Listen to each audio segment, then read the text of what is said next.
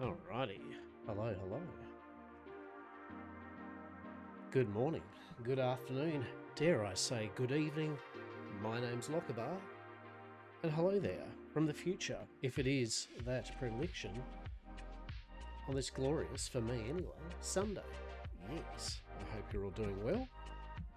We're back at it, playing some more Steam Next Fest demos. We're starting it off. Proud. We're playing Cattle Country. So it's the American Stardew Valley-esque Harvest Moon, I guess. I don't know. I guess so. It's got cowboys and yeah, all right. That's all I've got so far. And cattle raising and rustling. I don't know. But let's have a look here.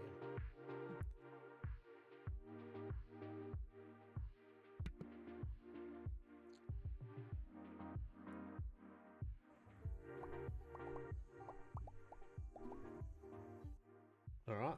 Hello. How are we? So far we have been. Oh, we've done how many sessions now? One, two. Have we done 2 sessions? I think of Steam. Maybe it's 3. I can't remember. But we've done at least a couple of sessions now of the Steam Next Fest demos. Yeah. We've gone through a number of games. We've tried to, ranging from very aloft likes, as I call them, airship kind of games. Build an airship and float around floating islands and all that. We've tried out some kind of like very minimalistic indie kind of sprite-based games like Wild Growth and Actus Raid, kind of clicker games, idle games. We tried the Monster Medical Simulator game, which was basically like a supermarket simulator or anything, but you're running a Pokemon-esque pocket monster medical facility looking after them. Look, there's a couple of number of games that I just forgot them, but all in all, so far it's been really good. The demos have been really fun, and all in all, it's a good time to be able to check out some of these titles. So onwards today, what are we looking at? It's like 15:15. So as those that know, I try, Tim, I haven't held quite true it, but I try to give the games at least an hour or so of play. Some of the games will take longer just because of their default nature, especially like the more sandboxy, open worldy kind of games. They usually need a bit more than an hour. There are some of them that, within half an hour, you can be like, all right, we've seen pretty much everything the game has to offer in terms of what it's going to be like. And that way, at least, if people want to still pick up the demo, then they can still get a bit of enjoyment. There still might be some things, right? So we don't have to 100% complete it. A couple of the demos we did just because they're short. And in a way, that's ideal. If it's an ideal demo that does end in about an hour, that's perfect. So today we're going to, we'll say by about 10:30, we're going to try to play, 10:30, 11:30, 12:30, 1:30, 2:30, 3:30. So I'd like to get in maybe about 4 to 5 games today. Right. So without further ado, I hope you're all well. Let's just kick off, right? Okay. Now I don't know what the music's going to be like with this. Let's see what the music's like. Non-existent. Right? All right. That's a good start. Ranch name. Well, I mean, of course.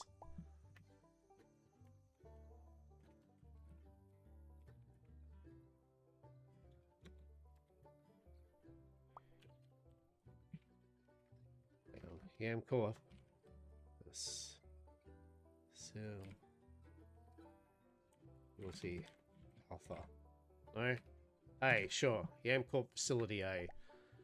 Sure, Mr. Asta. Bedrock. Town name.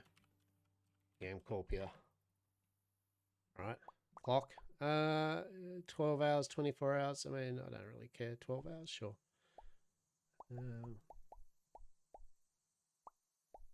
That's some serious sick hair. But the main thing is, can we Haster it? Please tell me we've got the bald Haster. Come on. Oh my god, what is... Alright, game companies. More bold representation, please. All right, more bold representation. Fine.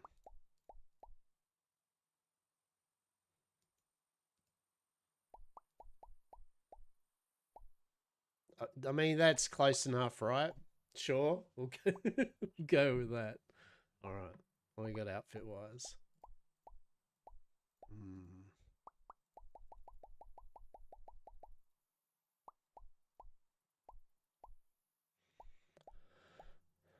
I mean that.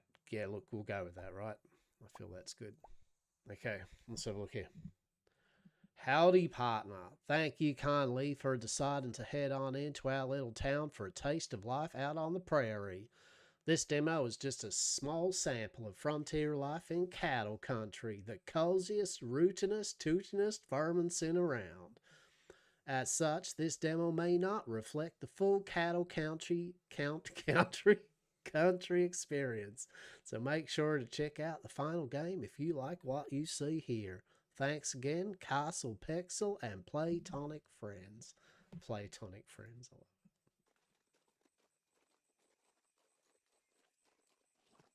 Hey, partner. Is it me or is there should be some music? Finally taking the leap. Oh. Heading out west to carve out a better life. Let me tell you, it ain't all sunshine and clear skies. You see, untamed lands need time to bear fruit, and some neighbors may take longer to warm up. But there's something that makes it worthwhile. A chance at freedom you won't find anywhere else. If you keep your days busy and your heart open, you'll discover a peace, pride, and companionship that city folks can only dream of. Shoot. Just thinking on it brings back all sorts of memories. Yep, I reckon you'll do just fine. Take care out there. Your pal back home. Okay, I feel patriotic already, and I'm not American, so hell yeah. Jeb. Hey, y'all alive in there? You slept nearly the whole way.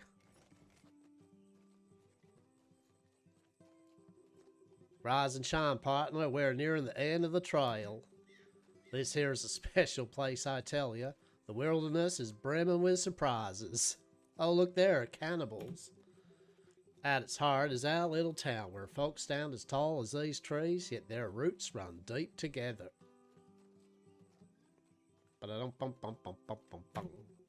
If you think their fellowship's worthwhile, wait till you see their farmland.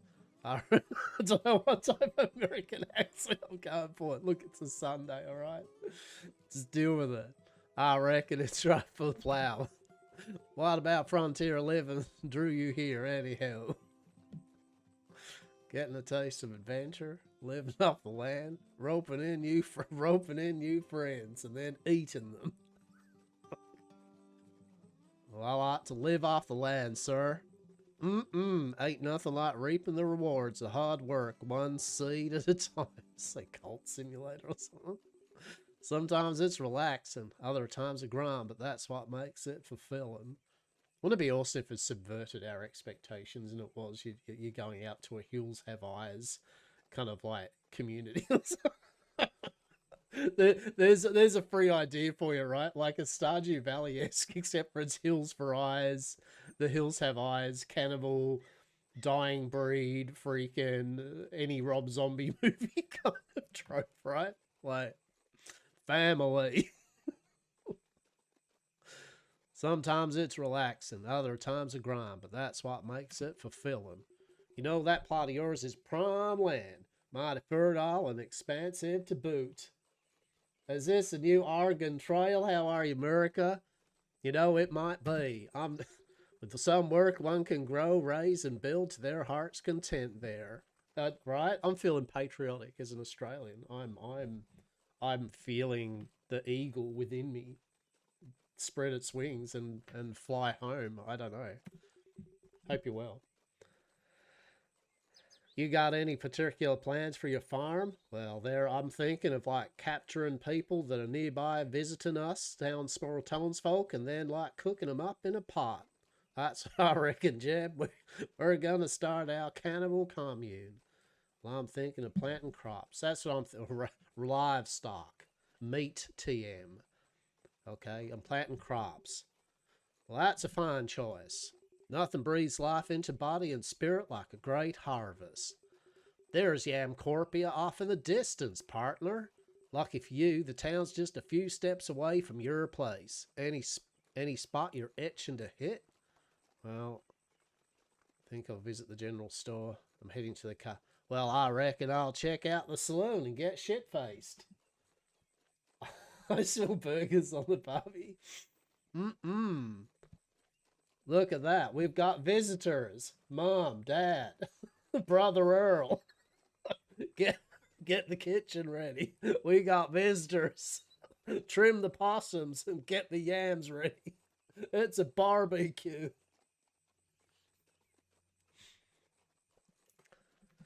Now you're speaking my language. Carrie Thompson owns a saloon. For drinks, stories, and good times, you need no further. She not even kin. It's a bargain. She's not even related. It's the best place in town. All right, we're nearly there. Your new frontier life started today. Oh, fucking gee. Right, so I was saying before, like, truly, hear me out. Like, Stardew Valley game, except for it's like a Rob Zombie style Hills Have Eyes cannibal shit, right? Like Graveyard Keeper, but Rob Zombie. A Rob Zombie Graveyard Keeper Stardew Valley-esque. There's a match made in heaven for a game style. Come out, partner. We're here. Okay. Get you on our sound here. Archibald. Well, howdy there. Welcome to our town. How was your journey there? Lengthy, but we made it in one piece. Good to hear. I'm Archibald Fairfax, mayor of this fine settlement. Finest in the West. Though we're a small bunch, you'll find everything you need. Blacksmith, butcher, and more. And who would miss all the woods and waters aplenty for hunting, foraging, and fishing? Everything a pioneer could want. Yeehaw! Just in case we didn't know how American this game is going to be. You must be eager to scope out your new farmstead. It's a prime spot with rich soil, perfect for growing crops and raising livestock. If you'll follow me, I'll show you to it. All right, Archibald. Archibald, this looks like a bit of a shithole, is what I'm going to say. Wait, we already come with a furnace and shit? Here's your land just southeast of town. Ain't she a sight for sore eyes? I'll be happy to give you some farming pointers, or do you already know the lay of the land? Well, sir, I'm green as grass. No worries, friend. I'll walk you through each piece of equipment. These old tools have seen many a season, but my farming days are behind me now, so they're all yours. Take this trusty hoe, perfect for tilling the earth. Use the hoe to prepare soil for planting crops. Stand near untilled soil and use it to clear the crop for planting. You'll need this watering can to keep your crops well nourished. After planting seeds, use the watering can to keep the soil moist. This ensures healthy crops and better yields. Here are some broccoli seeds to get your broccoli. Is that what out in the American Midwest? Is that what you'd be like? Is the first crop you would grow would be broccoli?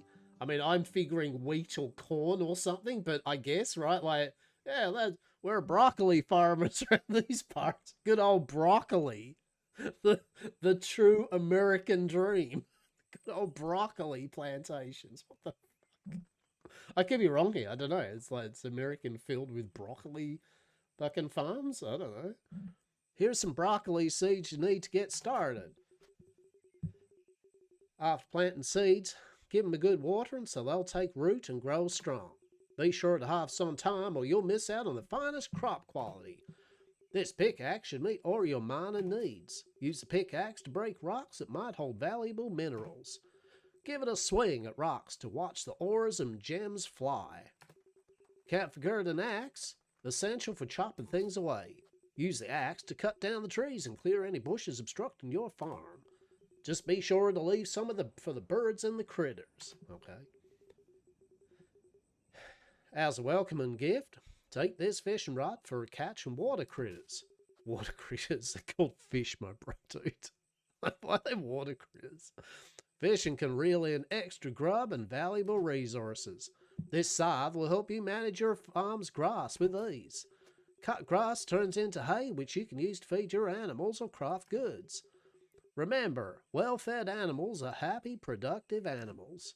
This old hat has been with me through thick or thin. I'd like you to have it. I'd rather not have your old, moist, sweaty, blood-stained hat.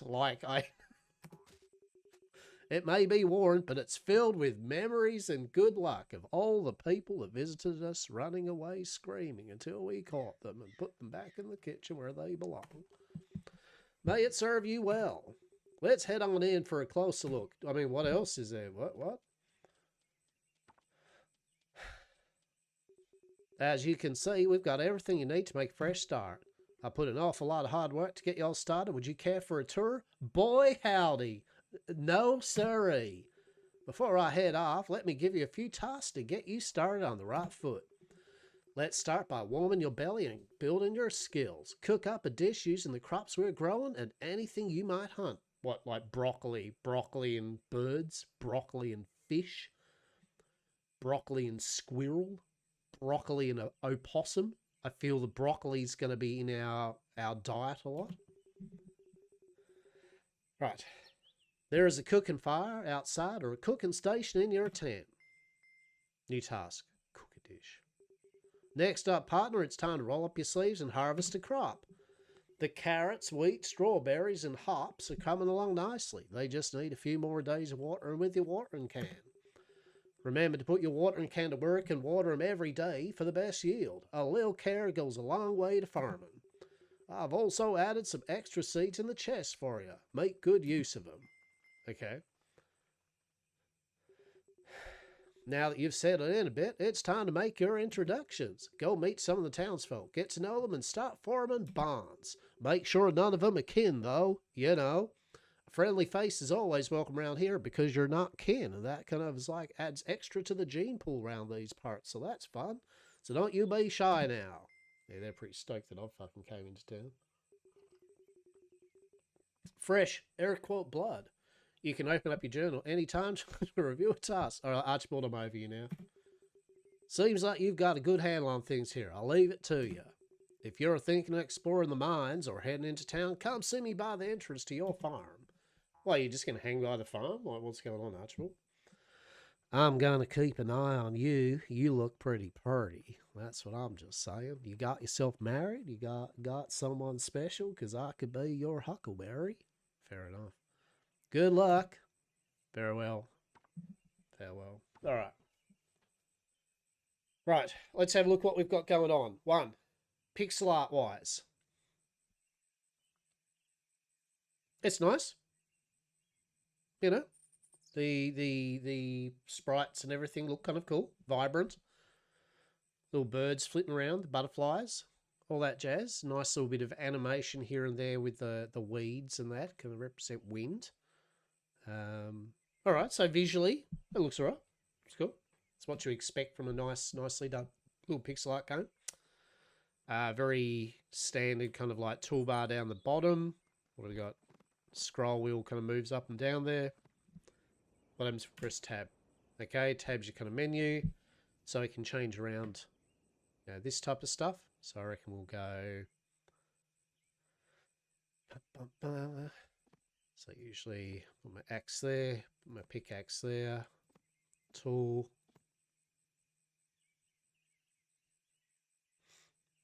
scythe, that watering can, then fishing rod, hat. All right, let's put a hat on. Oh lordy, look at that. That there is a majestic hat. We got our broccoli seeds. All right, pretty standard. Is that a sort button of some sort? Money. Don't know what that is. Okay, we got our map. All right, so we are there. So to go into town, we go in. All right, and north is where the main town is, and then over to the west. Very good. People. So we got Abigail Jensen, the butcher. Oh, shit, she likes meat. She likes raw steak, raw pork, and cranberry wine. Fair enough. She hates surf and turf, though. Dr. Andrew Richards, the doctor. Archibald Fairfax, the mayor. Caleb Jensen, the unknown. Ooh. Carl Green, the banker. Caroline Thompson, the saloon owner. Emily Walker, the store owner. Grace Foster, a kid. It's just the professions. Grace Foster is just the kid. Henry doesn't have a last name. Just he's a lumberjack, okay? Jane Blake, a drifter. Jebediah Turner, the gunsmith. James Ranald, the mailman. John Connolly, the blacksmith. Elizabeth Johnson, a teacher. Mabel Smith, the rancher. Margaret Campbell, the carpenter. Mary Smith, the rancher. Patricia Brown, the baker. Samuel Campbell, another kid. Sassy Jackson, an outdoorsy. Tom Foster, the sheriff. William Hardy, a drifter. There we go. Cook a dish. All right. Get 1,000 gold. Harvest a crop. Prepare your seeds, sow your fields, yada yada. Explore the town. Introduce yourself to 22 of the residents. All right. Seems legit. What time is it? 10 a.m. It's weird that there's no music though, right? Yeah, there's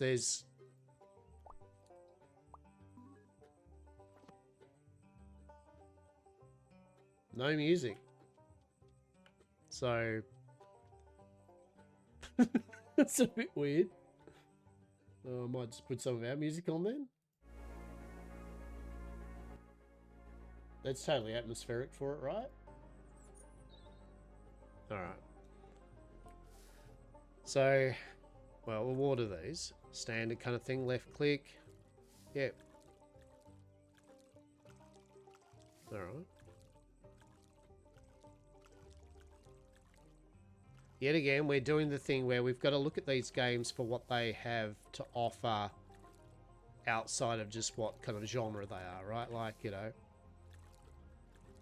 Now, so far, it does the old trope of here's your town, here's your little area to build up. There's a town, there's people to talk to, get a water. You know, like that. Like it's very by the numbers in terms of tools. You know, so nothing's really different. If you know what you like with this type of game on that front, it's going to be exactly what you would expect. No more, no less. Now, it did ask us to plant some broccoli, didn't it? Well, where are we going to plant some broccoli? Okay. Is it left click or E? Oh, you just move through it. Okay. So what if we...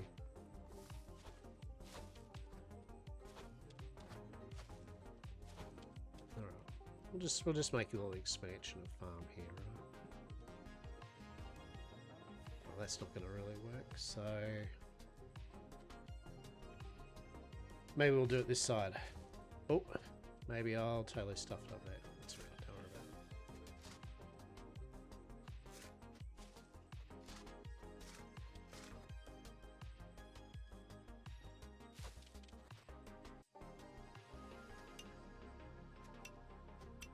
it. So as an energy system. So as I said, by normal stock of things, this is very, you know, it's very Stardew Valley-esque. And like usual, the caveat is I just say Stardew Valley-esque, just for the fact that we know what the game is when you say that. Or Harvest Moon-esque, Harvest Moon, either or, whatever floats your boat.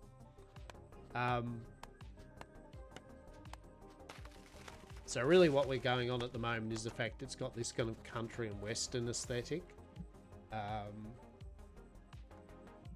And then it's going to come down to just the kind of slight changes, I guess, to how long things take to do, the crafting options, the animal ranching options, etc., etc. Let's put this broccoli in, right?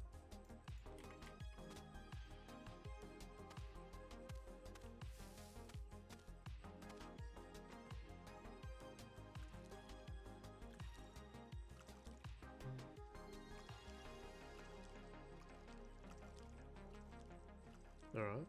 So we got that planted. That's what I'd asked for. Yeah. Alright. Might clean up a bit of this shit in here.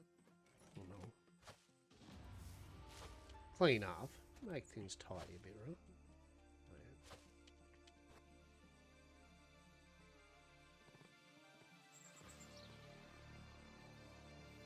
So we can't collect any crop shit, I don't think. No. Alright, so is it right click on an item or how does that work? Okay. How does this work? Okay, that's our water pump to fill it up. Okay. What are you? Spacebar? No?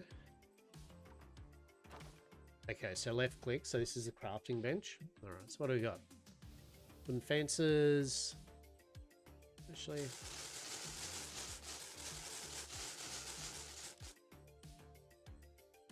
There's a copper bar. Okay. Chest, cooking... Crock pot. Used for storing, aging, or transporting various substances such as liquid or food. Okay. Dry rack. Keg. Aging brews. Distiller. Yep. A mine ladder. Throwable ladder for mines. Okay. Sluice box for separating valuable minerals from sediments and rivers and streams. Furnace. Okay. All the type of things. Bit of wooden planks. Bandaged. A couple of different varieties of decoratives. Birdhouse. Okay. Alright. Okie dokie.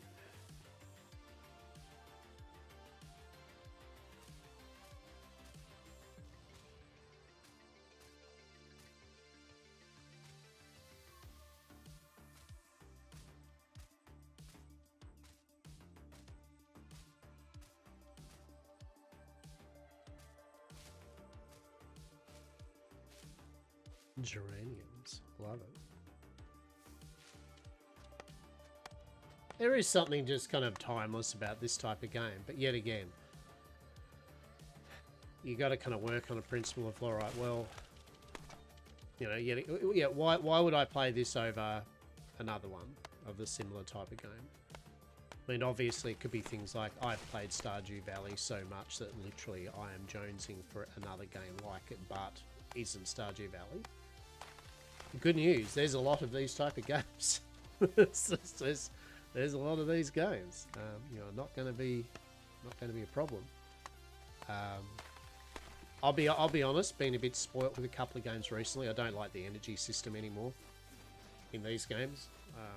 I like the freedom to just do stuff. The energy system's kind of like, it's very much an old throwback from Harvest Moon. I get while it's there, but you know, to make use of food, it'll be fine as long as we don't just fall unconscious when we hit zero energy. Well, let's find out what happens if we do hit zero energy, right? If you don't fall unconscious, you just can't do much anymore or something, then that's okay.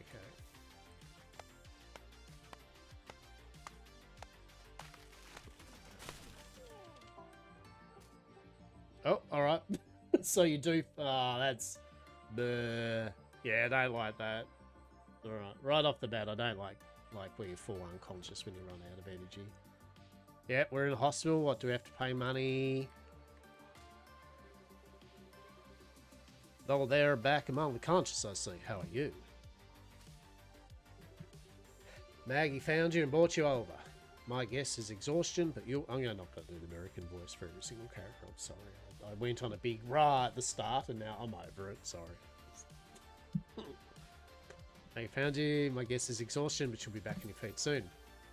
Alright. Yep, and we lost a whole bunch of money. Alright.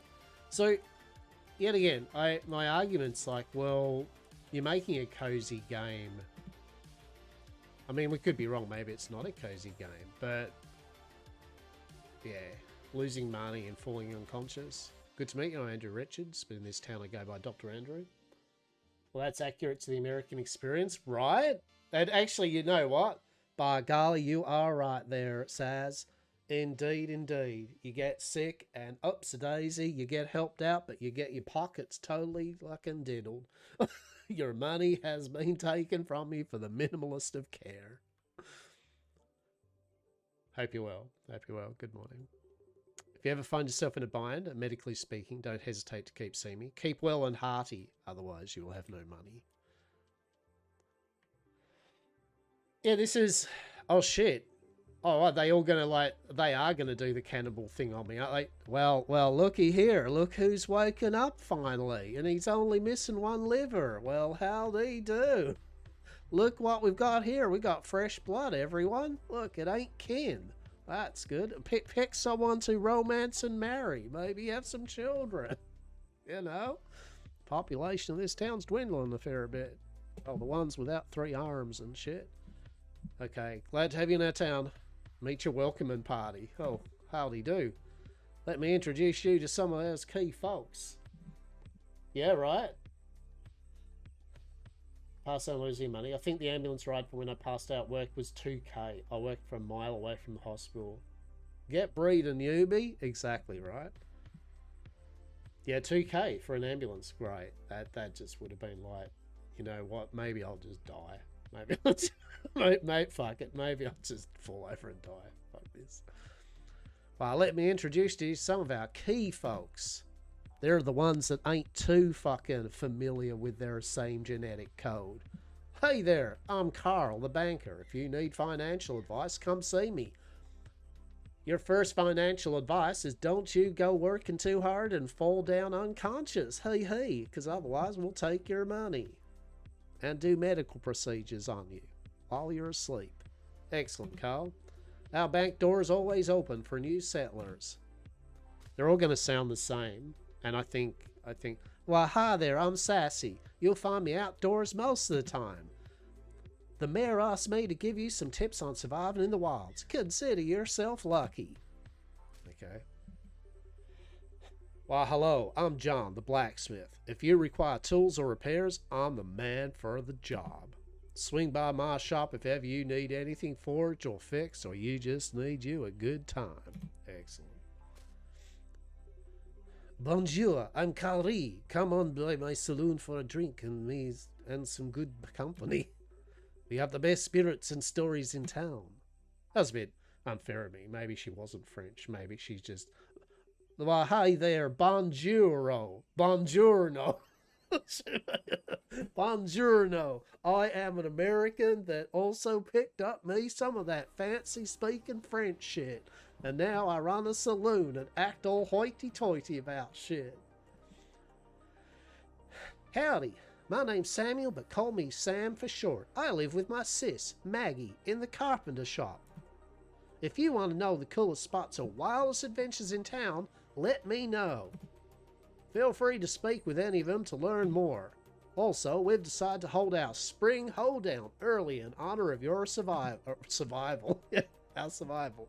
If you want to have some fun, come speak to me. One last thing. See that board over yonder? That's our town job board. Take a look at it when you have the time. Huzzah! A required ambulance ride. Like, if work was going to require me to take the woo-woo ride to the hospital, they should have covered it. I had a panic attack and passed out. That's it. Shit. Which would have been worse, because then after finding out how much that just cost you, you just would have had another panic attack. And then they would have probably charged you to get you back in the bed from the front of the ambulance or the hospital. Probably $100. And then you'd have another panic attack. It'd be a cycle of that. See, that's how they get you, right? That's how they get you, the shitlords. Yeah. But, Jesus, mate. Oh, buddy. Oh, buddy. Oh. What? Come visit the saloon with me. You never know who you might meet there. Is that Winky? Is she winking? Carrie. Yes, sirree. No, sirree. Yes, sirree. Alrighty then. We're fixing to have heaps of fun. Yes, she now speaks American, not French. I was a mess. Hopefully those times are past though now. Right? But yeah, that sucks. That sucks, buddy. Well, Wild Will. Well, I better get going. I wouldn't be caught dead in here, deep in the night. What? I wouldn't keep it. I wouldn't I wouldn't get caught dead in here at the middle of the night. Yeah, that's what I thought, right? You got bedtime or what? No. What? What I don't got is a desire to take unwanted spectral guests home, if you catch my meaning. No? Golly, so you believe this saloon is haunted? More than a resentful ma-in-law's tomb. Why do you think this place was sold for cheap? The previous owner hightailed it out before the ink could dry. Sounds like a fella who wanted no business getting ghost-ridden, and neither do I. Okay, Jim. You'd be best also wet your whistle elsewhere, partner, before you get plagued by something otherworldly. Well, that doesn't sound like fun. Imagine your boots marching in the dark of night. The feeling that you're never alone. Be a good neighbor and spread the word. Shit. Alright. Very on. Howdy, guest. I can't do French American. Oh, howdy, guest. I'm relieved that a little ghost story didn't scare you away, for now at least. Buongiorno. Here's hoping such a... now I'm going Italian. Here's hoping such a hair-raising rumor doesn't spread. Can you imagine that? Brohar, if folks thought my saloon was ghost-infested. There's a gal with the charm to make a haunted saloon profitable. It's me. Note. Says. This townscape got cryptids, right? Note. Haunted saloon. Note it down. Haunted saloon possibility. A haunted saloon. I suppose actually technically every saloon tavern we've had, I mean, haunted adjacent in a way. It's kind of like the least of anyone's concern is it haunted? I feel that's the lowest priority on the list of walking into a Yamcorp approved drinking establishment. Do you have ghosts? That is not something you should concern yourself primarily. Be honest, hun. What do you make of believers in the supernatural? I mean, Sam and Dean are pretty cool. Castiel was pretty fun for most of the series. You know, like, I didn't mind it. Like, that car. Chef's kiss. Sadly, Sam went on to do Texas Ranger Walker and it bombed. Whereas Dean went on to, like, do The Boys and was excellent. That's what I think of Supernatural. I do like Supernatural. I've watched Supernatural, the entire series, too many times, like a ridiculous amount of times. I mean, I think every now and then just go on a bender of I'm just going to watch all the seasons of Supernatural again. Why not? All right. Well, you know what? I'm a believer. Because I'm here to catch them ghosts and use them in my fucking engines. Not a trace of doubt in your mind? There's said to be plenty of bad juju where I'm from. I never encountered anything. But here I keep getting unexplained feelings. I ain't about to put up a warning sign or anything, but at least not until I'm sure that my saloon is, well, you know. That's why I'm doing a spirit stakeout. Or is it a ghost watch? Oh, how about spectral observation? The point is, I'm staying up all night and I don't know. Lighting candles or something. I need to watch Supernatural, though, at least once. Never got it. God damn it, please do. Even if I have to one day sit there and say, right, we're going to start watching Supernatural or something. Let's go. Fucking, let's watch episodes of Supernatural every now and then. You also need to get through and watch all of the... You read all of Terry Pratchett's Discworld novels. Go. Or audiobook them. It's fine. I accept either or. Oh, can I join you? I mean, Carrie. I mean, it's not the fact you are the first person I've met that I can maybe romance, but you know what? You are the first person I can probably romance. And can I join you in your ghost watching bullshit? I can certainly see the eerie delight in ghost hunting as a believer. Yeah, I believe in ghosts and shit, Carrie. Exactly. Yeah. My saloon ain't big enough for 2 wild spirits. Oh, okay, shut down. A ghost watch alone doesn't sound nearly as fun, though. She's on the fence. Maybe I'll let someone join me. I'll see you around, darling. Okay, fair enough. I need duplicates of me with the hive mind, right? Well, why aren't you? Do it. So why do you make it sound as though that's difficult? Why? Just do it. Become a hive mind with duplicates. Be the duplicate hive mind. Don't be lazy, alright? Be efficient. We got a royal buffet. A lavish and plush buffet for moments of relaxation. A plush royal chair, a royal rug, a royal carpet, and a rose dresser. And we can now cook cupcakes. A new town project available at the bank. Okay. Struggle with the one brain cell I have. Fair. That's fair. Are you all just going to sit there staring at me? Or like, what's... You know? What's the quest? What's the quest?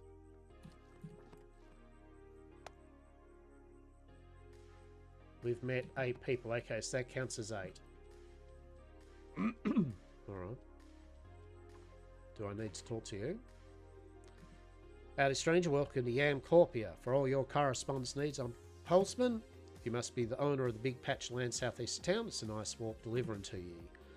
Don't ever forget, from east to west, mile after mile, we guarantee your mail, and with a smile. I bet you do. Here fucking home.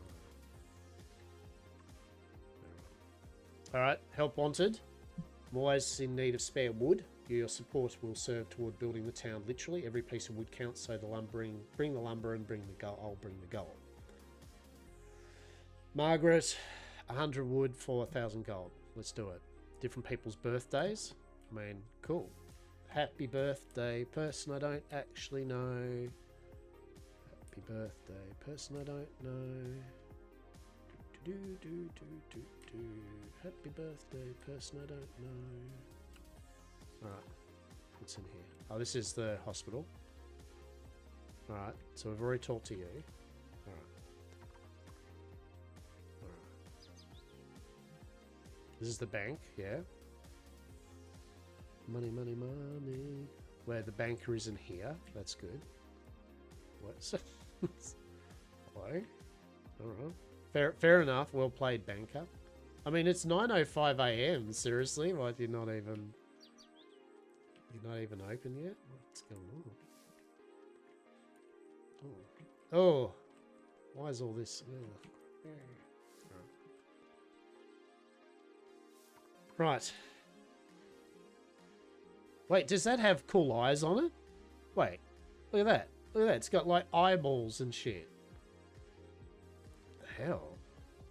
What a spooky school. Love it. Hello. Welcome to our settlement. I'm Miss Lizzie, the school teacher invited here to grant a brighter future for the next generation of Yamcorpia. Just because we're on the frontier doesn't mean the children here deserve nothing less than exemplary education. It was a pleasure meeting you. My door is always open if you'd like to assist our humble schoolhouse. On a Tuesday, just an opportunity to rob, right? Hello, my name's Grace. Nice to meet you. My dad is Sheriff Tom. Thanks to him, this is the best town ever. Bye. Okay. Oh, hello. Well, look at that. I appreciate the gesture, truly. Wait, did I just... Oh, okay. Well, you know what I would have loved? A little thing that said, do you want to give this item as a gift to this person? But you know what?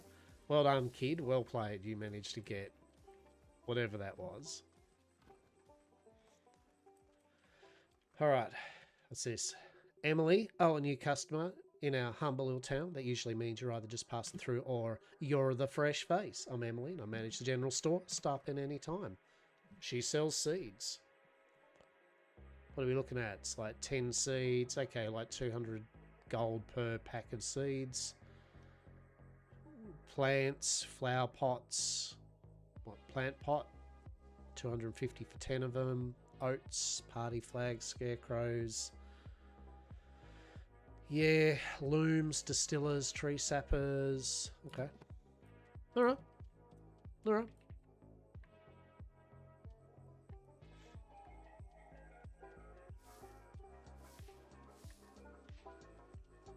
So, yeah, I mean, who are you? Maggie, you're a real help around here. Thanks. What? It's like, was that the quest? Oh, was that the... Yeah, yet again, right? That was a bit... Like, I guess that was for the quest, wasn't it? To give 100 wood?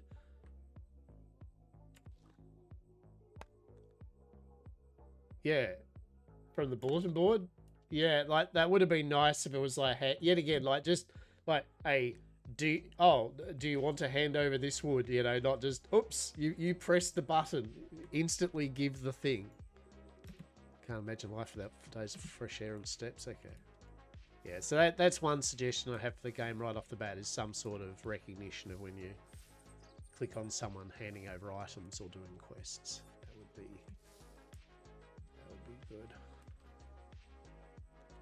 Okay, I think we talked to you. Here's an extra honey. It's alright, why? As long as the town needs metal repairs, the blacksmith work is never done light. Okay. I mean...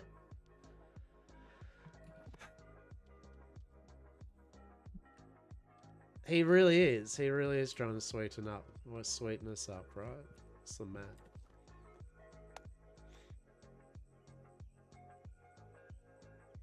So we should probably...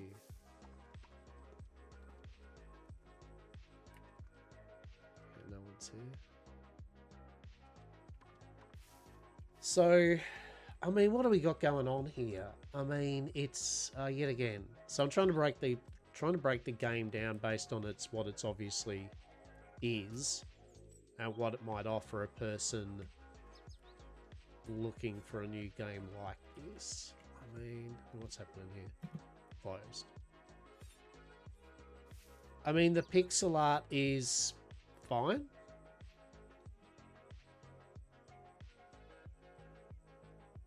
Like, that's a word for it. It's just fine. It's nice. It's not egregious.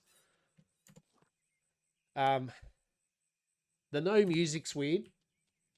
I mean, I know there might be a case of, they didn't have time to do any music, but I mean, you'd think, I don't know, every demo or game I've played so far has had some music, like something, so I don't know what the go is there. I feel just a tiny bit of music would be nice, even if it was just a bit of on and offing music. Oh, you're the post office, aren't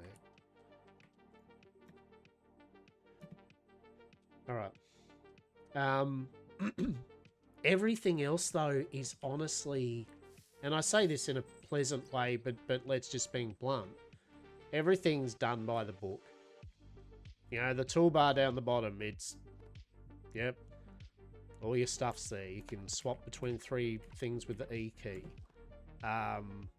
You've got the same tools as you do in most of these games, you know, like watering can, axe, pickaxe, scythe, hoe, watering can, fishing rod. I mean, just get given the fishing rod.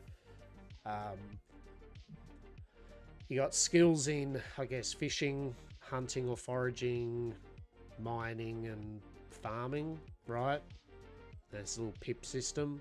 You have a bunch of people that you build up a relationship with. Interesting that it right off the bat it just gives you what their likes and dislikes are without talking to them. That might be changed in the full game. I recommend that is changed in the full game, because at the end of the day, part of a getting to know people part of the Valley-like games is getting to know what they like and dislike by trial and error, right?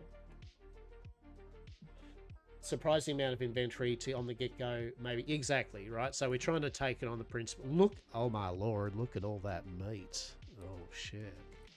Well, howdy do there, Abigail. Hey there, love. You must be the new face round here. Welcome to Ham Lake.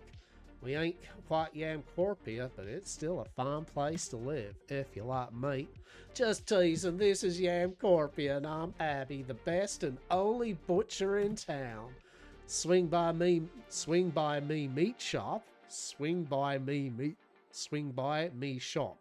Swing by me shop if you ever want to chew the fat.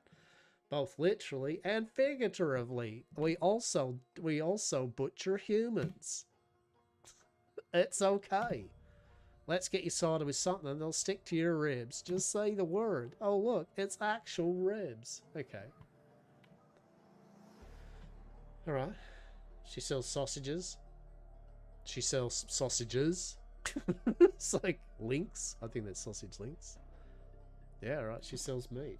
Abby is Haston's soon to be ex-wife. Right. 100%. Hell yeah. Hell yeah.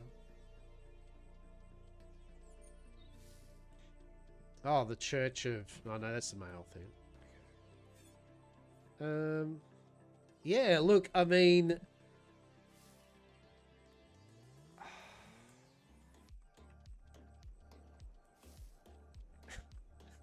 As I said, trying to gauge these games on their merits and what they're offering in a saturated market. That's the puzzle that I'm finding at the moment. The trick to it is giving props to where the props should be given, while at the same time kind of going, well, look, you know, yet again, this is a saturated game market. So what are you offering?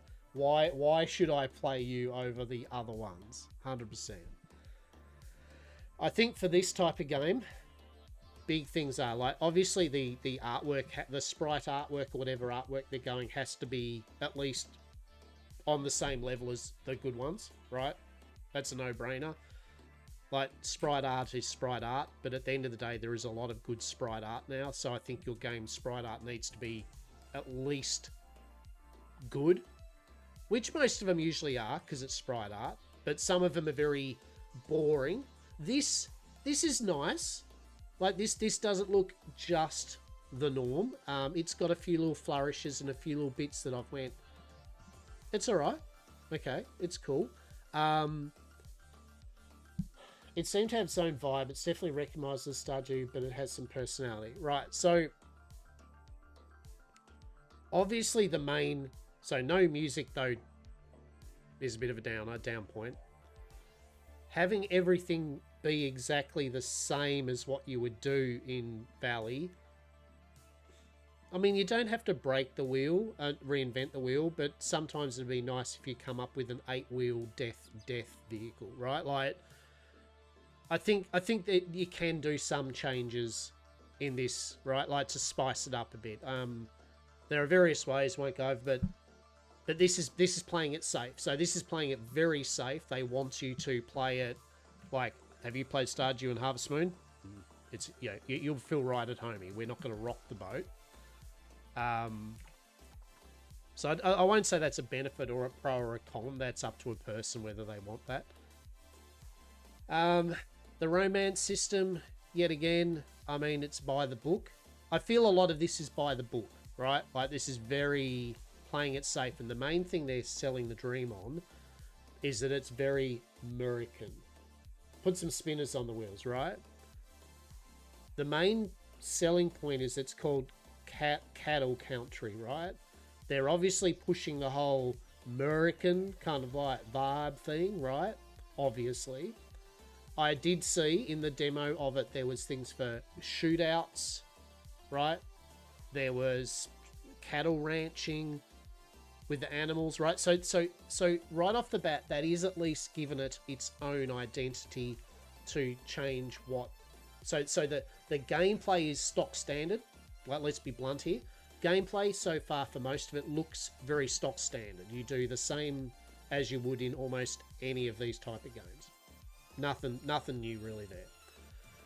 The theme is definitely something a bit different than the normal, but yes, just what I wanted my cattle ranching farming sim shootouts. Right, so there was a thing that was weird. It's like, what do you want? Are you a cozy game?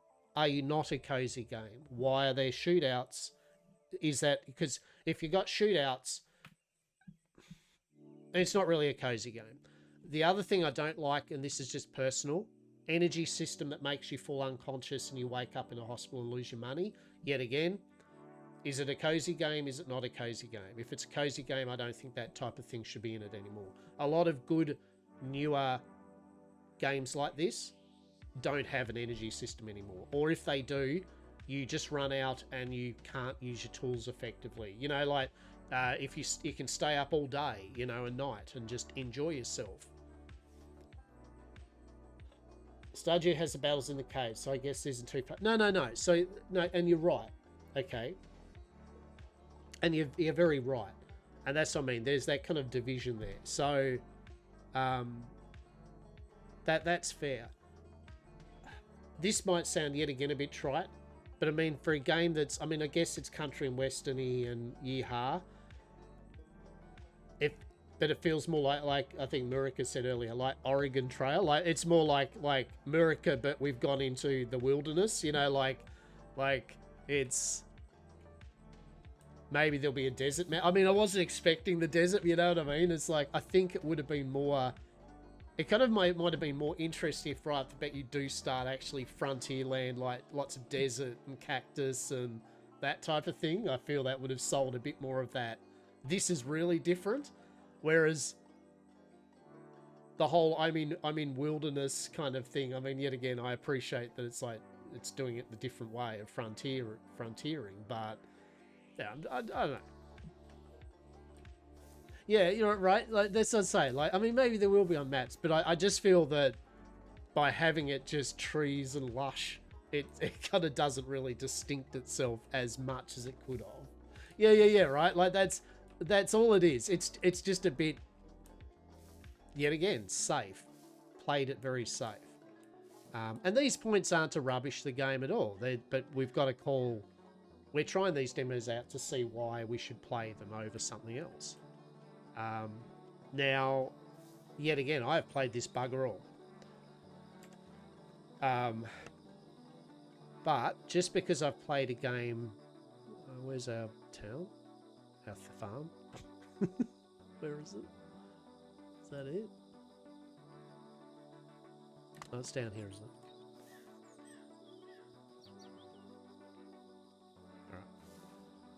Alright.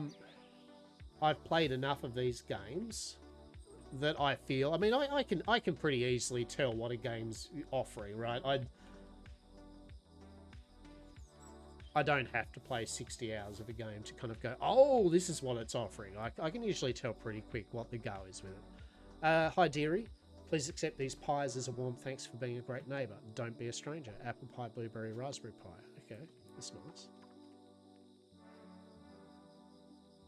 Alright. Okay, we can have task complete.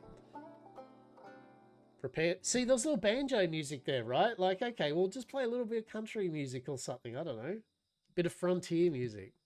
Prepare the field, sow seeds, and water your crops daily until they're ready. So the running, the joke I was saying at the start, where it feels like the hills with eyes, Rob Zombie cannibals, right?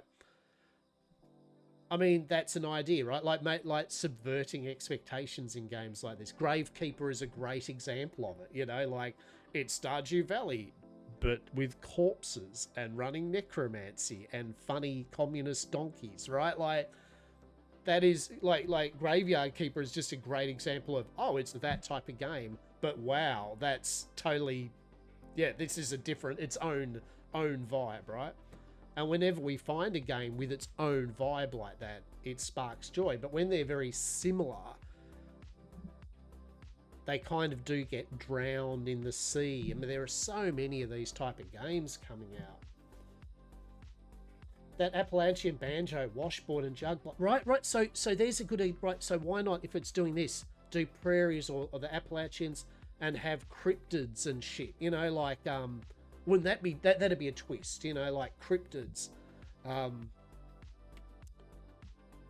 that more rural life, and not even taking the piss out, you know, not doing the lowbrow, taking the piss out of that lifestyle, but actually kind of like actually respecting it and actually using that as theme, you know, like more about family and freaking getting things done around the area because it is harsh living, you know, like food, relying a lot of the food being stored in cellars and fermenting. And you know what I mean? Like, there are just so many options with things like this, right?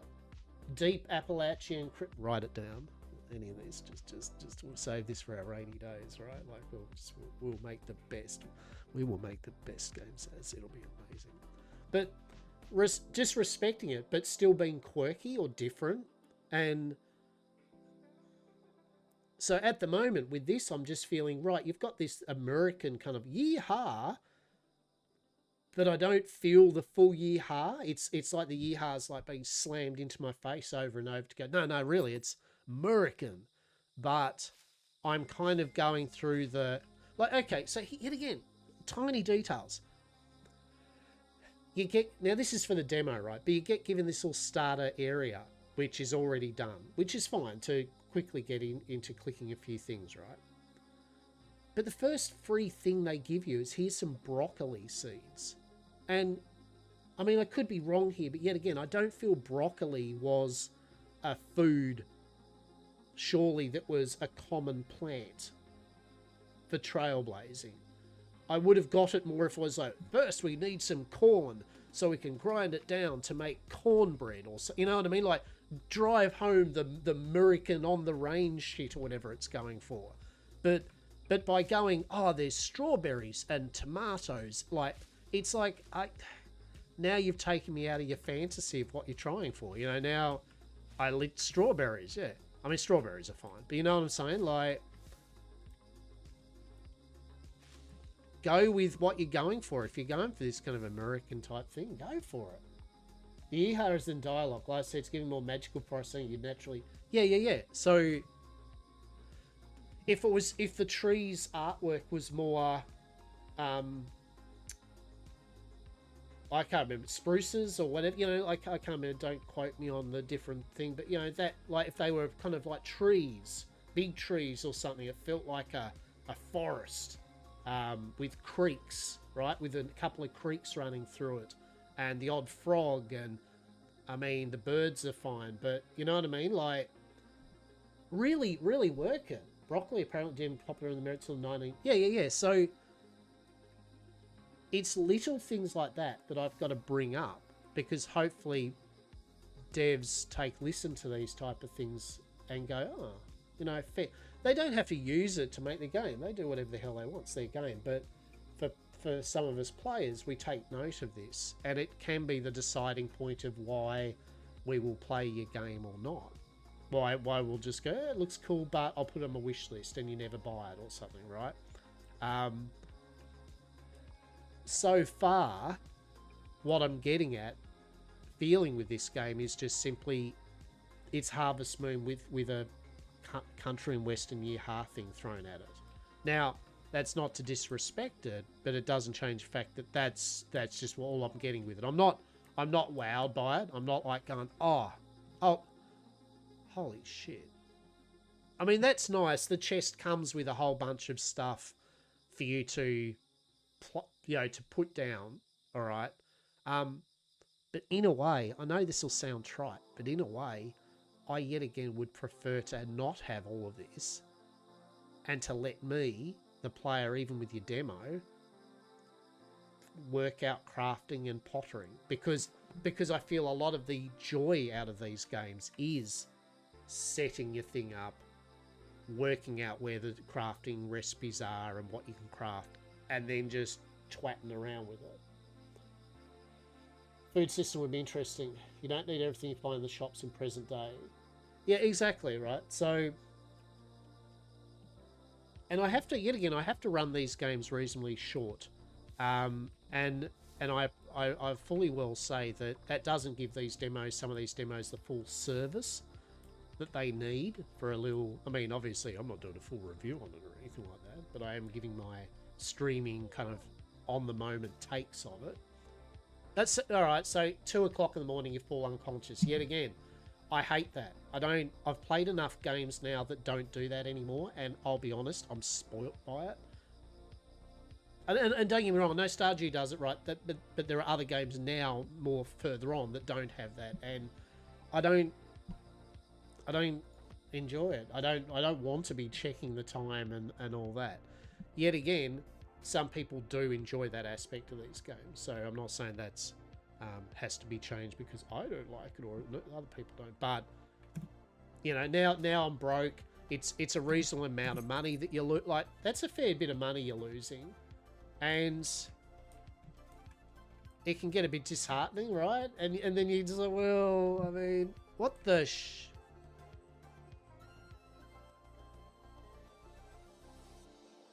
So this is Dawn. So like, there you go, like Magical Valley shit, right? Like, I know what it's trying to do. It's a fresh new day, but it's got to be more sublime and orange and bringing it up, right?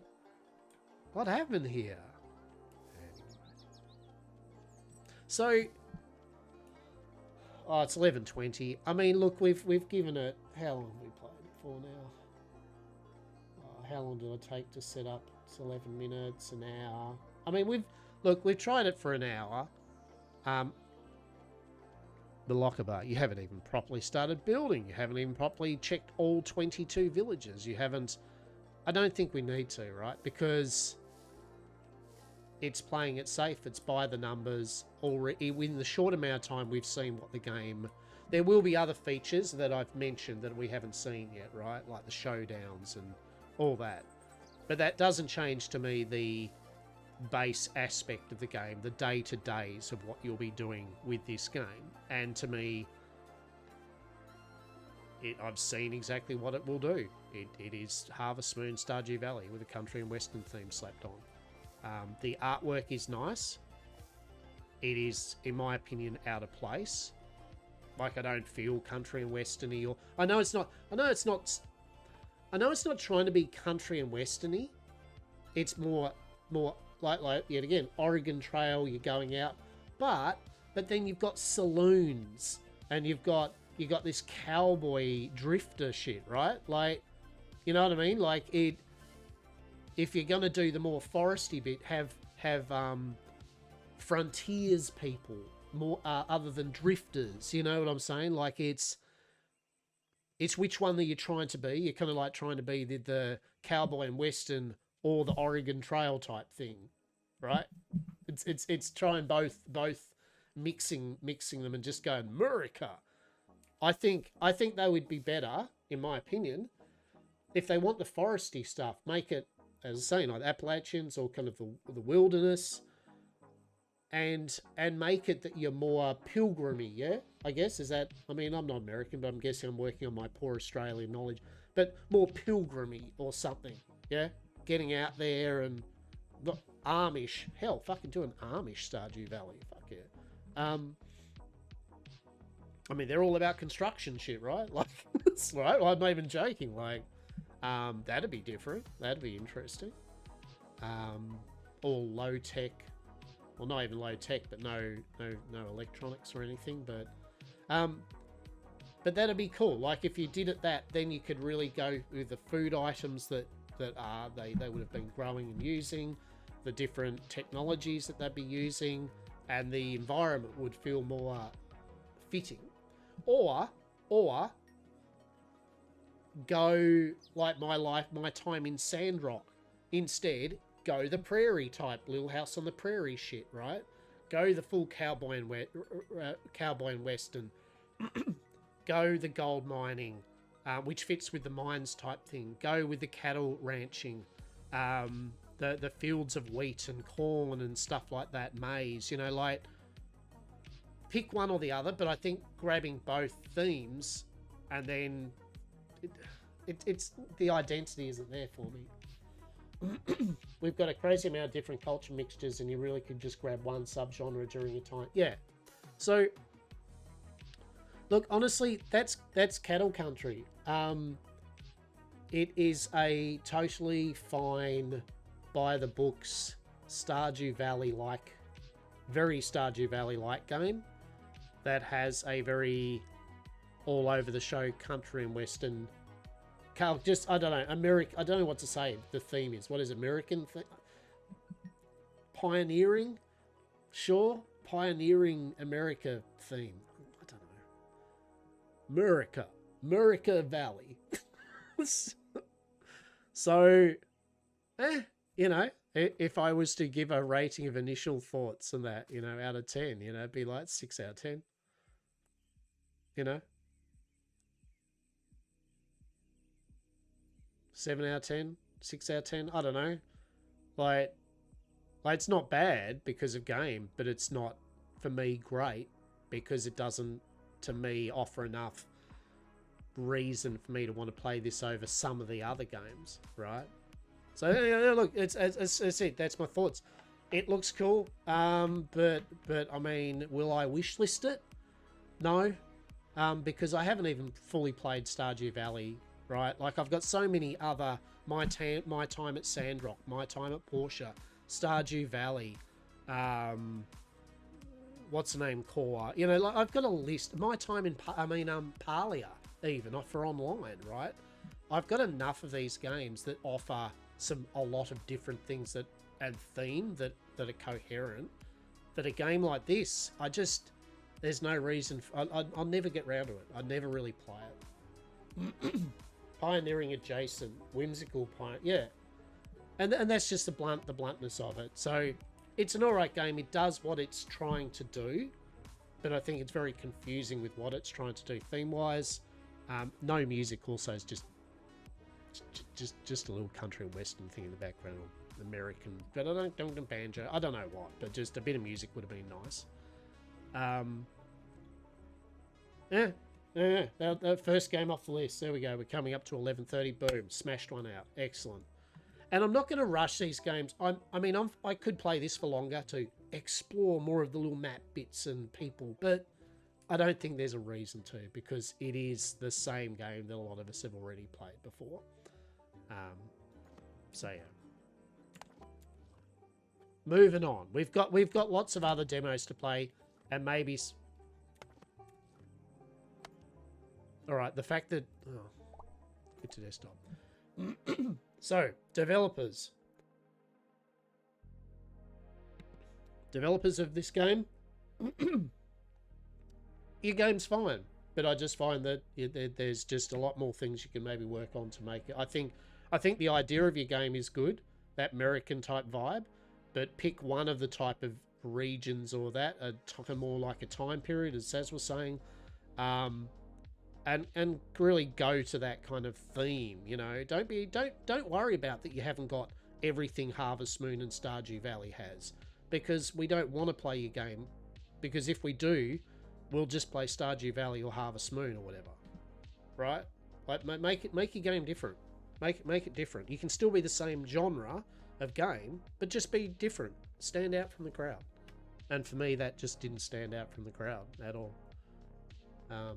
Which just quickly is weird, because basically their little intro video thing had literally a song that they'd written for themselves. Right? Like they had a theme song, a Cattle Country theme song. Well, put that on your demo, man. Just have it in the background. Have a non-voiced version of it. Have an instrumental version of your theme song playing every now and then, right? Like, sell the dream on it. Anyway, that was Cattle Country. Will we wishlist it? We will not. And as I always say, that is not because just the game is crap or anything. It's just because I personally would not get round to playing it. All right. So, yes, I've kept Raid, Octus, Demo, Cauldron, and Wild Growth because, honestly, I really like them. They're very fuck all downloads, and they're just little clicker idle games, and they're great. And I happily just have them for the moment. All right. What are we going on for next? Another farm. Like, you know what? No, let's do it. I'm on a bender. Let's knock out the farm games, right? Because we're on the zone of these freaking games. So let's try to play a game of, well, what are you offering to us then, champs? Let's do it. Another farm roguelike rebirth demo. What a mouthful, right? Like, I mean, this has got to be a take the piss game, right? Like, or something, because there's...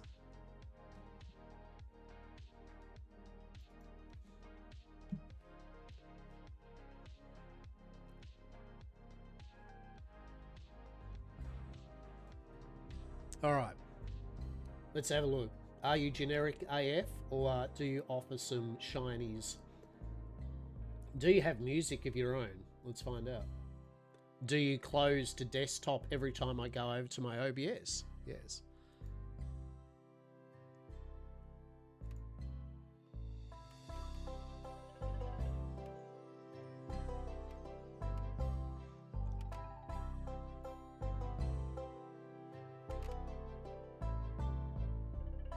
All right, hey, right off the bat, these peeps have music. I'm just saying. Hey, wait.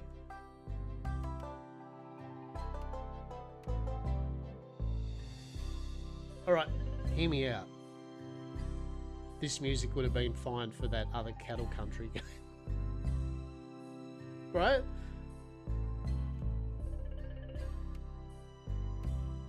All right, so we can go auto harvest or auto collect. We'll try that out. Flash effects. We'll just try this text pop-ups. All right. What do we got? What do we got? Character. A farmer. Crop value. Prices you can sell crops for +4. We can be a botanist, which gets half that, +2 for selling crops, but we get 15 extra max energy. And a gardener. We get $8 for flowers. Interesting. Max energy +20 starts with copper hoe and wooden watering can. Growth time -1. Harvest -1. I mean, that sounds pretty good. You right off the bat get tools. We're a farmer, okay? So I got here profession. Oh, so you. Wait. Oh, okay. Okay, that's kind of tweak. So you got professions, and in those professions you've got different classes. Now, this is a good example. Whether or not this is good or not, we'll find out. Right off the bat, I'm intrigued, right? This is what you want, right? Like, you don't want... okay. Like, the fact I'm like going... This is at least something different. Like, what's going on here? There's a whole bunch of professions and they have their own little characters within those professions. So you got what? The merchants, where you get maximum amount of energy, cost of items decrease, number of items in each shops start with $600 more, -10 shop prices. Okay. And a dealer starts with 5 shop tokens +1 shop token at the end of the day. I don't know what any of this means. But let's go farmer.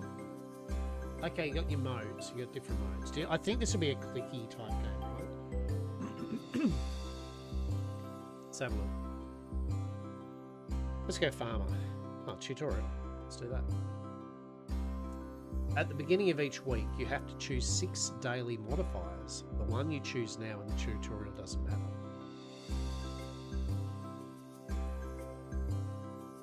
Mystical fertilizer. Each crop yields its own produce. Okay.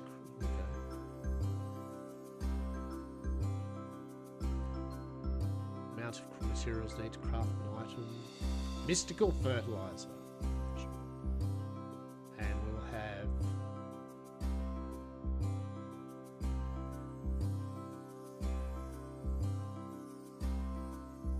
general efficiency with rough tools. Sure. What happens here? Oh, you choose 6, do you? You have to choose 6 daily modifiers. Oh, okay. Yeah, I get you. Oh, you got 3 and 3.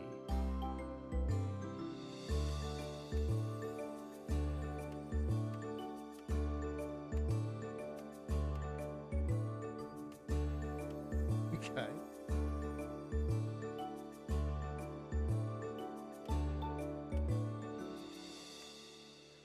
Right. The number in the top right corner shows you how much money you have, and the number below it shows you how much money you need to pay at the end of the week. So we have $200 and we need to pay 1. The number of orbs indicate the number of weeks you need to survive. So what, 2? Paying for all the weeks is the main goal of the game. Okay. You can navigate the map using WASD. Okay, so it's a bit like Forager. Yep, like Forager. So basically, you'll earn things, then you can unlock more map around you, which you'll be able to place things. Okay. So we've got our tools down the bottom. Stone axe users, so they use energy. We've got 150 energy. Destroy these 3 breakables. You can choose tools by clicking on them using 160 mouse wheel. Okay.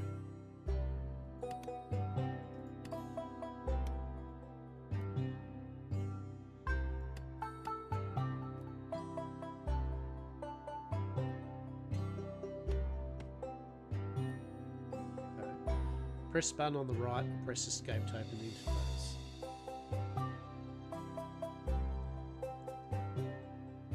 What do we got here? Build a furnace you can find in the building tab on the right. Oh, it's already, anyway, it's alright. Backpack, shop, building, crafting, starts the building. Seed maker, scarecrow.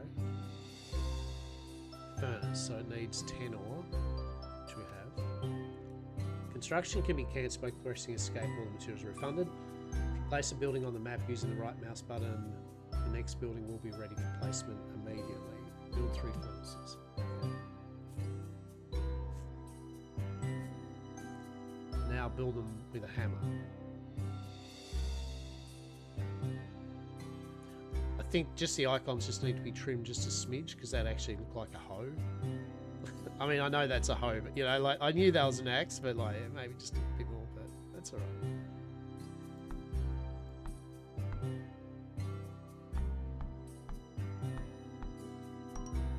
Okay, so what's this experience? You can move buildings by clicking on them with the right mouse button. Okay. To process items, use tab or the backpack item at the bottom, then select the wood just like you did before.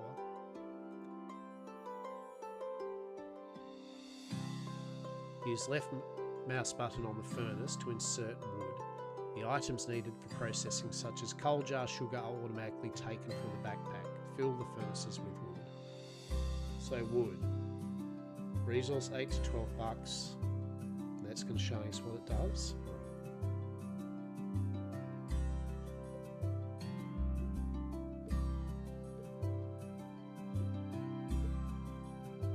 No space. Okay, so each one can take 3 wood. Okay. To finish processing, end the day by clicking on the hourglass at the bottom. Okay. Yes. To collect items from the building, use right mouse button. So bang, bang. Oop.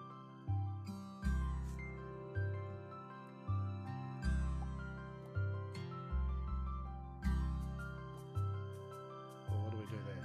Some items have the word consumable in the description, means they can be used with the right mouse button. Decrease the amount of energy provided by consumables. So it gives us plus 10, but it removes our satiety.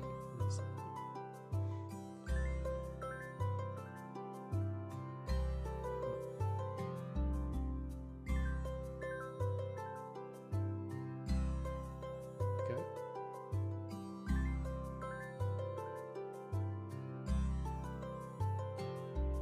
Now go to your backpack and sell everything.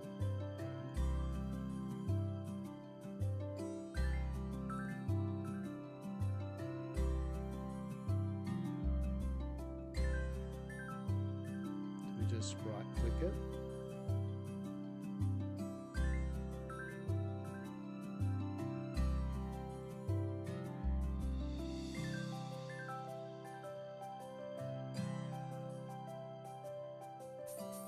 Okay.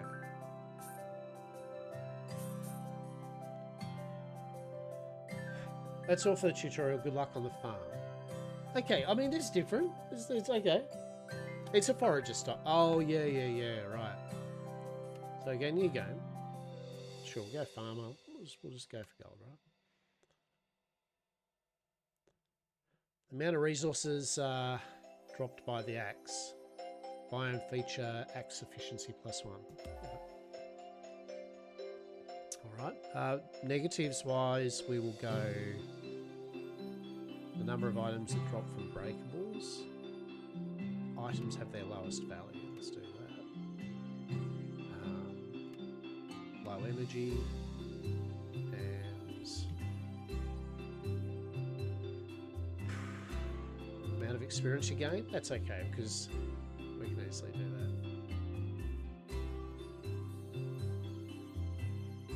Each crop yields its own. No, so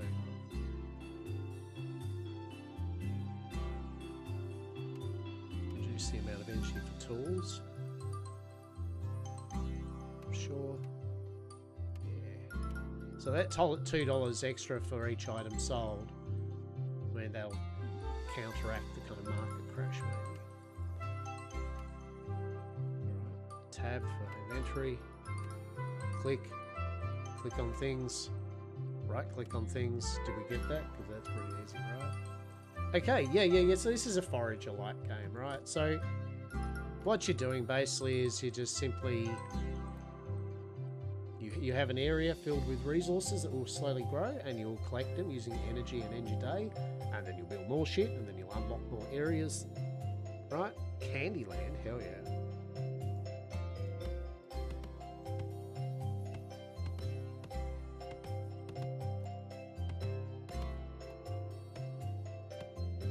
Was it 3 hits? 4 hits. 2, 3, 4.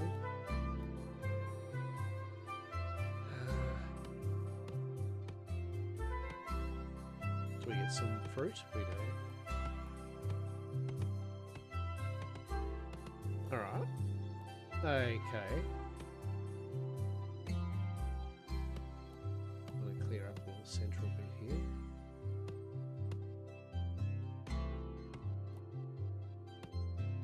Probably need some stone.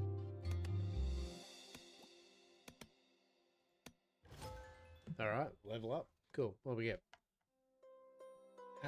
Fate always equals 6. Don't know what fate is, that's just gibberish to me.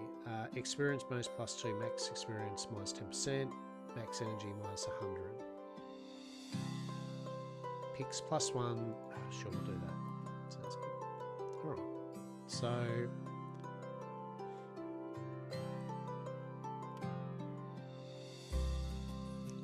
So orange, we should be able to get some energy back if we eat it. Yeah. So, oh, okay. So we've run out of satiety. Yeah, so you can't just smash it. I don't know where satiety is as a meter though, right?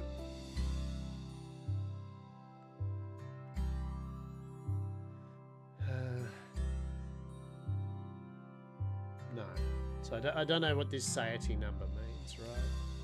It's a bit weird. Satiety 6. Okay. So it's a bit confusing, so some things need to be clarified a bit, in my opinion, but that's alright. So building, seed maker, key cask, sprinkler, all that jazz. Wooden mine, a campfire used for smelting ores, furnace. So that smelts ores, but the furnace smelts ores. Why would you not go that? A hive accelerates the growth of crops and flowers while producing honey. So you can make upgrade with money. Okay. Crafting. Bottle, string. Food. There's a lot going on, right? The game's idea is simplistic. There's a lot going on, and maybe it's not as digestible. Like, there's a lot of buttons, right? There's a lot of buttons going on. It's a bit messy.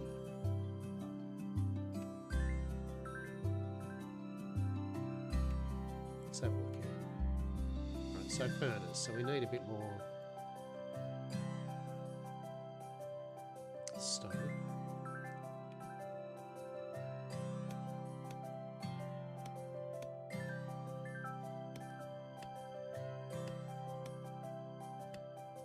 Now we've run out of energy, so we just go. So what's that mean? 2,500. Is that how much we've got to pay or something? I don't know. Yes. Okay. Use 50 consumables. If we do it, we get max energy and energy, but if we fail, we lose max energy. Okay. Spend $10,000 in the shop.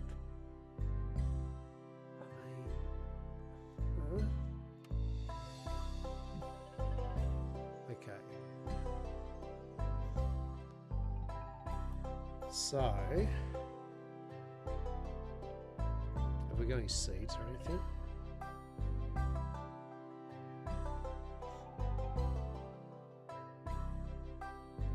We can plant trees.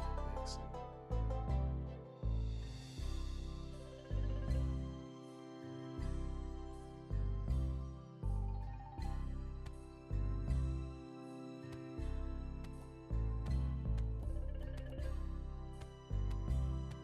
Don't know if this is going to work, but you know, yellow.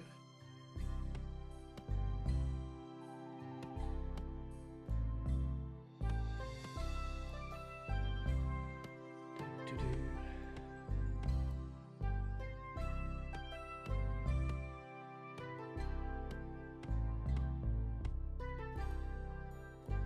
Right, so how do we go about planting this? So water. Excellent. Beetle. Alright, used in alchemy. Oranges, apples, berries. So can we plant them? No, we can just eat them. Interesting. Right, well how do we... I guess we need seeds. How do we get seeds? Shop? Yeah, okay. Right off the bat, I like the idea of it, but there's a lot going on the screen. Maybe too much information overload, right? Like, I feel I'm staring at a lot of numbers, a lot of items, a lot of pop-ups. It's just like...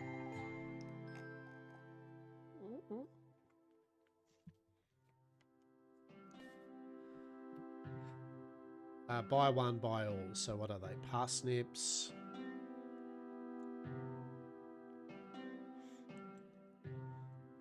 Grows in one day. Let's just buy it all, right? Okay. Yellow. Blow all our money on seeds, right?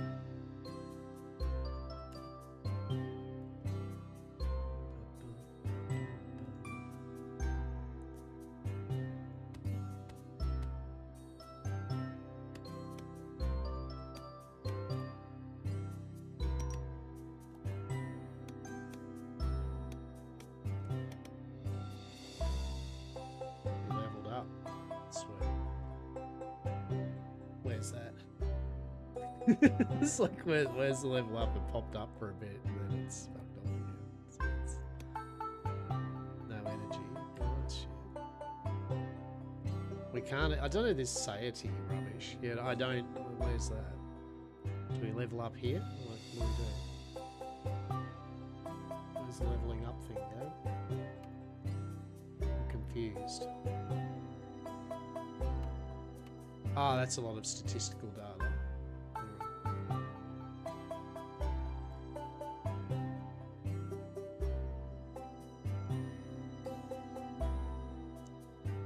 Another day, I guess? Sure.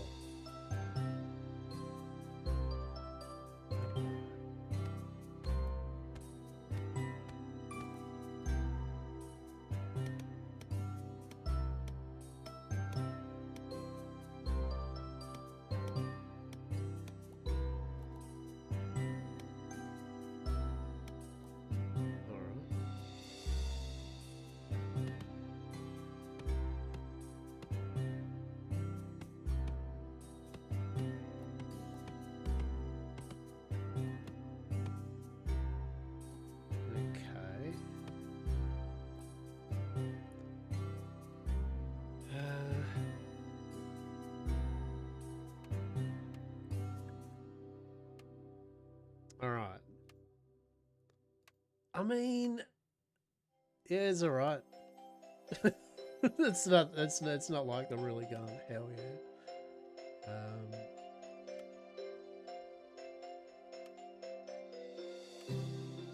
So as a case of point, right, yet again, right, there's this game, if you haven't played, called Forager. And Forager was a game like this. It was one of the first kind of similar games like this, basically, where it was lots of a click on things, get your resources very quickly, like click, click, click, click, click, get resources real quick, build some things which let you process some things, so you can click, click, click, click, click, to build more things, to process more things, to then you can automate something, so that'll start collecting things for you and doing things, right? It was a very, I don't know, just things occurred organically. Whereas I feel with this, there's so many buttons, so many things you're kind of going, huh? Click, what? That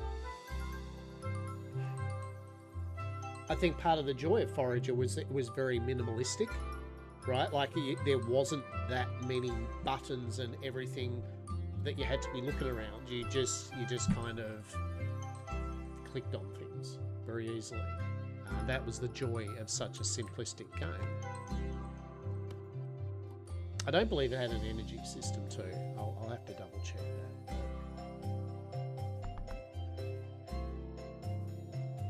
But the day thing, it's kind of like, all right, so I've got 4 days. I'm probably not going to do that thing. So what does that do for me? You know, like...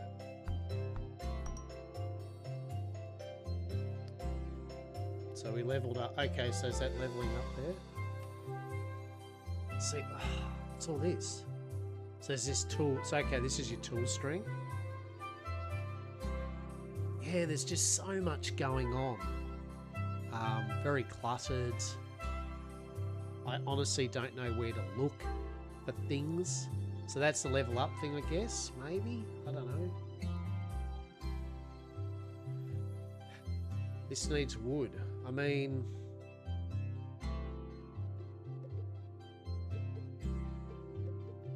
Okay, smelt the wood, I guess. Sure.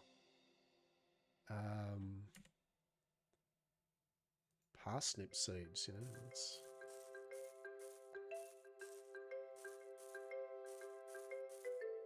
Sure. Let's just grow all the seeds, right?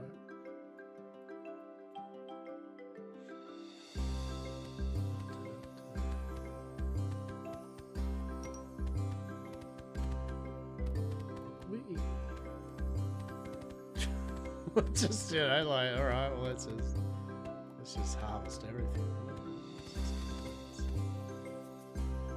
Another day. Oh, good. So there were birds that picked our crops. So that's cute. Alright. Get wrecked us, I suppose. Get wrecked us.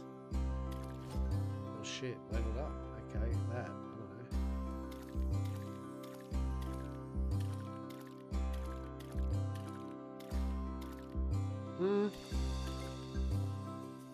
I can tell you that I'm not going to be playing this for the full hour.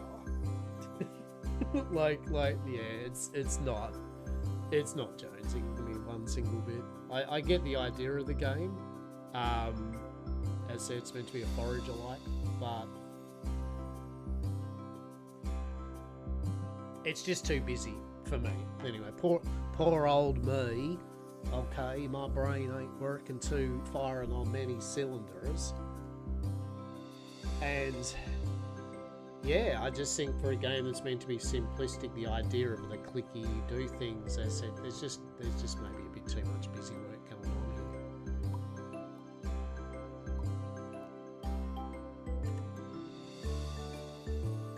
here. Now, don't get me wrong, that's very much a, well, isn't that a you problem? 100%, right? Like, you know, I can't stress enough with these type of games where it's like, yeah, a lot of my thoughts and opinions about some of these games is just purely going to be like, well, it has to be in a way, like it's just do I personally find it enjoyable, you know?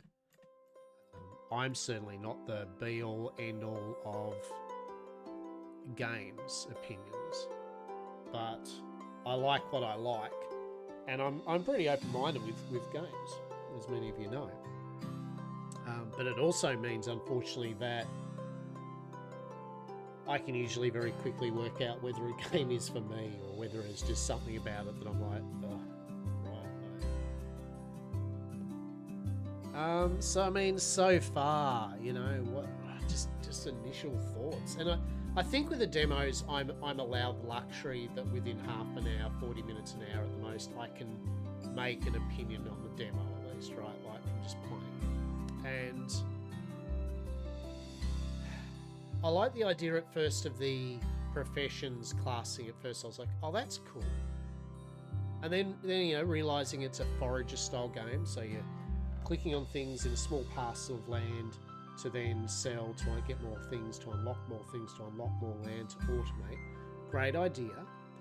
But when I was hit by a lot of these menus, and I mean, I know this will sound trite, but I hate the fact that Swamp is like, I want those menus to be able to disappear, right? Like, here's an idea: have a button that opens up the menus, or have them at the bottom, or something, right? But just having them there for me niggles me, right? Like it annoys me.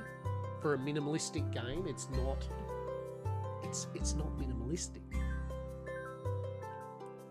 And yet again, this isn't like game bad, ergo that. But it has to be said, some of these things. Otherwise, like, what's the point of trying the demos, right? Will I wishlist it? No. Because Forager exists, right? And that's just where it is, unfortunately. You know, a game like this already exists that is it is what I want out of a game like this. And I'm willing to see if there's some other games of this genre.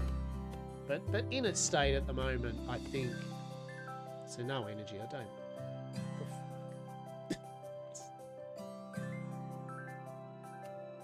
don't. In its state, you know,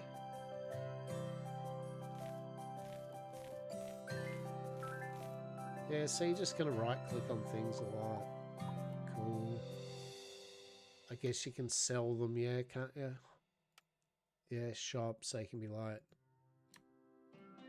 Control, right click, sell all. Just sell it all, right? Just sell it all. Everything. Just sell it all. I don't care. Just sell it all, right?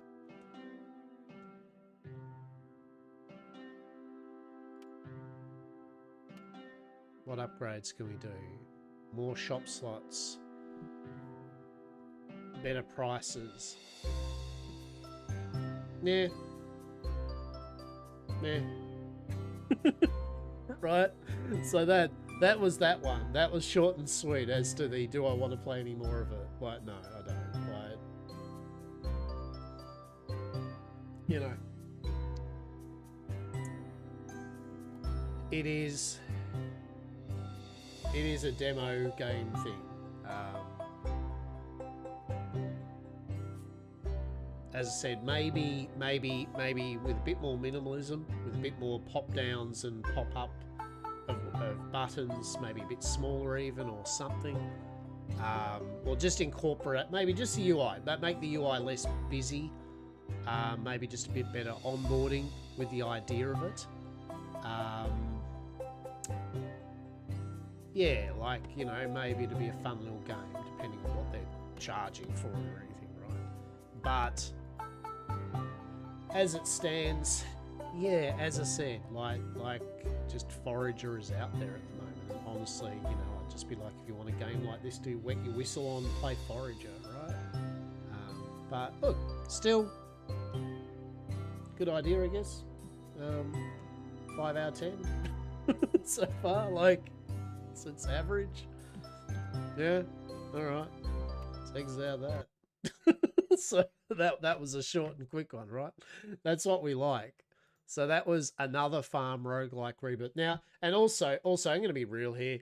If you put names like another farm roguelike rebirth and just name, yeah, I'm not going to take it seriously either, right? Like, I'm not going to be like, oh, you thought hard about your game title or anything. Like, yeah, that was just a demo mocked up, thrown out into the wild. It's like, hey, what do you reckon? So, between the two so far, Cattle Country. So there's a difference here. Cattle Country still worked. It might not have been for me, but it still worked as what it was offering. Whereas that another ranch roguelike, whatever, didn't. It was like, I want, like, here's a forager game, but not, right? Have I got forage actually? I want to, hang on. Let's have a look. I mean, I have got forager. Let's have a quick squeeze. Or a jar. Forager. Ermagerd, forager. Or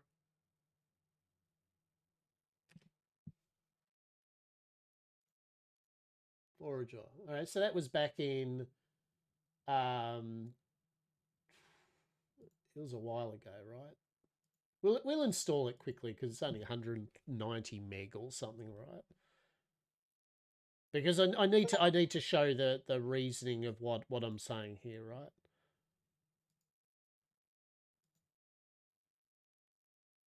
And yes, I know that we're not on cattle country at the moment.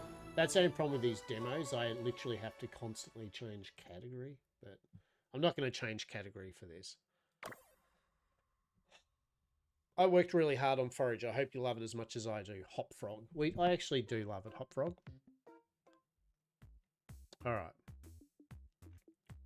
Now, this has been developed a bit, right? But the idea is what we're saying, right? Nuclear. What the shit's this? See, this was cool, right? He added a whole bunch of things. You get what I'm saying here right off the bat. There's a vibe, right?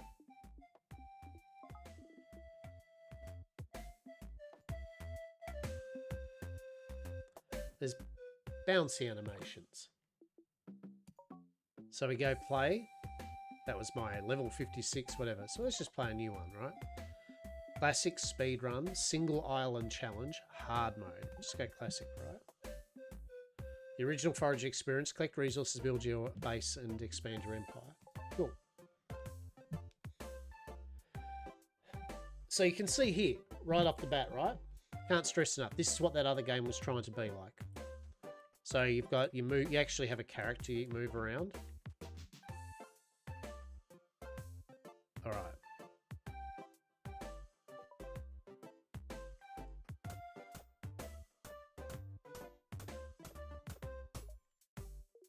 Cool.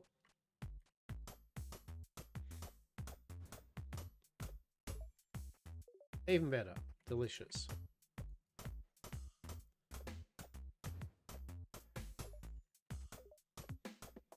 Hit the things, get the stuff, right? Like, so you know how you've got one tool here at the moment, by the way. It's called a pickaxe. Is the pickaxe being used for everything? Yes, it is. Why? Minimalism, right? You have a tool. That tool allows us to just hit the things that are going to repeatedly pop up, right? Like, look at that. Delicious. Do you notice there's no real inventory here at the moment either? There's no big bar, right? We just got an XP bar up the top there, right?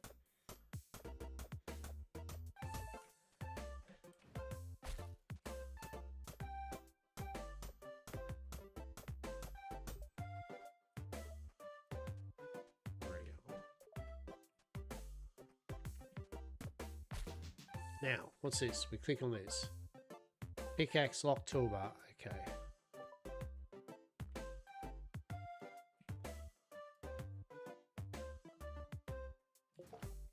Press escape. There's your little menu, right? So now we've got, with escape, now we've got our different things, right? Tells you what it is. Iron ore, base metal used for crafting. Discard, add it to your toolbar, yada yada. So we've got gear. Look at this, we got a nice little thing. We've got some skills. Now this is really cool, right? You actually have a skill tree that builds itself out as you click. So you get that fun of excitement of finding out what's like. If I click on economy, what does that lead to? We'll get to that later, but. So escape, just one button, escape. So build.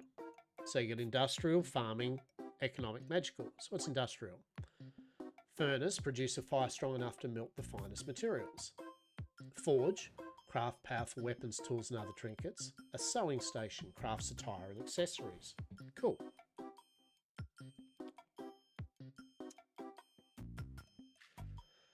So, and you can pin the recipe, so that's cool. So let's go furnace, right?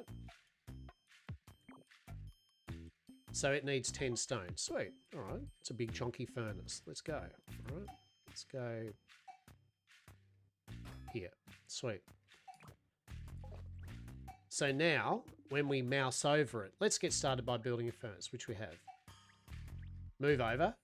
Now it brings up a press E. Press E. Now we've got the recipes. Okay, cool. What is it? Coal. Smells like fire. Used for fire. Excellent. Needs 2 wood. Okay, cool. Bricks. Iron ingots. Gold ingots. You can cook bread in it. Sweet. All right. We could go infinite. So we could just go, I just want you to infinitely craft just coal. This is a coal furnace. This is an iron furnace. There you go. Crafting. Now it's crafting. See, you can go around. Bang, bang, bang. And it spits it out. How satisfying, right? Like, boom.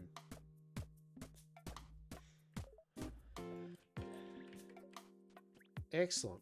So, obviously what I'm getting at is that, like, and I need to stress this, right?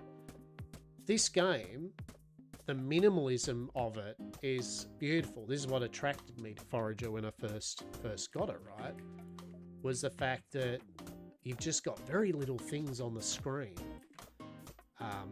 You know, so we're exhausted. Okay.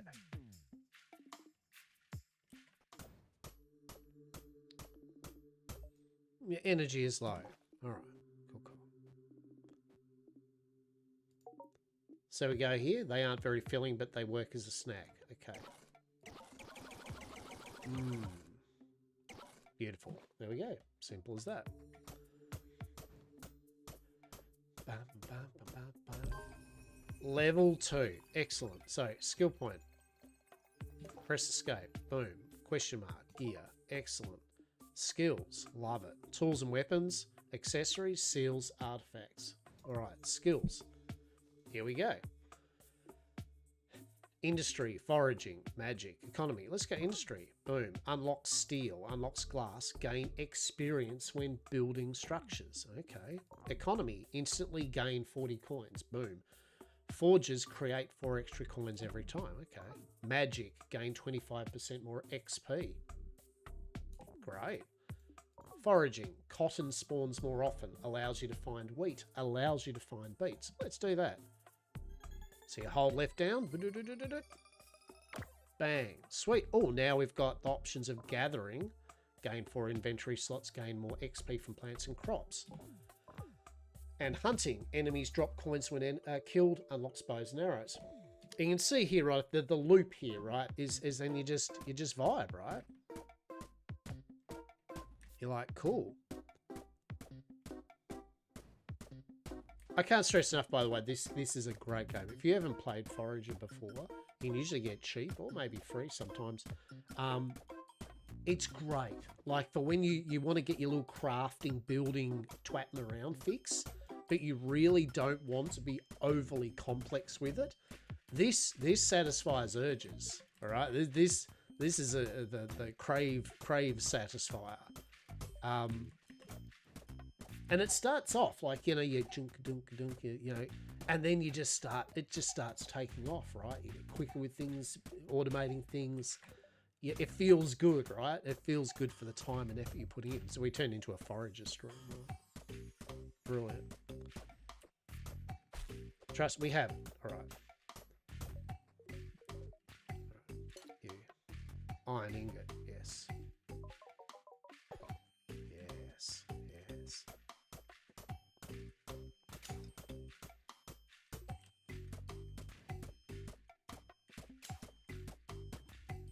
Delicious. All right. Yeah. We need more. All right. So build. What can we build? Industrial forge. So we need some iron ingots and we need bricks. Okay, so this will forge up. We might do another furnace, right? Hell yeah, we will. Beautiful. So then what we might do there is we might go, all right, well, I would like you to make iron ingots infinitely, right?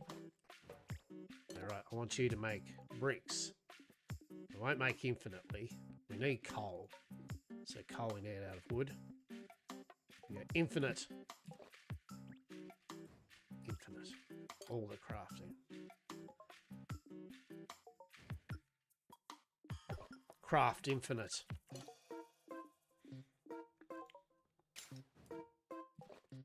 So what that'll do is that'll now craft infinitely all my wood. Now, obviously, we don't want it to use all our wood forever, right?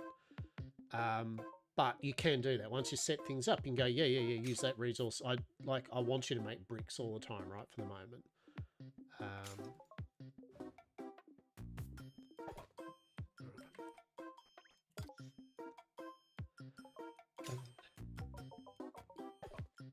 Yes.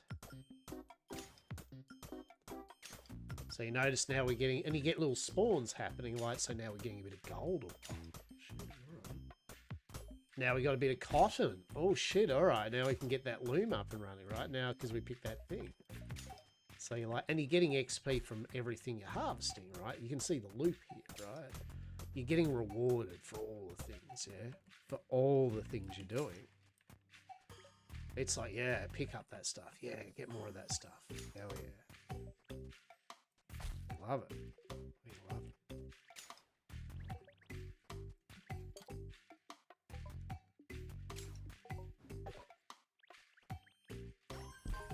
it. Level 3. Hell yeah. Press escape. Gear. Skills. What do we got? Magic. We could just gain 25% more XP, right? That sounds good. So we got alchemy, unlocks cauldrons, unlocks combat with swords and shit. Okay.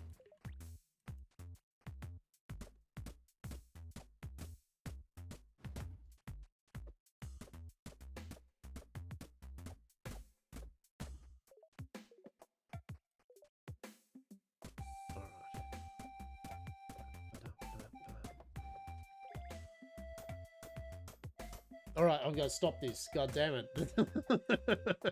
Otherwise, honestly, I truly will. Like, I can't stress enough how good Forager is. This is such a crazy good game. Truly is.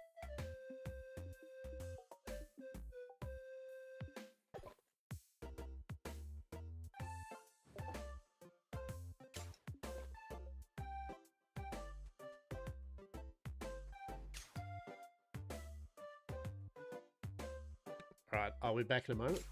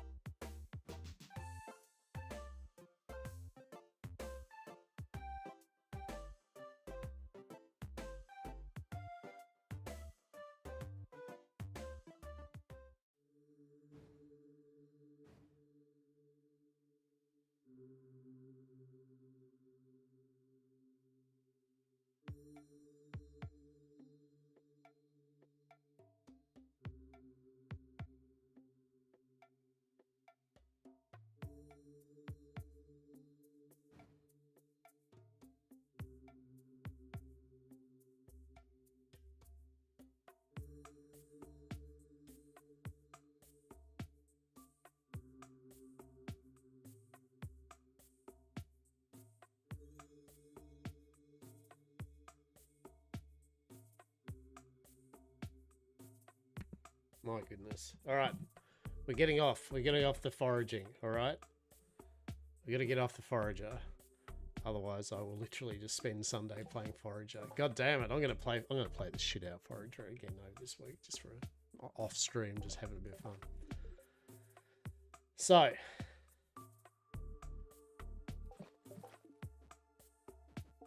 Config. Save and exit screen. The main point of that was yet again, I needed to show what I was saying about that other game. It wasn't just going, oh, I don't want to play this game. I've only played it for a bit. It's not doing the thing I want it to do. It's just the fact that it's trying to be a game like a clicky. I mean, it's a bit different, but not saying they're trying to make it as Forager, but it's a game like that. And with a game like that, what you're looking for is minimalism, right? You don't want lots of menus all over the show and that. If you're just having a little clicker game where you click, click, click, get some resources, click, click, click, build some shit, click, click, click, get more resources, click, click, click, build some more shit, automate that so I don't have to click, click, click as much. Now I can click, click, click that stuff to go, you know, like the loop is there, right? So I think TLDR, another roguelike sim, farming sim, 5 out of 10, whatever. Forager, if you haven't got it, buy it. It's excellent. It's an oldie, but it's a goodie, and it's only like 200 meg or something, right? Okay. All right, so far we haven't been on a good, I haven't found anything I've just kind of went, oh my God, this is amazing, right, yet in our demo run today. So let's hopefully there's some bit more gold, right? Let's go. What about Neo Junk City? Yep, let's go Neo Junk City. I will change the thingamabobby.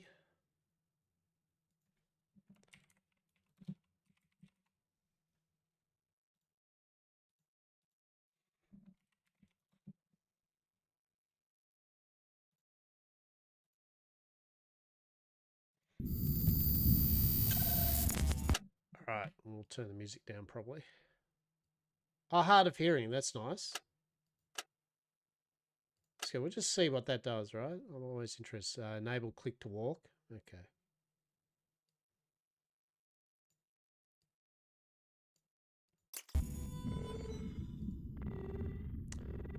To help us improve this game, this demo clicks Anonymous Analytics. You can disable analytics at any time in the options menu. I mean, well, good that you told me and then made it so I couldn't actually get to the option keys to turn it off.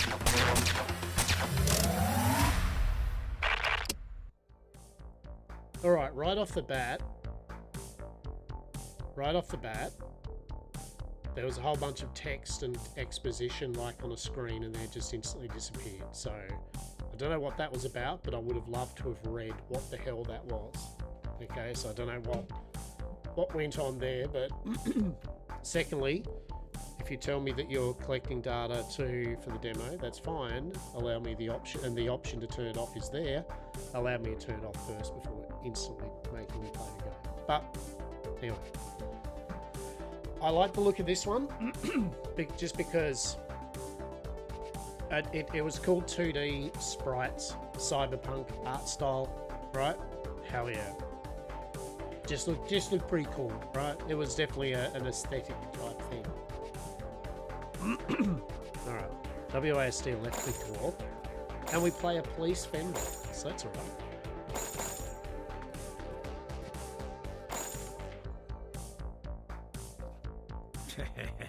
Alright, so how's this work? So it's click to move, right click.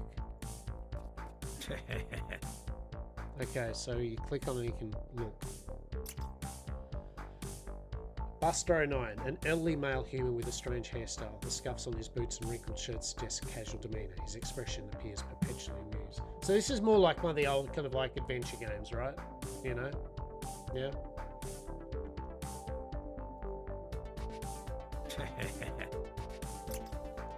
Good morning, sunshine. I am Dr. Mike Cilliam, Chief Diagnostic Engineer. Buster09. Where am I? You're in the diagnostic lab. When a busting unit gets flagged as behaving erratically, you get sent here. So we are a busting unit. Why can't I remember anything? You've been reset to factory condition, in a manner of speaking.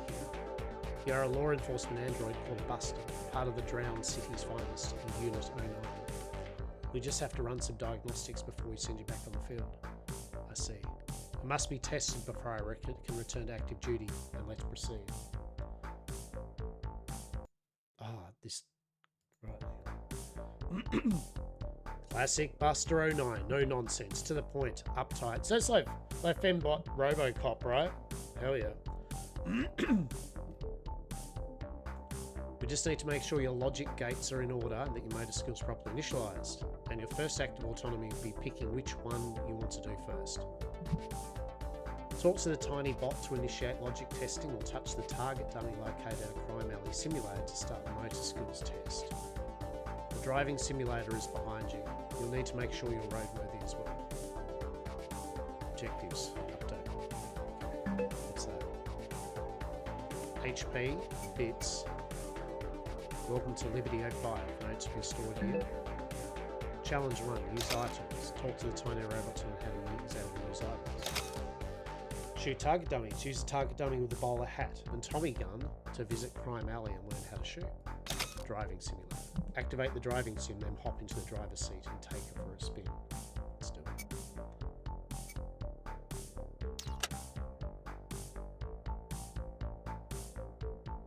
Okay, so I believe analytics you can turn it on, so it's off by default, I believe.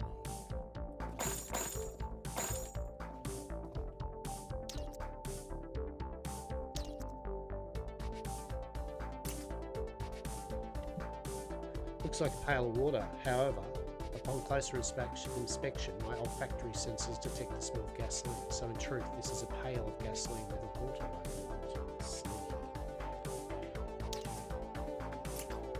I better see what's going on around here before I start taking things.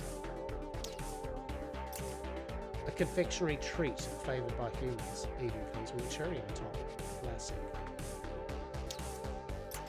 I better see what's going on around here before I start taking things. That's fair. It will do. It appears to be a diminutive robot, likely an assistant to the attending doctor.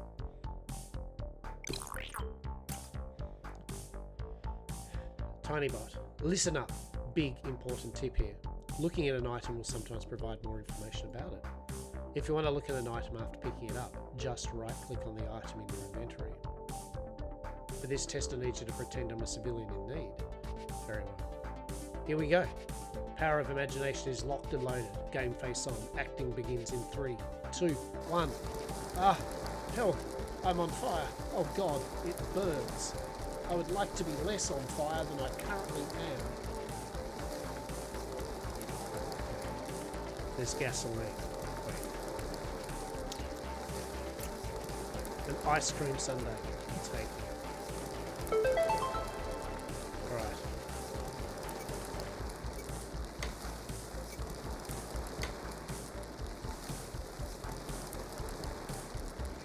So we go. Inventory. Ice creams. Yeah, this is like the old LucasArts, Lucasfilms adventure games and shit, right? As a fun fact, I used to love playing point-and-click adventure games. I played most of the classics. I love them. An ice cream sundae? Oh wow, what did I do to deserve this special little treat? Wait, you're trying to rescue me with that? Well, yes, I guess I understand your logic. Ice cream is cold, therefore less fire. Technically meeting the conditions I established. Also, it's my dessert. It's my dessert and not part of the test. And it's not good enough, Missy. I'm still on fire here. Put me out completely. I mean, hear me out. That's a bucket of gasoline that's pretending to be water. I assumed that throwing gasoline on a burning robot would not have been viable. But you know what? Maybe it's just pretend. And he's not really on fire. So I'll pick up that.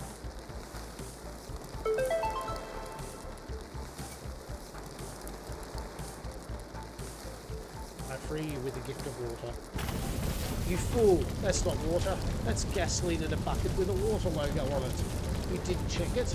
You just saw the water logo and dumped it on me. I'm burning even hotter.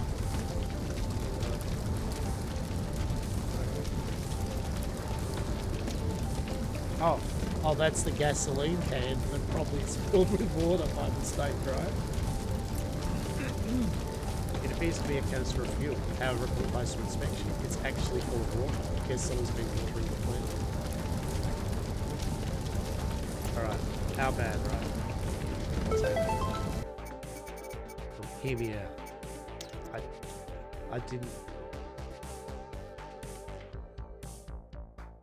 I didn't fully look at everything. Alright. What do you reckon, mate? Go, princess, and elimination.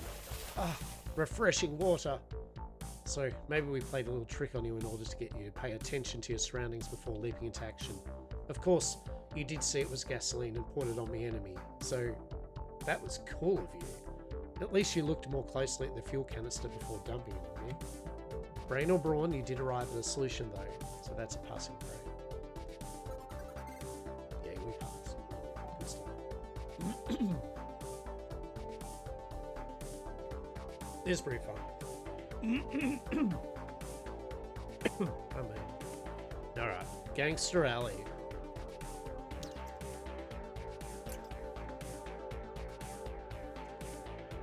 Alright, here's a scenario. You've happened upon a mugging in progress. It falls upon you to save the damsel in distress.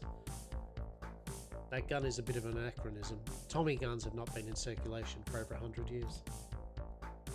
Well, I got to paint it and I have a bit of a thing for old movies.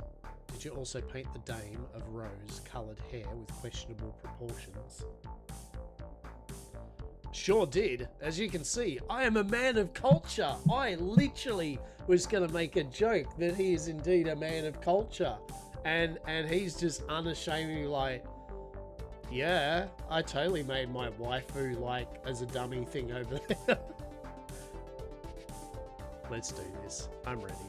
Trust your instincts. Your pre-programmed training should kick in. Target dummies. That's your cue. And action. Stick him up. Hand all over your valuables hair. Over. Save me. Save me.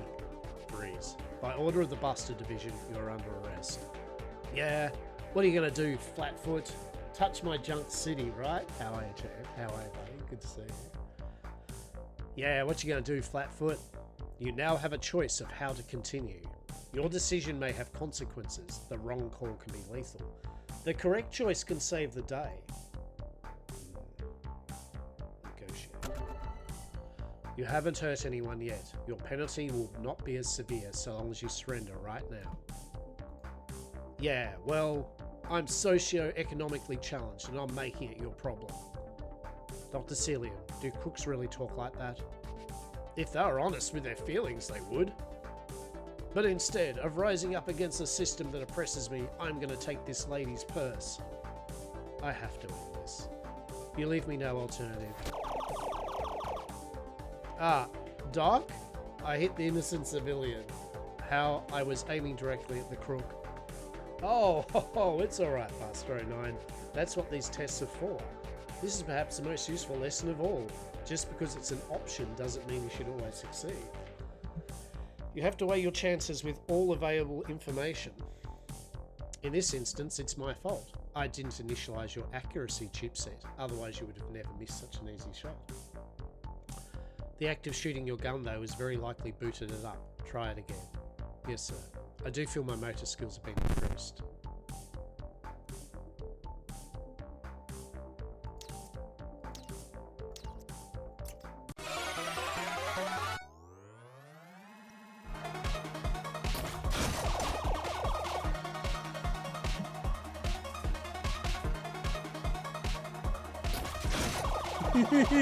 It's cool, man.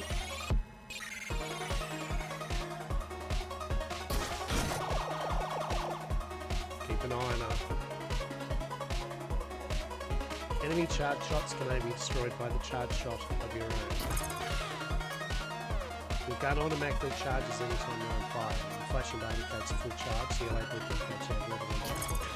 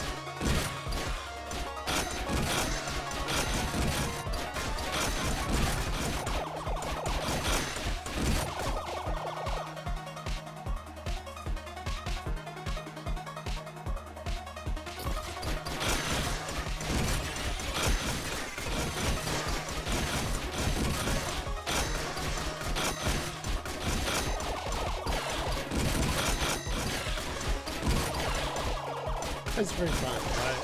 Old school, right? Good stuff.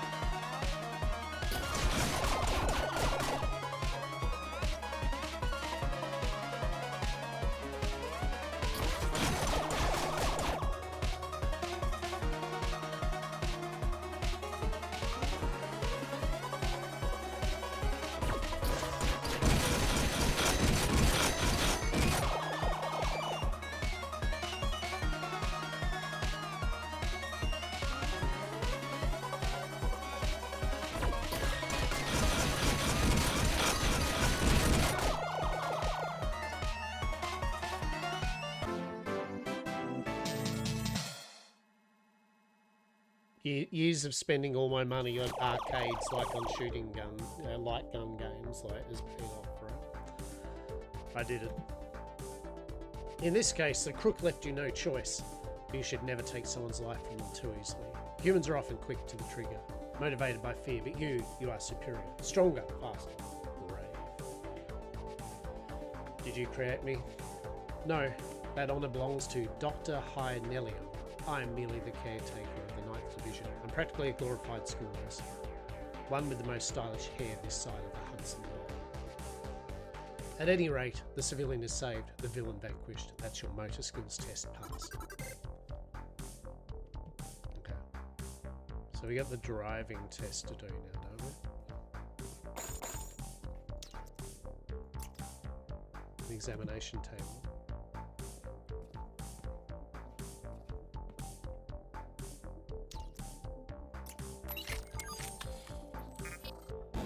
Nice set of yams. Tactical defense yams. Yes. Behold, our state-of-the-art fancified driving simulator. Even the road rage of your fellow motorists will feel truly authentic. And the highway authority will destroy anyone spending too much time on the road. My advice, get to where you're going as soon as possible. So, but honestly, a real talk, this reminds me of older Amiga games and arcade games, right? And that's what I'm liking about it. It's activated driving. It's got a bit of outrun in it, some light gun game in it. Point and click adventure games from back in the day. Oh yeah, look at this. Look at this shit, right? Welcome to Outrun. Okay, it's a mix, yeah, right? Like, yeah. Shit. Oh.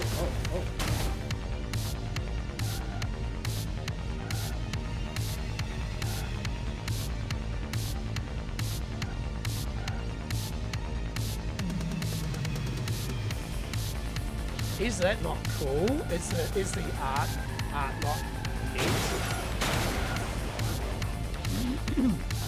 That's some sexy artwork, right? Checkpoint. Oh my god.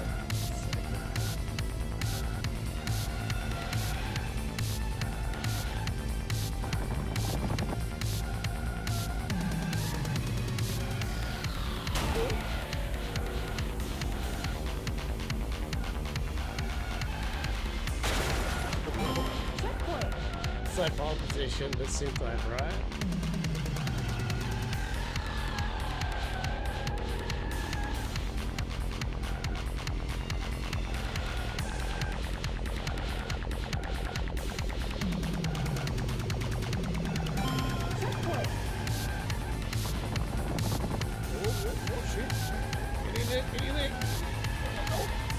Oh no!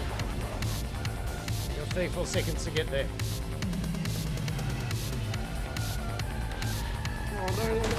Oh no, we took the corner too far. Yeah, it didn't really even matter.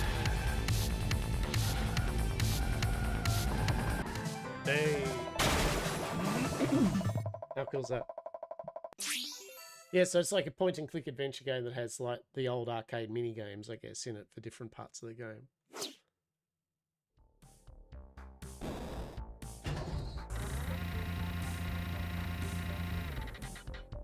Hell yeah.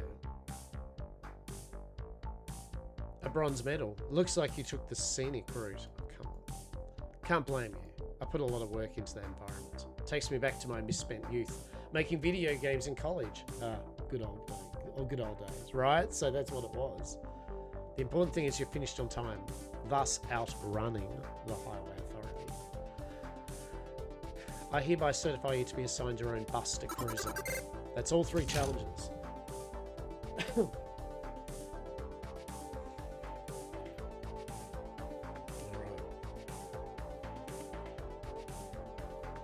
Alright, hereby clear you for active duty. Nice. Yeah, I'm happy with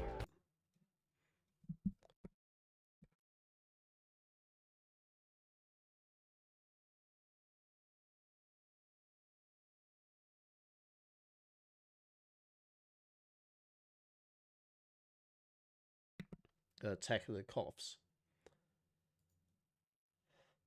Attack of the Coughings. Yes. Alright.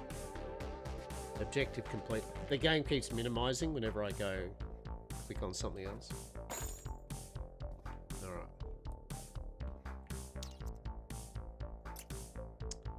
It's time to join active duty. Buster 09, before you report to the assignment chambers. One moment, please. I just want to apologise. The practice of memory wiping on Busters is deplorable. You and your sisters in arms deserve better treatment. It's alright, Doc. I really don't feel like I'm missing anything. No. I suppose you wouldn't from your perspective. Just be careful out there in the field, my dear.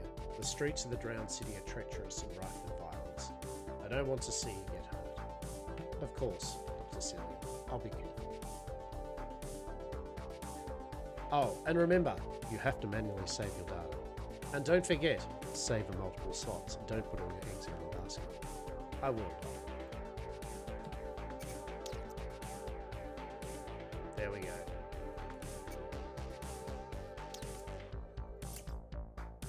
Oh, one more thing. Dr. Cillian, I'm anxious to get back to work. I know, I had the thought, since your accuracy chipset didn't initialize, I should really check your other chipsets. Very well, sir. That's the spirit. It'll only take a second. This way. I'll need you to shut down, but I'll have you boot back on in a few moments. Rebooting in 3, 2, 1.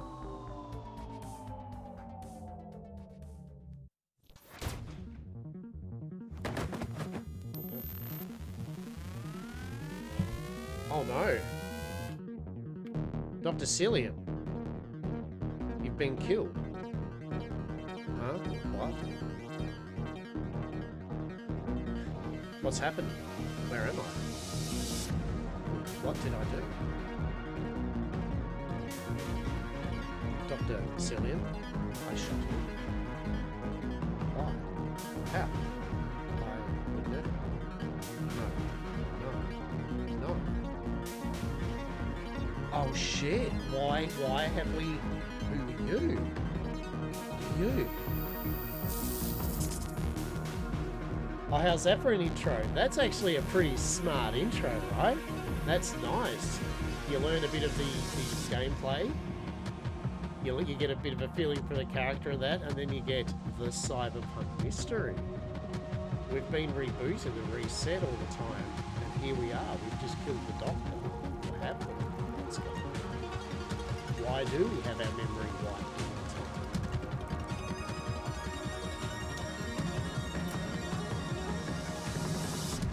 Can't see what's in the box without lifting the lid. Looking inside, you find 5 bits. It's currency you can spare.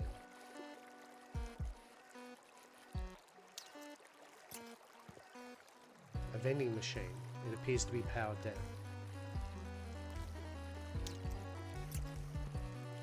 5 bullet casings. Several shots here have been fired. We'll grab them. Your mind drifted to your accuracy chipset. It hadn't malfunctioned in the lab. It simply hadn't initialized. There's no other reason you'd miss so many shots at this range if it was engaged. Or did Dr. Cillian lie? Is this another area in which you are defective? Interesting.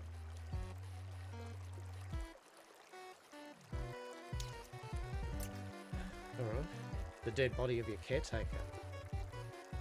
Your head was bereft of thought. A blank canvas now splattered in red paint. Staring down at his lifeless body stirred feelings alien to you and your pain. You knew him for all of 10 minutes, and yet protocol dictated that you turn yourself in, a killer robot destined to be melted down to scrap. The thought of disappearing without uncovering the truth, another new sensation, fear. Buster units simply cannot break protocol. I cannot break the law. My code won't allow it. Let's turn ourselves in. I will turn myself in. The fact that I can even consider not doing so just shows how broken I am. I must be destroyed for everyone's safety.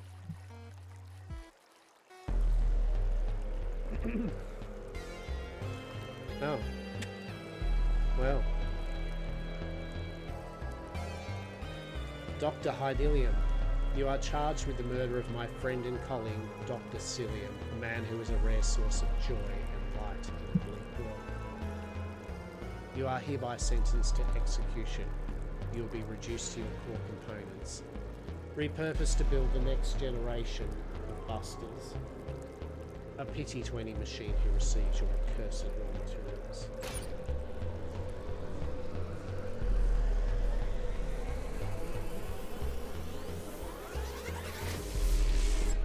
Well, shit. So, yeah, alright. Game over. You've been executed for your transgressions. On the upside, a True Crimes podcast got a lot of views on the episode of that. Right? There we go.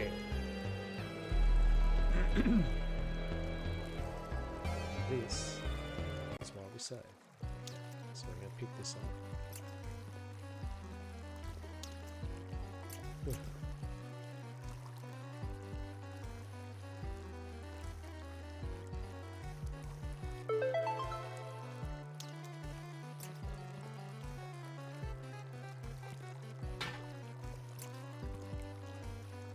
Barrel made of synthetic steel blend. Once used on industrial site, it's been replaced by vagrants to keep warm in the winter. After sifting through the suit, I am rewarded only with sooty hands and grim thoughts. Interesting. An electric breaker probably regulates power to some of the machinery around here. It's either jammed or locked shut. If I had more leverage, I could probably pry it open. 5 bullet holes, 5 shells. That tracks. I can make out trace elements of blood around the lower one. The bullet that killed Dr. Cillian is here. It is key evidence, and thus I must recover it. Interesting.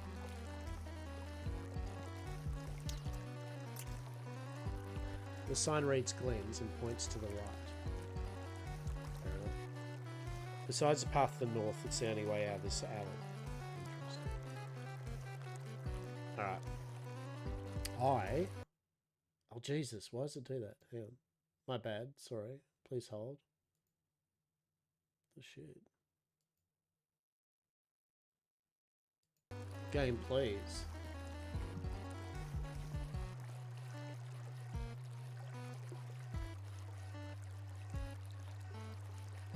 Just going to turn the camera off for a moment. I've just been coughing and spluttering. I need some water at the moment. It's very dry today. Real dry kind of weather. So I'm feeling a bit chesty today. We shall turn the webcam of me just coughing and fucking spluttering off. I'll be back in 1 moment.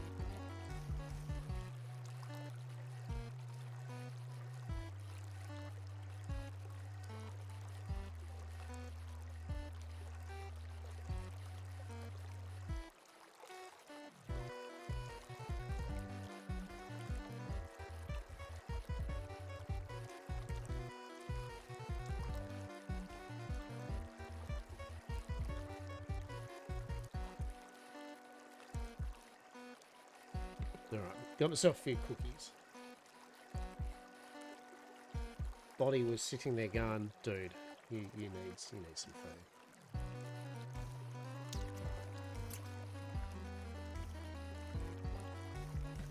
Yeah, body of your dead caretaker.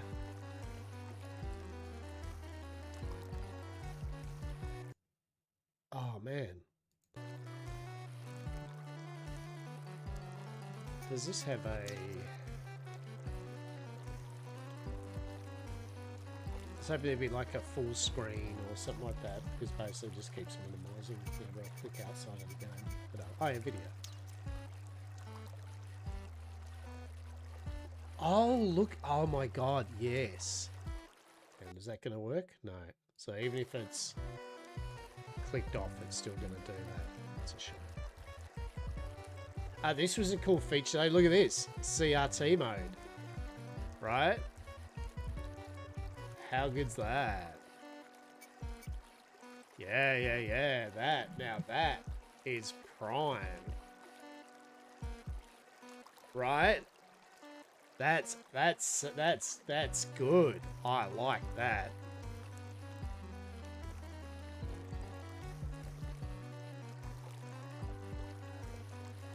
That's arcade cabinet type shit, right? That really is, right? That's nostalgic. Yeah, 10 out of 10. Play this on CRT mode. Do not do it otherwise. Like,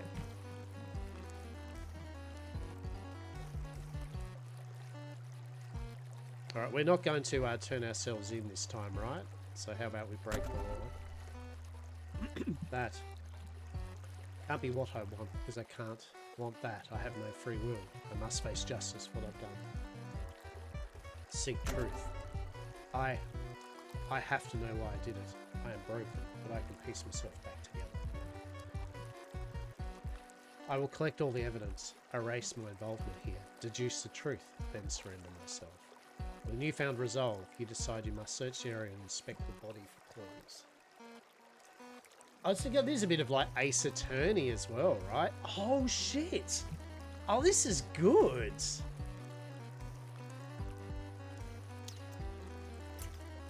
Yeah, this is Ace Attorney level shit. Good. Blood expelled from his mouth. The bullet really damaged his internal organs. The entry wound. My blast has several settings, ranging from non-lethal to lethal. Easy to see what setting it was on. The bullet went clean through his body. I'll need to locate it. It's covered in blood. If I pick it up now, I'll get it all over me. I need to clean it up first. Oh shit, so we can go. You got anything in inventory can clean it up?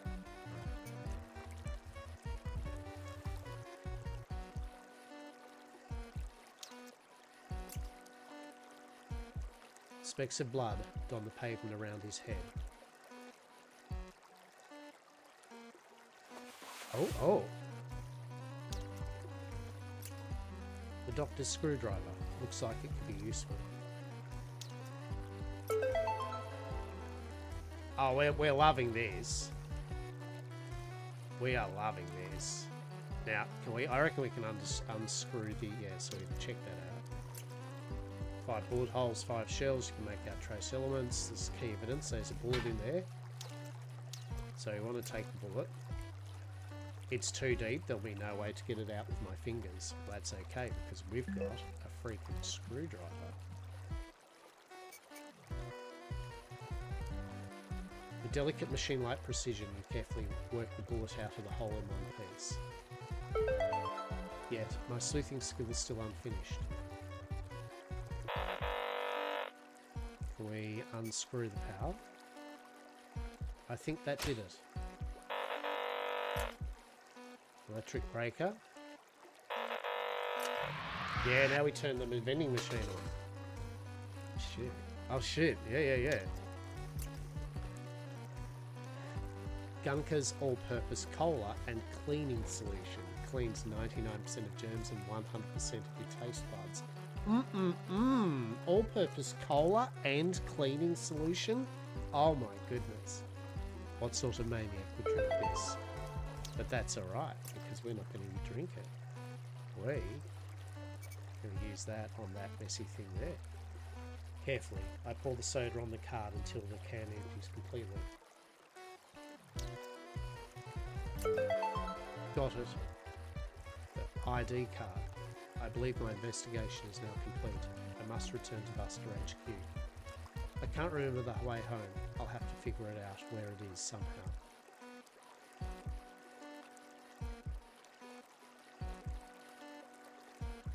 Do we open it?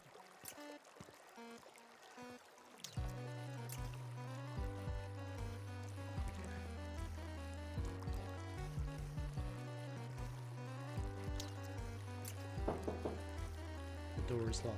I suspect the building is abandoned. Oh, well, there was a big eyeball down the water. Okay, we're gonna save because we're old schooling this, right? Always save. Cleanse, snacks, and mods.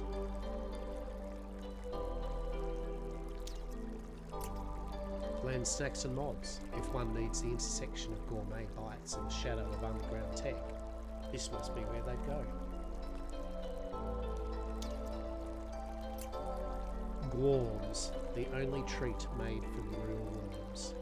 They glow, they writhe, genetically modified to taste like real candy. I'm suddenly grateful I only run on electricity. Oh my god, I want some glorms. Who here wants glorms? Glorms for everybody, right? If we get to 100 subs, I will grow some worms and then genetically alter them so they're candy and ship them out. Health and safety regulations may apply. May not be real worms. Maybe sour gummy worms and actual confectionery. We buy some worms. It costs 5 bits. Should I buy a bag? Yeah. Because I saw a big eyeball in the water and I feel like I want to feed it some. Yeah, look. Danger. Don't jump. Giant tentacle. Oh no. Death down this way, right? You know what I'm saying? Let's go lock.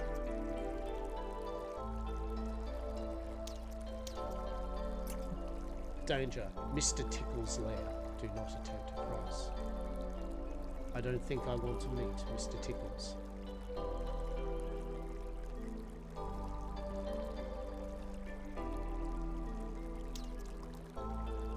I mean, right? Like, hang on, hear me out.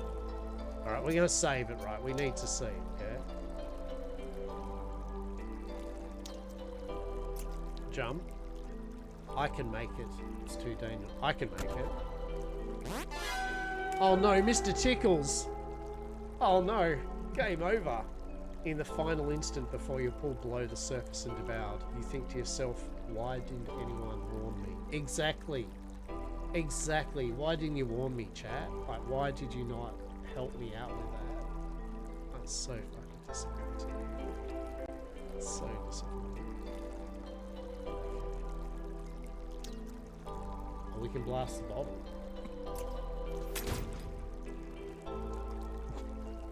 Okay. Well, that's good. Now, what if we get some worms? Hear me out. Can't use that here? Okay.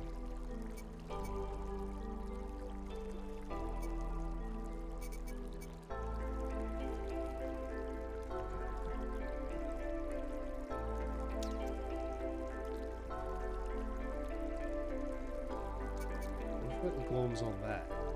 Can't use that here. Okay, glorms on this. Can't use that here. Glorms.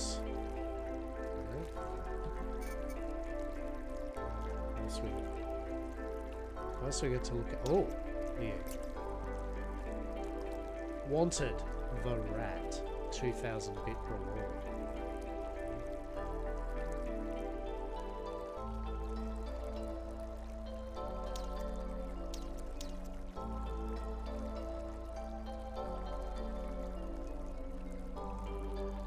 Well, shut the bottle.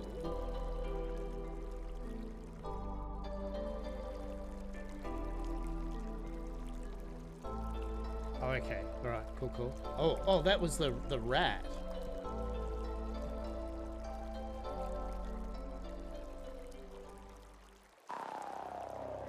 Chapter 1, Cobweb Hotel. It's amazing, right? I'm very much like, this is good.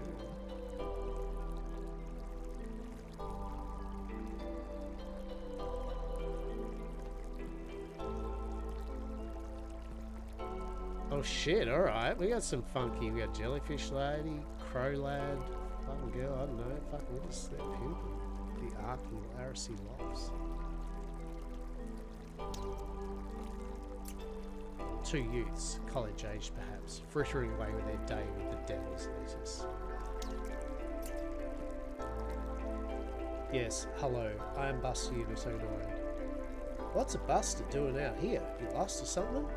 As a matter of fact, I am a little turnaround. Which way to Buster HQ? Nana. Don't answer that, Patty. It's a trick. Bruh, how is that a trick? She looks like a lost puppy. That's part of the trick though. She's going to put us in cuffs. I have no interest or reason to arrest either of you. Good, because you should know, I have like diplomatic immunity. How do you have diplomatic immunity, Nana? Because I'm the king of getting stoned. Yeah! I don't think either of these two will be helpful. It looks like a very expensive hover cam. Ma'am, you seem overdressed. Is everything okay? Sprinkler. Oh, how quaint. You must be new here. I appreciate the concern, but there's no need. My husband is a bit of a big shot. The rabble around here know I'm off limits. Apologies for interrupting you, then. It's quite alright. No one can be blamed for their ignorance. Shit. What's that? A bucket with a single worm left in it. Okay. Oh, there's a bottle. We're going to shoot the bottle. Hell yeah. Yeah! Yo! That was a sick shot, lady. Hey, I just got an idea, or more like a request. I have far too much to do, not to run errands for randos. It's not an errand, it's a quest, baby. Yeah, a quest, but not your main quest. More like one you would do if you had extra time. Yeah, it's optional. It's on the side. A side objective. Nana's been putting bottles like that around for us to throw rocks at. If you find and blast all 8 of them, we'll give you a thing. Yeah, a thing. A fun thing. And we'll count any you've already shot. Oh my god, Patty, I'm so excited. We're like the Lady of the Lake, giving out quests, magic swords and shit. How about, if I do a side quest, you two go get jobs? I'd rather give you a magic sword. Dude, she just counter-quested our quest. Now we have a quest. Yeah, okay, let's wait for her to finish hers first. Word. That's 2. My god, we have a quest for some stoners to shoot some fucking bottles.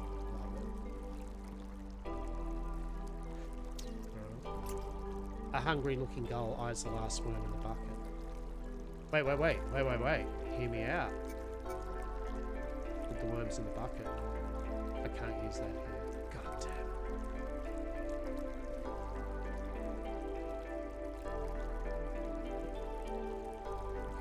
it. Mickey loves.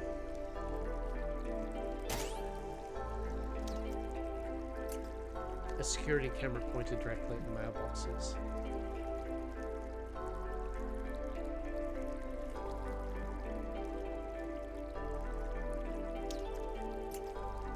Only residents can access this elevator, probably with their room keys. Oh, do you reckon? No, I don't know. The ID?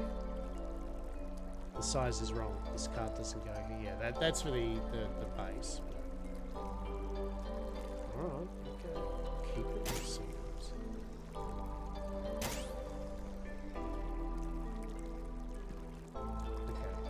Okay. I just love it. I am so happy. The art style and just the ideas. A grizzled-looking old man camped out by the ravine with skin as rough as leather and a tarpaulin. Weird to see a bastard out here. You can march all the way back to your ivory tower, Junker. I'm sorry, I don't think we've met. Have I mistreated you in some way? You probably have. I can tell you busters apart. I fought in the robot apocalypse, you know. Now what do I get as thanks for quelling the Clanker uprising? Now I'm sitting here taking guff from a machine. I'm not guffing you, sir. Yeah, well, keep walking before I put the old war moves on you. Would you like some gummies? We're standing. I mean, talking. All these things. A sentient blob of slime. Its glowing yellow eyes look haunted, but it seems to have been little intelligence. Interesting. Digging through the trash, you find 10 bits.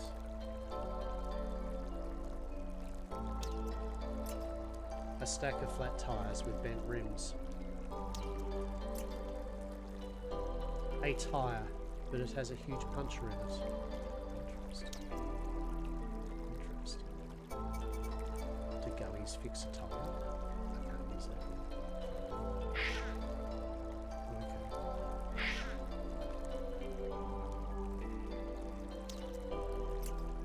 A ladder. Looks like it could be unfurled, but not from here. Oh, there's a bottle. Another bottle that I can shoot.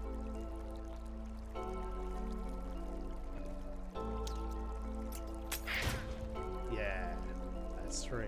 Hell yeah.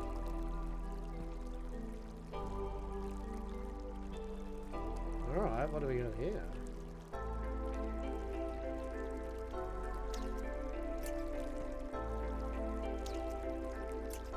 A slot for a keycard. This probably engages the bridge controls. Interesting. Do you reckon our keycard works? I can't use that here.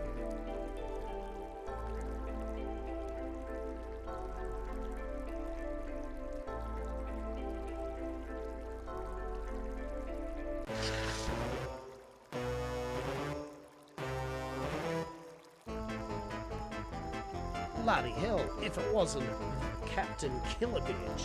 If it isn't Captain Killerbeach. Oh shit, the rat.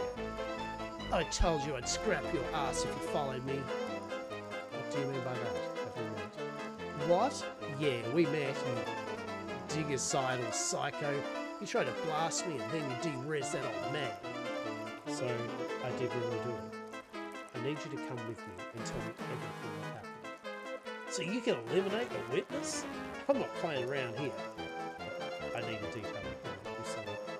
What I know is that I work for the Spire, and he owns these streets. He's a big scary ball of psycho murder that eats busters for breakfast. But because I'm a good lackey, I'm going to make sure he doesn't even waste his time on the likes of you. I disabled this bridge and lost my keycard ages ago. Good luck getting across, Skynet. Best go run back home to your mum and forget ever seeing me again. Oh, shit. I'm going to need to find my way across and track her down. Maybe one of the locals knows how to fix it.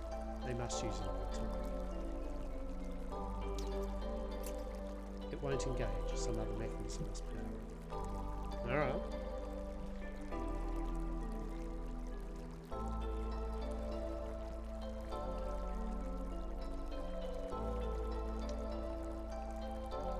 Hey, you up there. Yeah, don't. Public urination is illegal and unsanitary. Pack it up.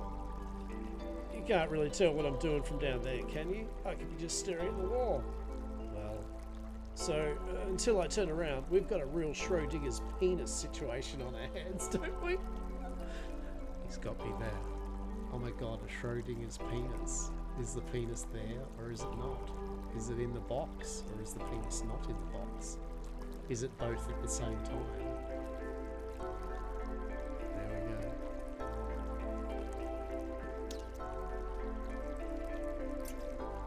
Do you have any information on the Green Lady?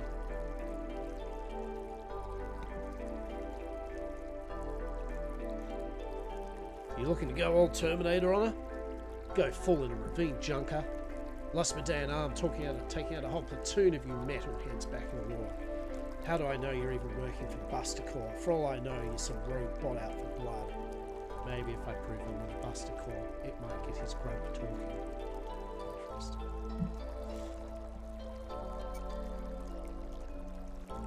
Gun? I can't use that here. Bullets? I can't use that here. I can't use that here. I can't use that here. Fair enough.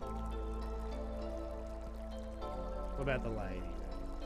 Oh, she's trying to get the... Ah, here we go. Of all the uncouth, I'm surrounded by thieves. Return my worm, you filthy creature. No. The seagull's taken her worm. That foul thing took my bait. I'm sorry about that. Maybe you could help me out here. I'm looking for this green lady. Leather jacket. Sprinkle, don't narc on the rat. Nana, you just said her code name. Oh shit, sorry, I'm baked. Truth be told, I know the exact individual speaking of. I'm 99% certain that little rodent pickpocketed me when I was down here last week. Stole from me, just like that gull. They're in cahoots like her and a rat, partners in crime. Perhaps we might entertain the notion of a mutually beneficial exchange. Boo, Sprinkle! You're doing our girl dirty, Sprinkle. You're breaking her heart. Here's the thing. I'm getting footage for the upcoming Busting Gala. I run a charity fundraiser for the downtrodden, which is what brings me down here today. I need footage of me roughing it, fishing like a local, living like they do, getting my hands dirty. I was about to go in fishing when my worm was stolen by that bale of gold. So I'm going to need a replacement worm of any sort. I need to record myself for catching something. I can get my footage, help the poor, and together we both get another crook off the street. Oh shit, what do we do, folks? What do we do? How do we get a worm? Yeah, we have gun. I can't use that here. Wait, what? Bucket sans worms. But that made sense to me. It is... Glorms, glowing candy made from real worms, right? They wriggle, they ride, they glow just like worms. Or do we give them to her? This worm glows, so it should be more effective than a regular worm. Ugh, how repulsive, but perfect. I love it, darling. I can certainly use this. You'll find our girl in apartment 7B. Now, if you'll excuse me, I have some fishing to do. Oh, so we have the number of the place, but now we need to get her ID card.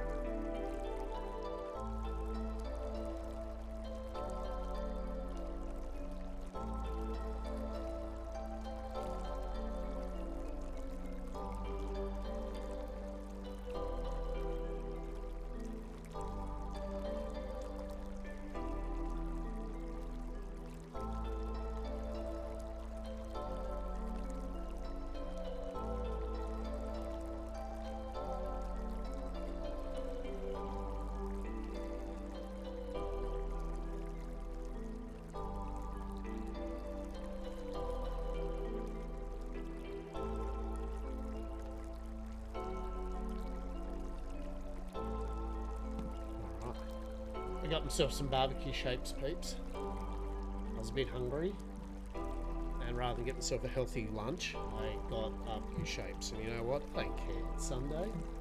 We're just chilling today. Who gives a toss, right? Live the life that you want to be. Yeah? Be the barbecue shape.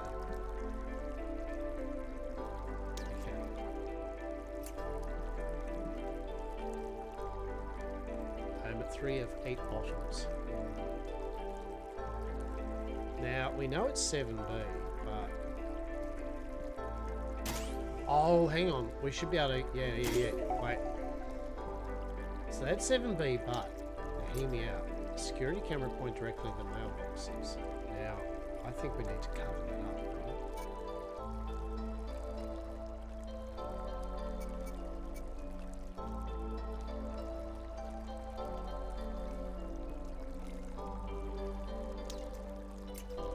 Apartment 7B, this is her mailbox. Now I just need to find a way to pry it open. So, I need to take care of the security camera before I pry this open. I have enough heat on me as it is, right? Exactly. So, and there's the water there, right?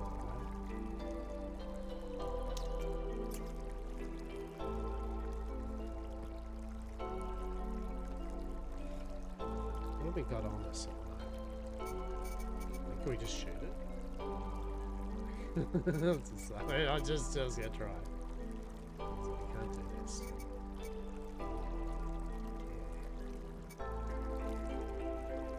Alright. So there's nothing in here, so we need something to cover up the security camera alternative.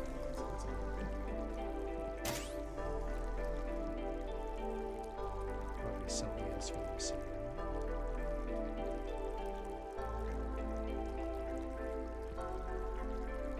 Oh, what's she got? Oh, I can't see. Morphle. Let me help you with that. I think we just worked out what we can do. Amazing. Yeah, we just got the octopus. We got the octopus on the security camera, right? Hell yeah.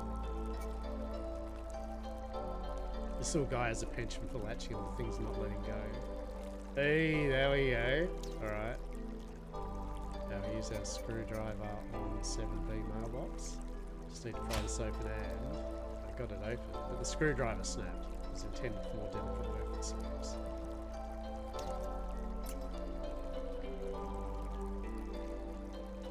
Past due. Her electricity bill is overdue. Looks like it's about to be shut off. This woman has a money problem. Just trying to find a way across the bridge. Not dig into her personal life. That's fair. Important. Oh. Huh? The letter says replacement bridge key. That rat did say she lose hers. She must have ordered a new one and forgot about it. She slipped up and that one missed it. Well, the letter right on my lap, just like the lucky dog. Hey, there we go, right? She's a month away from being evicted. Could this be a motive to explain her involvement in the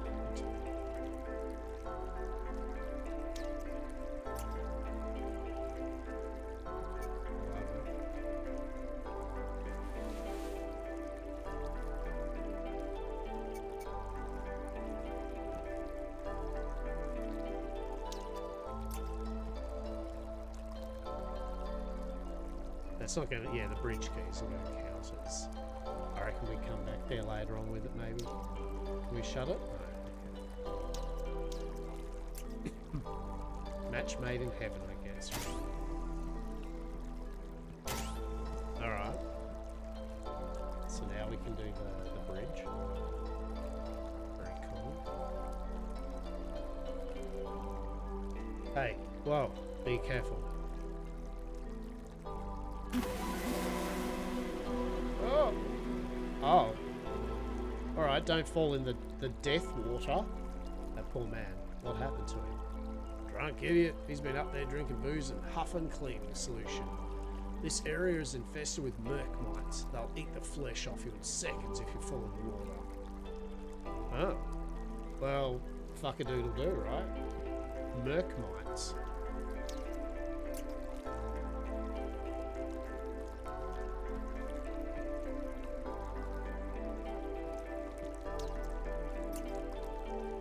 Alright, so we use our key card.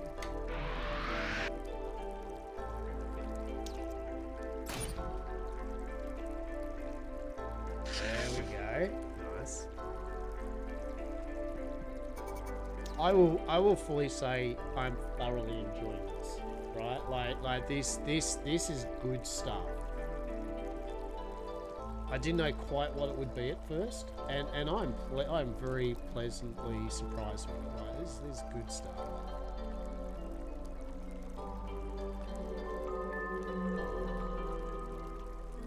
Oh, that's a lot of special shit everywhere.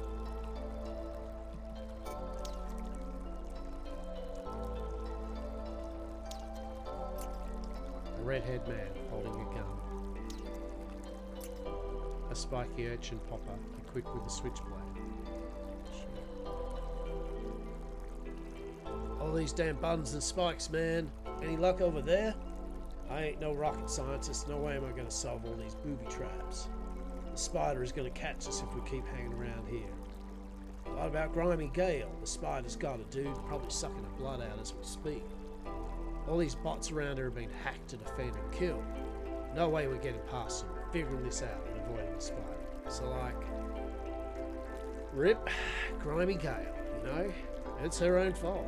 Don't borrow bits from Ark and blow it off on street races. You're a dirty hoe to the bitter end. I'll miss you. This place gives me the creeps. A buster? I thought they banned in this sector. Have you seen a green rat woman come this way? Yeah, she flipped us off and jumped all over this crap. Class act. Yo, don't tell her anything. The spider's gonna make us disappear too. Those two are tight. Ugh, my brain hurts. Let's get out of here. Shit, alright. Alright.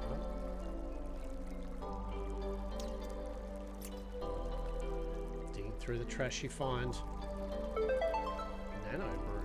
It's basically coffee for robots. Interesting. You can drink it in or out of battle to heal up.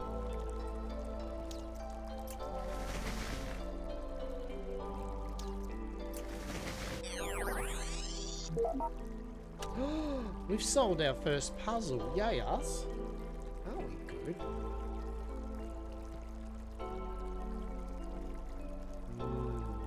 Sticky shit. Fantastic.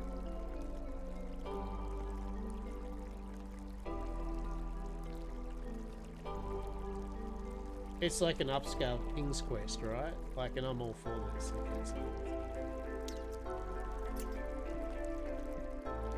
Something is webbed up tightly in this cocoon. I can't seem to tear through. I don't believe there is anything alive in there. Interesting. Oh shit.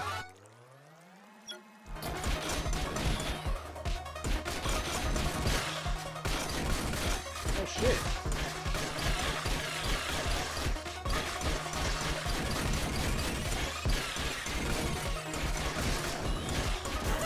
Oh shit.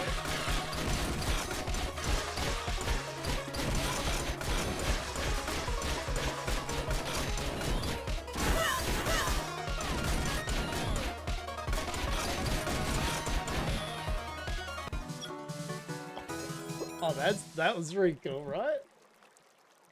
Shit. Alright. Oh shit, I didn't mean to use it. Oh fuck. That's one thing I would like to see is do you want to use it, yes or no? Like, because I generally want to look at what the coffee thing was, so we just healed ourselves for no reason. Without probably one only item that was good for it.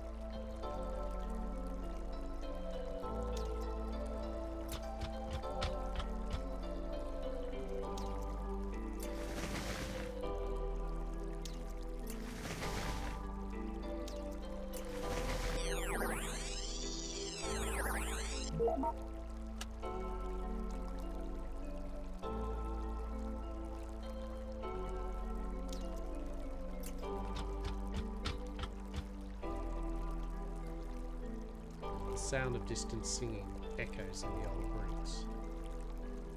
Spend a night at my cobweb hotel. You'll find that the service is swell. You needn't be shy, I wouldn't harm a fly. Spend a night at my cobweb hotel.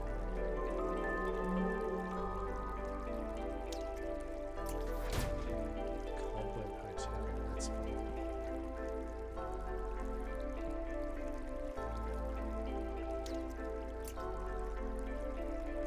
Something's webbed up tightly. I can't seem to tear through. I don't believe there's anything to life in it.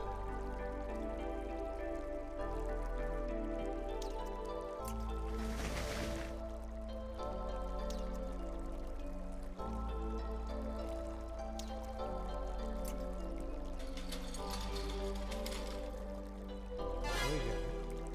Scrungly. Hey! What are you? Some kind of cart pusher, pushing other people's carts without permission and pushing other people's buttons that don't belong to you. Sorry, I need to use the ladder. Typical corporate stooge, always trying to climb ladders and push buttons. Makes old Scrungly sick. A diminutive, unshaven man. I'd say he was crazy for wearing a pot on his head, but this is a rough part of town. Probably sharper than he looks. What are you even doing back there? Oh, you know, making things.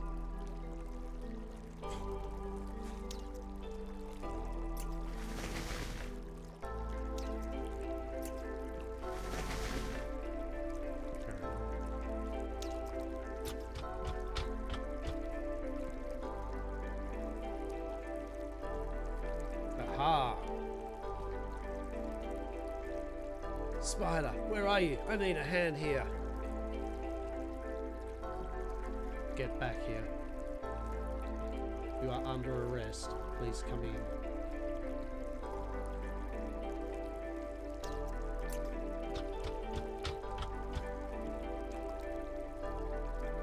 Nothing here. Fuck you, Scrungly.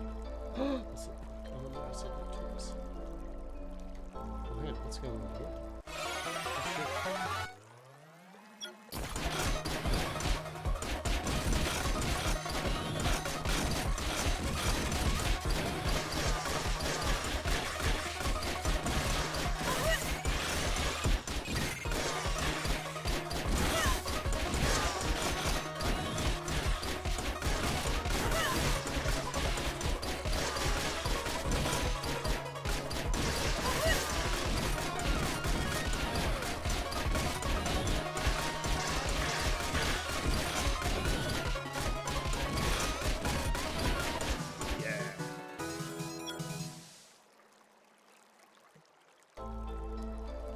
I do appreciate the Pokemon battles.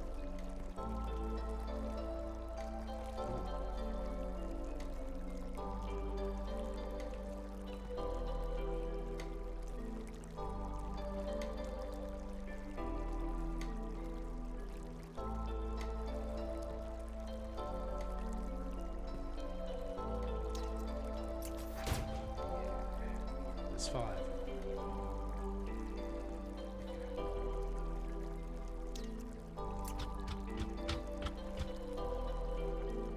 Oh, interesting. Okay.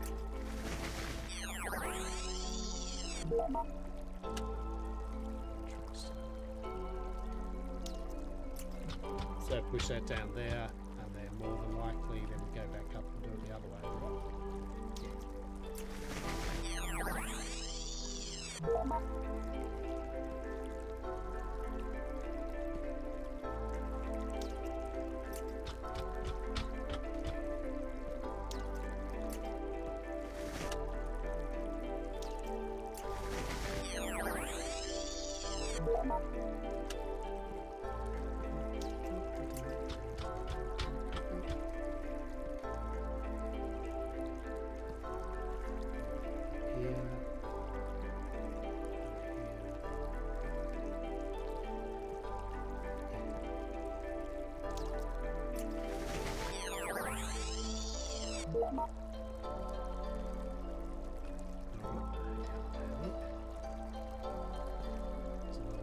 Bottles.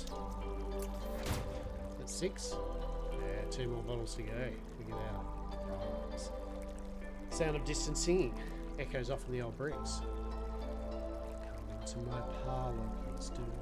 In a while all your cares will be through. There's no rent to pay because you'll be here to stay. Spend the night at my Coldwater Hotel. Delicious.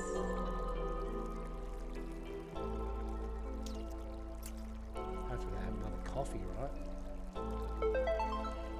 Medimoki, a gooey, colourful clump of healing nanites. Ooh.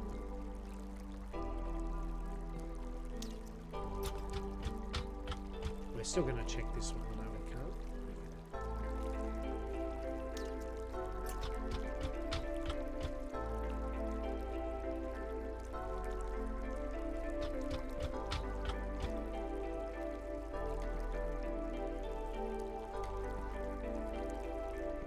So more puzzle-aronies. Okay. We'll go right because yeah.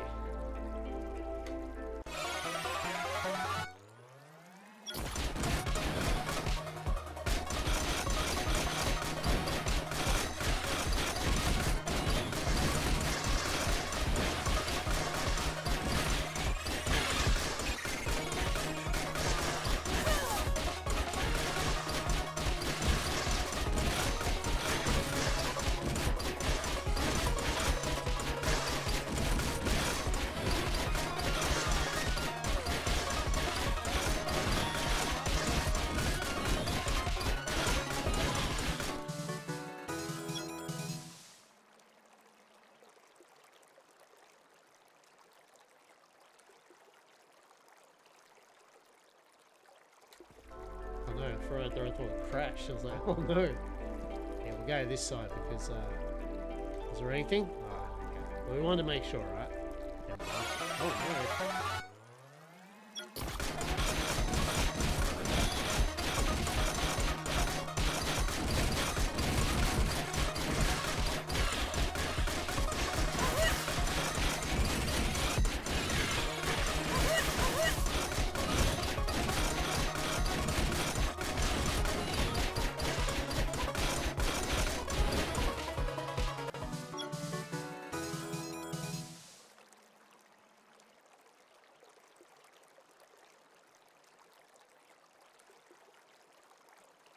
Do, do, do, do, do.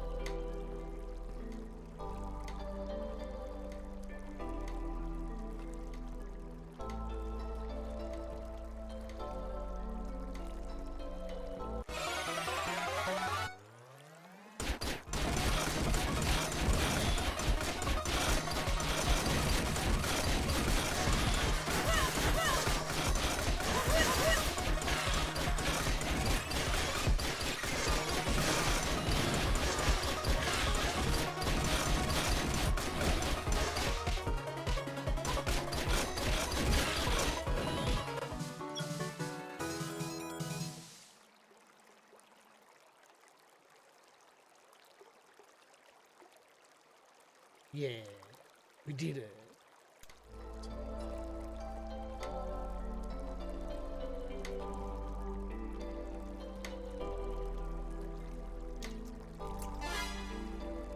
Still solving all your problems with buttons and ladders. Sprungly, I just need something to hold this button down. Can you step aside? If you're the new beat cop of this neighborhood, you ought to be kinder to the people that live here. I'm not a beat cop. I'm passing through to Buster HQ. Well then, take a moment to summon your courage and then get back to me. I got conditions.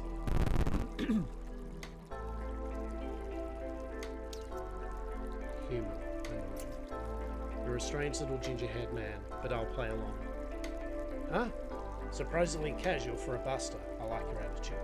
It's a real shame one of us has to die.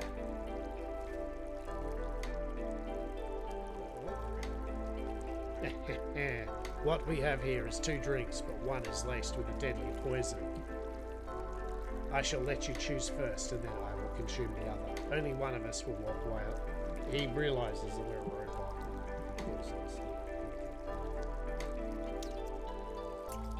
Scrungly, what exactly did you poison these drinks with? Don't you worry about that. It's a very potent toxin. I made it myself. I'm going to need you to expand on that. Did you make this out of something, or... I made it myself. It came from my body. Oh, is it piss? Scrungly. Yeah, oh no. Scrungly's pissed in it. Oh, Scrungly. 2 glasses containing a dark, mysterious liquid. There does not seem to be a discernible difference. Inspect all you want, copper. You'll never spot the difference.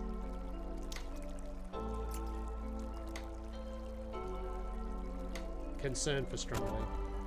Scrungly, even if I chose correctly, I don't want you drinking poison. What do you care about some bum? I just don't want you to hurt yourself. Also, I'm an android, and poison has no effect on me anyway. That is how robots work, ain't it?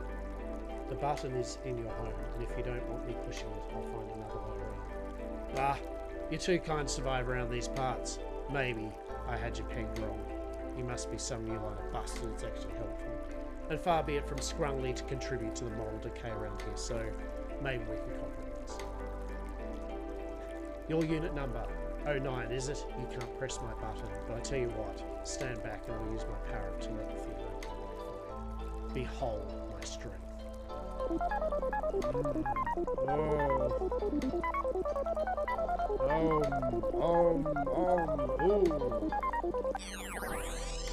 Oh shit. Oh, sorry. I didn't tell you I had superpowers. Never can be sure who you can share that kind of thing with. Thanks. Your secret is safe with me. And thank you for allowing me to pass. Stay safe, Scrungly.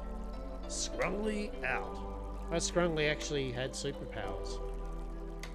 Huh. Go figure.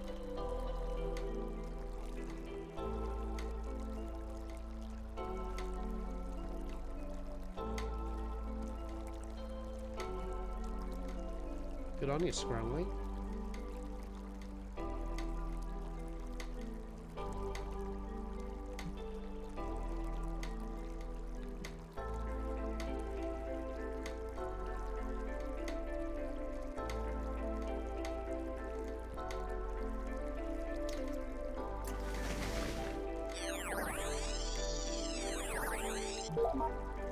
Okay, so there's that one.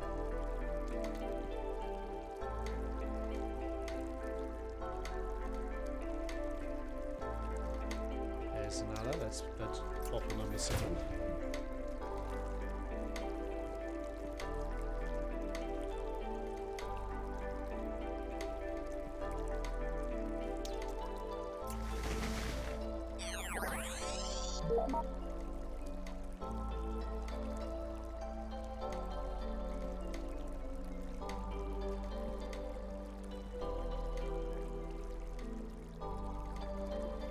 Scrungly, I know that's you back there.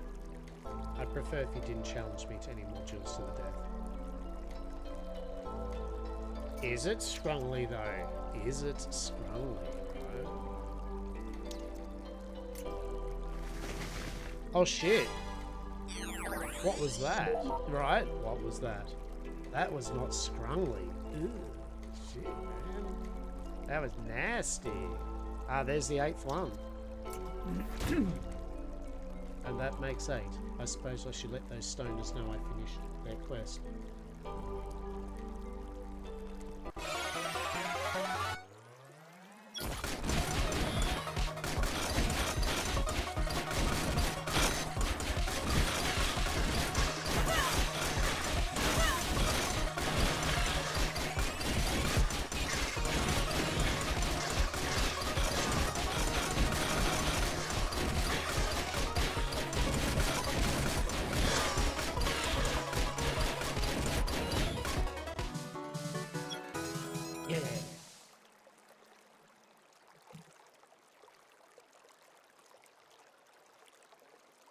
Yeah, I thoroughly enjoy this. Is this on a wish list? Yeah, hell yeah. This will show my support. Yeah, it's good. I'll happily have this in my collection. Just nostalgic, yeah, modern, like tick, tick, tick. Good stuff. Good stuff.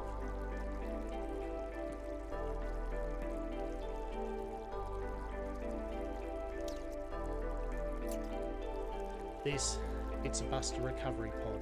Busters recharge and run routine maintenance of these. This looks very haphazardly set up, but functional.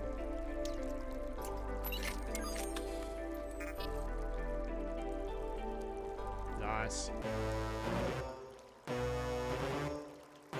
Alright, I'm officially sick of you dogging me. I just have questions for you, that's all.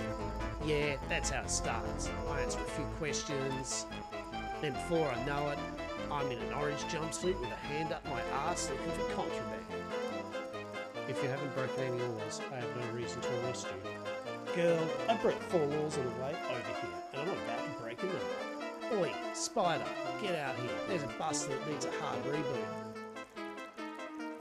Well, you're really gonna get it when my boss Spider shows up. Hard as nails he is. He's part of ARC, and the Spider is his code name. Badass, innit? ARC's the most ruthless crime syndicate in the city, so you better start quaking in your little boots. Spider, hurry the fuck up! Oh shit, that was him. He's like a Muppet and a mutant, and I love it. I'm here for whatever's going on. Hey, Rat, what can I do for you? Need a pillow? Room service? I got a little problem I need you to take care of. Can you smash this buster up for me, please? Oh, jeez, Mr. Rat, I don't want to fight my buster. What? You're a killing machine. This place is littered with the corpses of your victims. What? I don't kill nobody. I just take these bodies and I hide the bodies. I only store them here in the hotel till I can properly dispose of them. So wait, he called you the Rat. Are you also a member of ARC? Hell yeah, I am. You pick a fight with one of us, you pick a fight with all of us. About that, Miss Rat. Shut your spider hole. Don't tell her anything about me. Yes, no. What about that creepy song you always sing? It's scary as hell. That's from some old cartoon. I like cartoons. Damn it! Now what do I do? Wow. Hey Spider, I heard busters are full of drugs. They are? We definitely aren't. Yeah, Rat, that doesn't make any sense. Busters aren't full of drugs. Of course they are. Think about it. Busters are always confiscating drugs off crooks, but where do you think they put it all? They jam it all in between their wires and such. This one's probably up to her eyeballs in drugs. What kind of drugs are we talking about here? Your favourite kind? No way. I love drugs as much as I love cartoons. Oh no. Have fun with the dragon. Oh no. No, where's Lockbar's face? Drunk City, how are you today, Lockbar? How's the... how is the playback?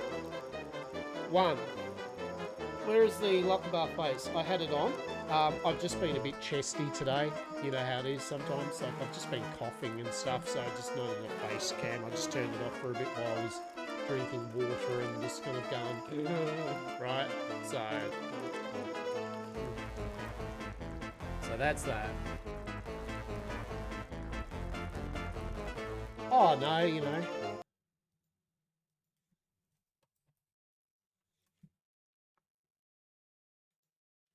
Hello. How are you? It doesn't last? Yeah, no, it's alright. You know how it is though, like sometimes, I don't know. I like my face coming there, but just sometimes when you're feeling a bit like shit and that, the last thing you're like, you're trying to look all animated and excited while meanwhile your chest is like seizing up and you're going, I need air, right? Like, so, yeah. Yeah, so I'll turn it back off in a moment. But I am well other than that. We're having fun, playing some demos. It is doing well. And I'm really enjoying this. Junk City, it's excellent. Almost old school LucasArts style point and click adventure with some retro arcade mini games in it. And this is on CRT mode, so it looks like old arcade machine or TV, right? I love it. And well, I'm at the ones watching. My mum's watching a TV series we watched together. Beautiful. What are you watching? What are you watching? Ta-da! Oh no. Looks like it's time to give you the old ha-cha-cha. Oh shit. Boss fight.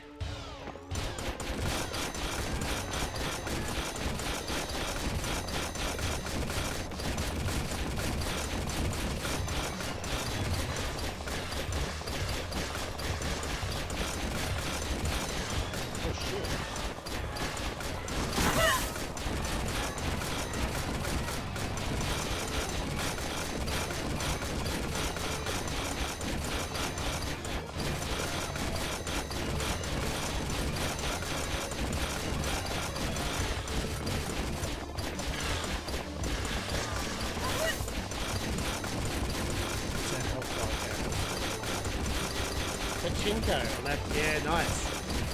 I haven't watched it, but yeah, good. I'm glad you're enjoying yourself.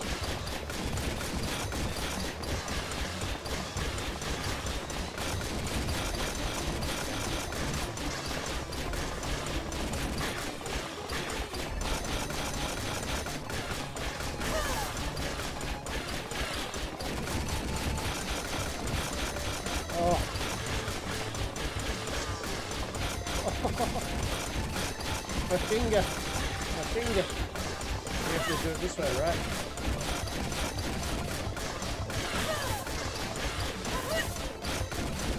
We got this.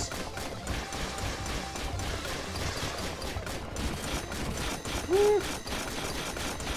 Come on, we got this. Come on, go. Woo!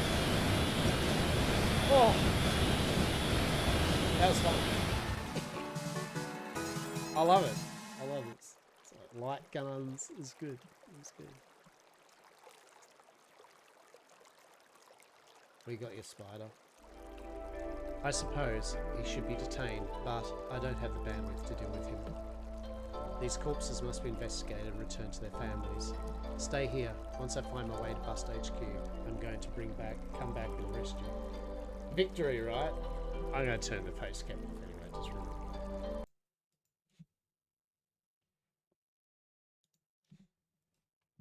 You still get my dulcet tones, alright?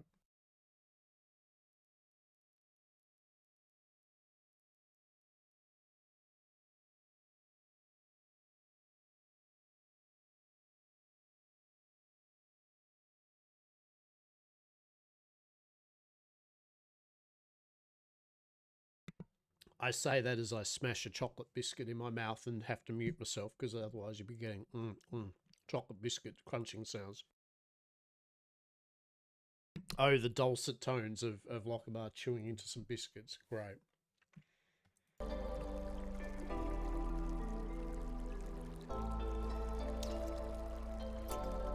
You did a real number on him, but it appears he's barely clinging to consciousness. Apologies for the sound thrashing, but I have a lot on my plate right now. The spider drills ink inherently. You choose to interpret this as polite compliance.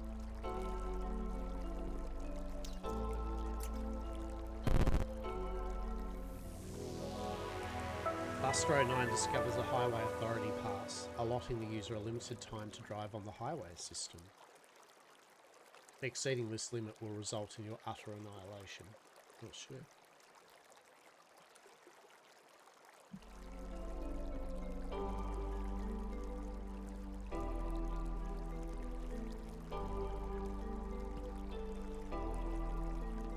Now, I'm going to go this way because of the side quest, right? Oh, what's this? Yeah. We'll hand in the side quest first, right? A bottle of industrial strength cleaning solution, possibly for a car. Interesting. Cleaning solution. We're going to need to combine it with a rag to use it.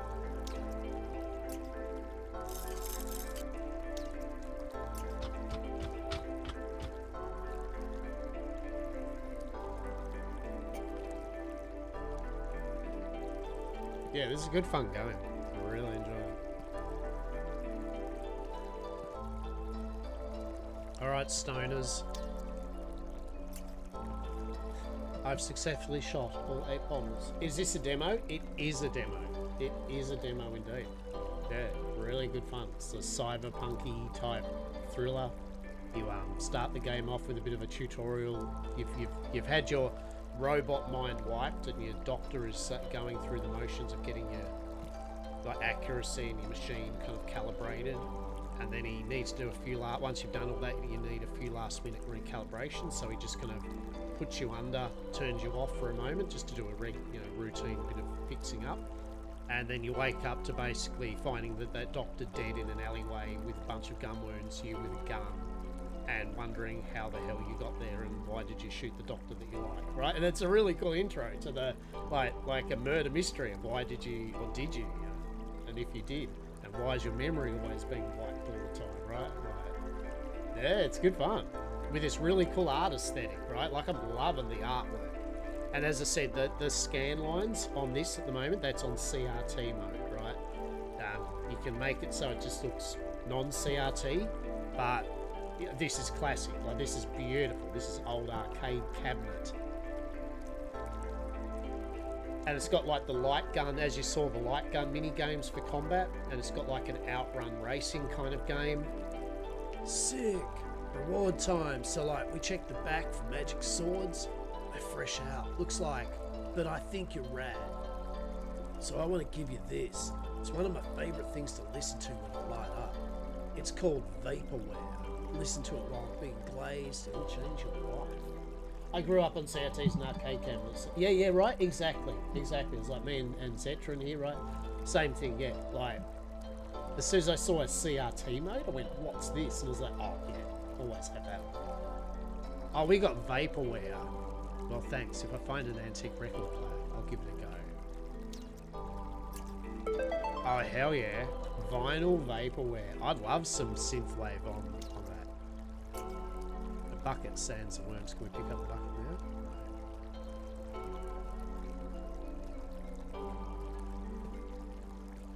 What about this guy? Maybe he would like some synthwave. Can't use that here.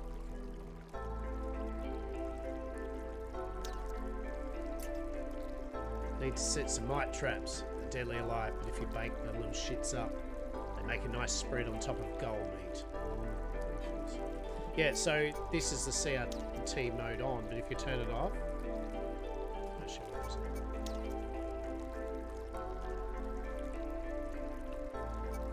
yeah, so that's without so without CRT mode, it makes it more pixel artwork, right? So without CRT, it's pixel art. And then, yeah, CRT just gives it that arcade game cabinet. That is so good. I love the CRT mode.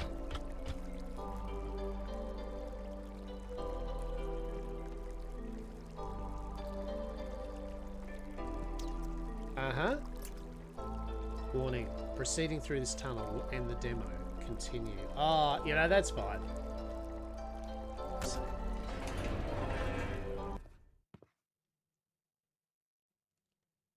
Oh, what's that? Is this the people that made the game or something? Hey, have you seen a rat come this way? Jasper. Depends. What do you think of my mural? I love it. You like it? I was worried it was a bit pretentious. What do you think it represents? Addiction. Desires. Addiction. Everyone is trying to fill the void with something. Drugs, social media, art. You'd be surprised at the things you can become addicted to. Things that keep you alive. Can become a vice. A human that can't stop eating. A robot that won't unplug from its socket. Even stealing keeps a lot of people alive down here. But for some, it's a compulsion. Coffee, video games, love. It's wild to imagine having your life destroyed by simple pleasures. The rat woman you're looking for came through here. The Coin Rust district is past this tunnel. Grimy place, full of crooks. That being said, I'm embarrassed to admit it, and I love my little neighbourhood, grime, crooks and all. Very few people do bad things because they want to. It's because they feel they have to. Look past the monster and find the good soul inside. Like peeling back ugly linoleum paneling to reveal glossy hardwood floors. Well, anyway, if you plan on sticking around, I hope you learn to love it the way I do. Later, Tater. Amazing. That is actually pretty cool. Pills. Addicted to electricity. So addicted to kind of fame or something. Yeah, that's actually addicted to coffee, addicted to life. That's actually pretty cool, a mural. There we go. That was the demo. Meanwhile, in your wake, the Buster Corp receives a tip that the spider has been defeated.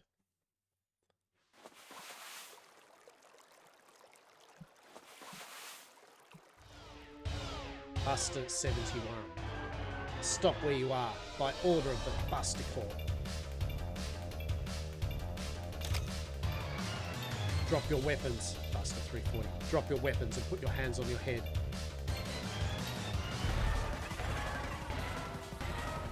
Resistance will be met with lethal force. This is your final chance to surrender.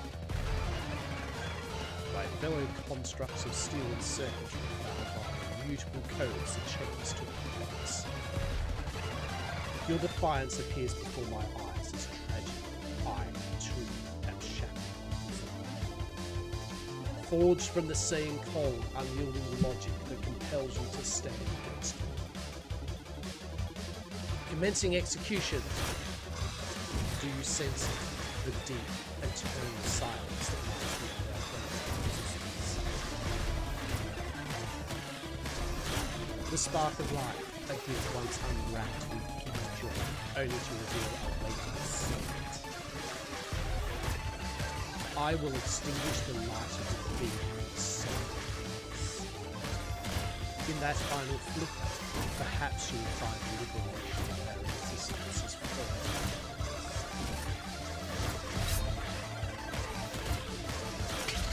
Oh shit, cyber side. God damn. There's other robots behind him. We're like, anyway, I'm just gonna keep carrying the body. Yeah, Jim. Yeah. Okay, Rob.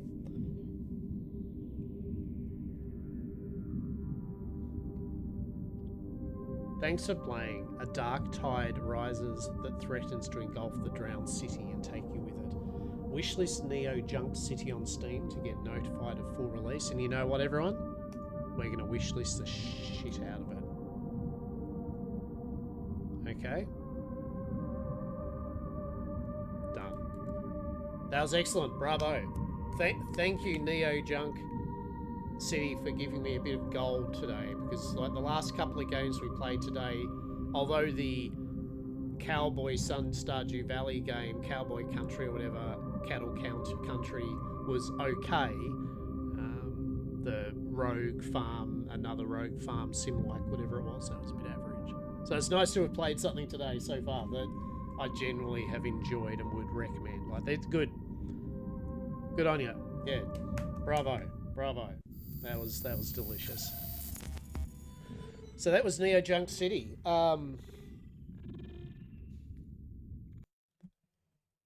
Yeah. So like brilliant. It's got that point and click old school adventure game, as I said, LucasArts. Back in the day, Siberia, just all the point and click adventure, Day of the Tentacle, you know, all that. It's got that point and click adventure mixed with a couple of mini games from like arcade games, like as I said, an outrun racing type game, light gun kind of shooting thing as its combat, mixed with a cyberpunk dystopia world with pixel art, CRT mode. Chef's kiss, right? And I was actually engaged with the story. Like I generally was intrigued about the game world. What a cool demo that was enough to whet the palate, to know whether you like it, and to make, and that little ending bit, right? Like, say, good on you. Yeah, good stuff. I look forward to that. So that was Neo Junk City. Hell yeah, on the Steam Next Fest. You can pick up a demo yourself. Yeah, that good shit, right? Hell yeah. All right. What are we looking at? 2 o'clock. We still got a couple of games in us. But what?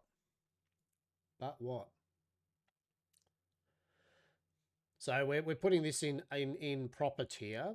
So like at the moment we've got like definitely. So we'll do it this way, right? So at the moment we've got it like this, right? Hear me out. We've got hell yes. We've got it's fine. Yeah, sure. You know, didn't blow me away, but it's fine. It's a game. And then we've got you know, like I certainly am not I didn't find anything of value out of it, but no, I did. Sorry, I do find things of value out of it, but yeah, not for me really. All right.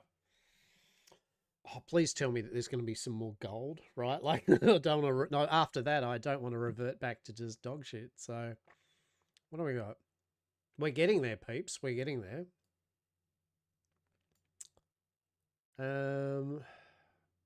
So kind of like we've got Animal Crossing style shit here, and animal kind of farmy type games. Weird stuff. Crystal Rail. I think that's kind of another. Breath's Edge.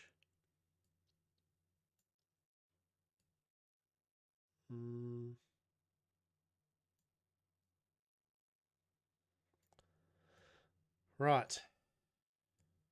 Okay. What do we reckon? Let's go Shamalani or whatever it is. Let's go Crystal Rail. Yeah? Let's go Crystal Rail. All right.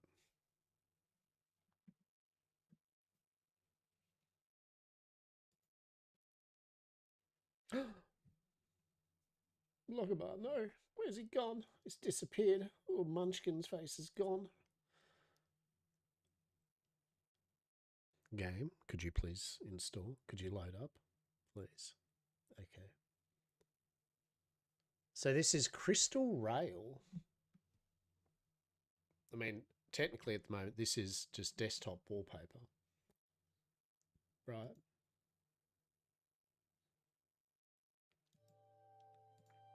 All right. Crystal Rail.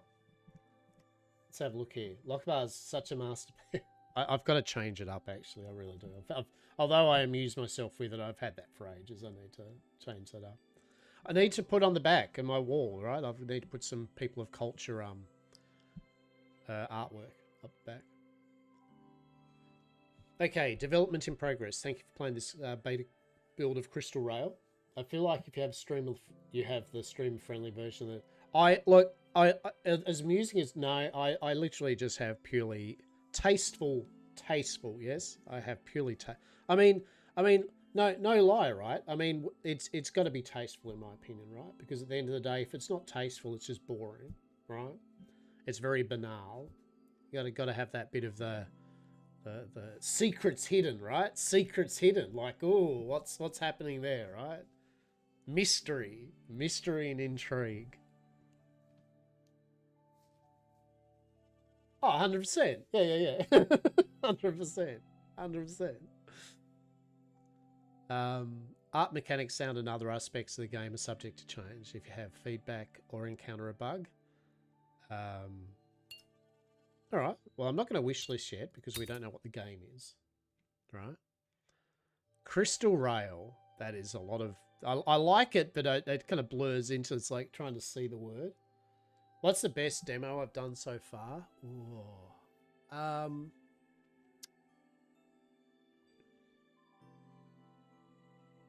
That's a good question. I did enjoy... Yeah. So the only problem is I'll quickly look... I was looking down my list of games I've installed, but I uninstalled some of the ones that I played. The Neo Junk City I enjoyed, just the one we had. I know I just said that, but that so far was been really good. I really was happy with that. Thoroughly enjoyed. I enjoyed Wild Growth, that healing simulator game. That was genuinely good, damn fun. Thoroughly enjoyed that. I enjoyed Cauldron. That was good. What else do we play? I should have kept the games installed so I could actually remember the names. But there was the Aloft like game that we first played. That was the Solar Farm or whatever it is, Solar game, yeah, Solar Ranch, whatever. That was fun. That was enjoyable. It wasn't the best or anything, but that was good fun. Yeah. There's been. I'm probably what I'm going to do is once Steam Fest is finished, yeah, I'm probably going to do like a little conversation about what I played through over the last X amount of sessions. You know, just go, all right, well, these are all the ones we played. You know, what are my hot takes on each of them pretty quickly? I'll probably just do a rundown of each one and go, look, you know, yeah, thoroughly enjoyed it. I was saying that, in saying that, hang on. We know exactly which ones I enjoyed, right? Because I wishlisted them. That's my point. If I like the game, I wishlisted, right? That was kind of the point. So Lost Skies, yeah, that's it. Oh no, that wasn't the one. Actually, yeah. All right, Neo Junk City, loved it, brilliant, 10 out of 10. Yeah, excellent. Lost Skies, I enjoyed, but I personally am rubbish at it with the grappling. And I mean, I don't think it's a 10 out of 10 or a 9 out of 10. I think it was a cool game that if you like building airships and grappling around like Spider-Man across islands, it was good. I did find out that I believe that's made by the same developers that did make Worlds Adrift. You know, the game that I was wondering why it felt so familiar. It's by the same people, you know, the game that they just stopped developing and burnt it into the ground, and then they've just done their new version of it. Yeah, that's why, because I believe it's the same company. They're just doing a new version of their old game that they didn't support. So, look, I'm not one to be all therefore, but you know, should I be supporting a game that's kind of like just kind of did a big to its original peeps? Well, you know, I've only wishlisted it because generally as a game, it was good. It was fun. If you're into grappling around, if you're not good at grappling, if you're not good at the airshipy part, honestly, no, it's not a good game. But I mean, that sounds like an obvious statement, but you know what I mean. Cast and Chill was just a game that Murica suggested. So Nice Day for Fishing. Yeah, look, that was that Viva La Dirt League pixel art game. It was fun, right? It was cool. If you like Viva La Dirt League and you like Balin and all that, it's good. If you don't, honestly, if it's cheap enough or it's free, it's fun. Yep. Raid Orctus. That was great fun. That was just a good little. That's a good idle clicker raid game. That was fun. I thoroughly enjoy it. So yes. Nitrogen Amiga. I did wishlist. It's very confusing. Needs a better tutorial and onboarding. It's maybe a bit busy artwork style, but the idea was good of a Persona mixed with BattleTech game. That actually was pretty good. So I like the idea of Nitrogens. That was good. Wild Growth. Yeah, yet again, that was excellent. Had great fun. That was just good clicky fun. Bathhouse Creatures. So, I mean, it's Diner Dash, but with animals, right? And it really isn't much extra on that. Like, it's not like they've made a really cool new versions of Diner Dash. It really is just someone went, I like Diner Dash, but I like funny animals. I'm going to make a funny animal Diner Dash game in a bathhouse, right? I mean, some of these are wishlisted just because I wanted to show support, not that really I'm probably going to get them. You know, I just want to see if they finish through with them. Cauldron, yeah, loved it. Great fun, weird, mini game, idle, clicker game. Excellent. Good fun. Just good fun. Love the aesthetics, love the artwork. Yeah. Solar Punk, yeah, so that was the one we were talking about, right? Yeah, Solar Punk I did enjoy. And that is a cozy airship game. So yeah, Solar Punk definitely was good. Oh, you shit, yeah, Goblin Cleanup. Right? Goblin Cleanup. Yeah, 10 out of 10. Loved it. Brilliant. Yay, we want Goblin Cleanup to succeed. Goblin Cleanup was great fun. Running around as a goblin, cleaning up a Overlord's dungeon that's just had adventurers come through and kill themselves. You've got to reset the dungeon ready for the next bunch of adventurers to hopefully kill themselves. And not get killed in the process of all the traps and shit yourself. Loved it. Mwah, chef's kiss. Tinkerlands, that was... I played it for a bit longer than I thought. That was just the kind of top-down Terraria game. It was fun, but nothing amazing. But it was fun. It was a solid 6 out of 10 type game. I'm interested to see how they go. The boss fighty bit was kind of fun. So, yeah, it was fine. Rail Gods of Hysteria. I thoroughly enjoyed that. That was good fun. That was the Lovecraftian one where you run a train and you're going stopping off at train stations and the old gods have taken over the world and you're just surviving and there's all settlements of people just surviving. That was actually really good fun. Had its little bits and odds, but that was a good 7 out of 10 game that I'm definitely looking forward to seeing progress on. I think these are games that I have just... Yeah, so that's it so far that we've tried. Yeah. Let's have a look at this. Okay, straight into it. Select a conductor. Tarpan. Right into it, are we? We don't even know what's going on with the game. Very useful. I'm going to take a good look at Goblin... Oh, mate, Goblin Cleanup was just good fun. It was just really good fun, right? So what's this? Select conductor. Tarpan. Stolen companion gain 1 favor each turn. To the Tarpan, no hoof is too big and no favor too small. Prospects of success? High. The Greasefish. Technological recluse. Train cars cost 1 less. Okay. We're little, but together we are strong. Piloir. Multi-Udius Surf. Double train car capacity. Predictive rumour mongering. Gain 2 foresight each turn. Lovely. Tactful trendsetter. Gain rep for changing car carts. Let's get it together. Half salaries recruited I'll members. take you under my wing. Choose 1 station to visit each night. This shall be a profitable venture. The mower. 25. I don't know what any of these things mean. We walk a dark path. Oh shit, what are you? Fancy Fox. Underworld Connections. Double contraband exchange rate. Oh my goodness. Let's mosey. Alright, which is my Prospects inner of success. furry? We're little. Lovely. Let's get it together. I'll take you under my wing. This shall be. I mean, I guess Fox, right? The contraband Fox. Sure, let's go.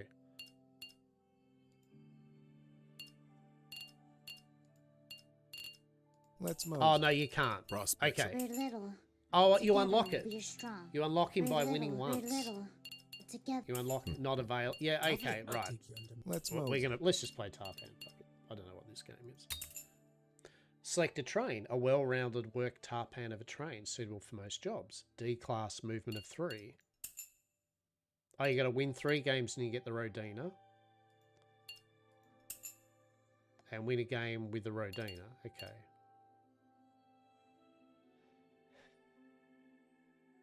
Higher class engines are more powerful, but also more difficult to upgrade. Okay. I'm leaving the farm, pal. I won't let you down. Look, this is cool, but it's kind of just thrown you into the deep end. It's like, what is this game even, right? Like, what's going on? Like, I believe it's like a board game, right? I believe it's like a board game. Deliver commodities to gain capital. Highest capital on turn 10 A lot wins. of them newfangled trains around these days. Heck, we're one of them. Okay. What do we... So, what does it do? It goes me... Train teams. There are currently 7 teams in the running. Your team, player, with a score of 0, is currently in 7th. Every 3 turns a revolution, will eliminate the teams in the lowest place until only one remains. You are currently in danger of elimination when your next revolution occurs at turn 4. Sure. Sure, game. Morning. Turn 1. Buy train cars. To make deliveries and gain capital, buy train cars that carry commodities. Drag a train car behind your train to buy it.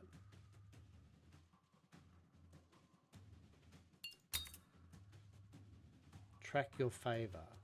Buying a train costs 1 favour. Passenger capacity. Amount of passengers a train can carry. His ability, or their ability, is they gain a favour every turn. Called in a couple favors. Should be good for a train car too, right? Okay, so we've got, what have we got happening here then? All right, so we got 6,000. The weight of the train can pull without becoming encumbered. If your weight exceeds your limit, your movement reduces. Okay. Just drag one of them cars behind our engine. No wrong answers, I mean, I'm sure there is a wrong answer. Settle down, Tarpan. So a lounge car. For each passenger carrying car plus 5% reputation. Passenger car, no additional effects. Double decker, no additional effects. Capacity 3, capacity 2 and 1. So if we go maybe a lounge car, so how much does that cost us? Oh, that's a beaut. Want to rustle up another or trot on out? So we got 250 weight of 6k. Well, I do. I want to get a passenger car, and that should give us 5% rep for each passenger car. Full up. Time to get a move on. Okay. All right.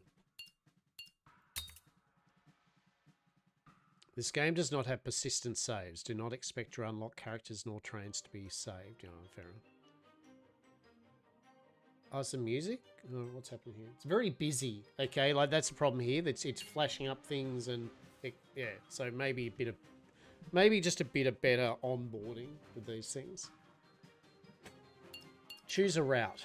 You click on a route, then click depart. Click to reverse the train's direction. Your train continues until it's out of movement.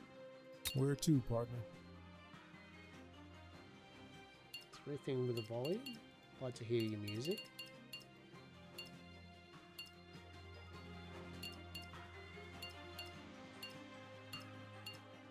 Could head north into the mountains. Can I be honest? Don't sit there and do audio can stay bites every simple. 3 seconds when I'm trying to think. Anyone will do, I'm sure. All right. So a couple of things here, right? One, for me anyway, the icons are very dark, right? Like it's kind of they're blending into the background. If that makes sense. I mean, aesthetically, I guess it's a vibe, but just as a player playing the game, it's kind of like, okay, green on there, yellow to yellow, blue on blue. I mean, I get it, right? I get the color to color. So we got 3. So what's this mean even?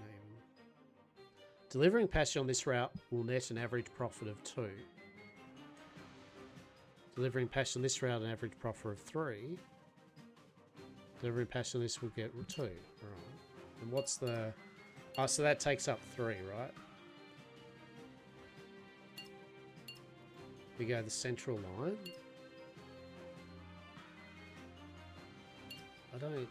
I'll be honest, I don't understand what's going on here.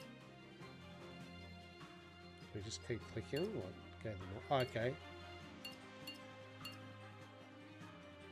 Grease fish. Gain reputation for weight. At night, upgrade the train. On daytime, double the next ability. Visit any station.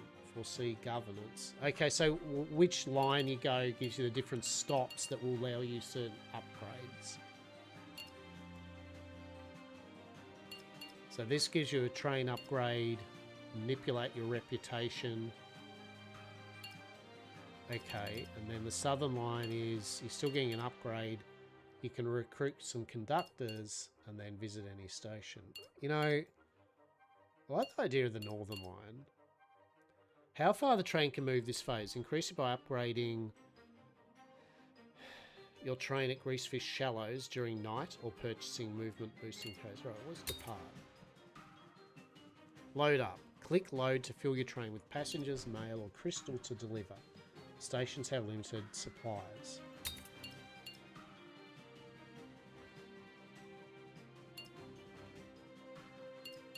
Load. Passenger.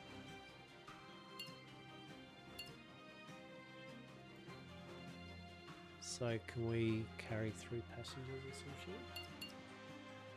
Favours used by train cars now. You regain favour at the end of each day. Yeah. So that's the passenger slots. Yeah, so we can carry. Oh shit! Yeah. I've because I'm playing all these demos all the time, mate. I'm constantly having to forget that. I thank you for that. Appreciate it. Was it Crystal Rail? Was it Crystal Rail? Yeah. Thank you. Yeah, appreciate it. Alright, so yeah, so that's the passenger slots you've got. So we've loaded up our passengers. 3 of 3, so depart. After you act, an opponent team's act. Okay, so they choose which route they're going to go, what they're picking up, etc. Okay. So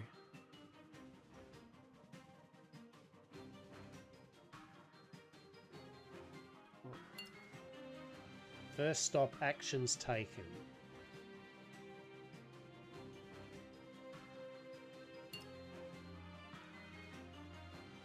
Deliver. Click unload to deliver your commodities and gain capital. You can unload or unload, but not both.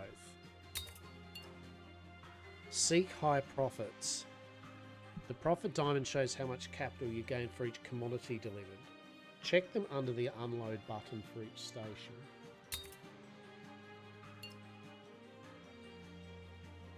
So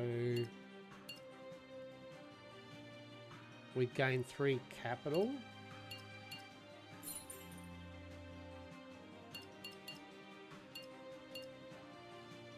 And then we can't pick up any more though. Is that right? Is that what I was trying to say?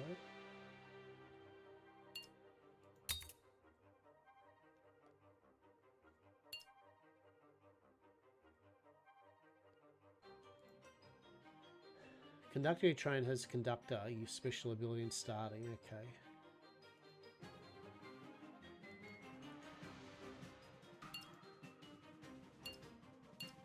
Or a slope, okay.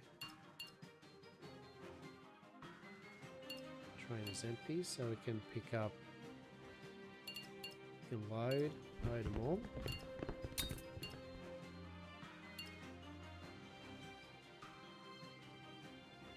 Horrocks Crossing, okay, so transfer, so we'll unload everyone.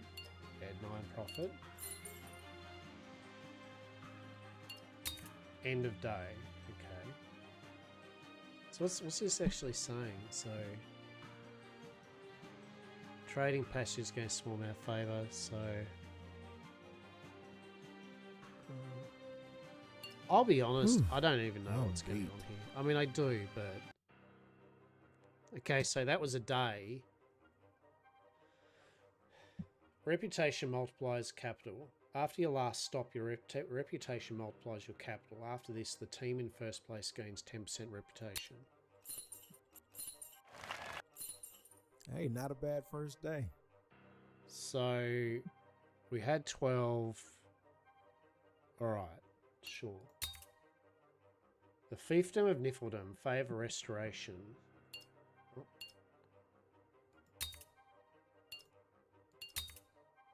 Okay. I feel and this is just a general statement here, I feel this would be a cool board game. And I know, right? It's like, well, dude, it's a board game. I get it. But for me, a lot of these board games that are computer games, although I respect them, I kind of a lot of time just go, I'd rather play this as a board game, right? It would make more sense to me having the board out with little trains and a deck of cards, and coins, Right, so you can visit stations at night. Every station has unique abilities. Try visiting the Green Doggo one. Okay. Use your favors. You mind if we stop by home? Just for a bit. My mom serves soup to the needy each night. And if we lend a hoot today, somebody gonna be real thankful tomorrow. Okay, so we can aid the community or beg for favor. So we'll aid the community.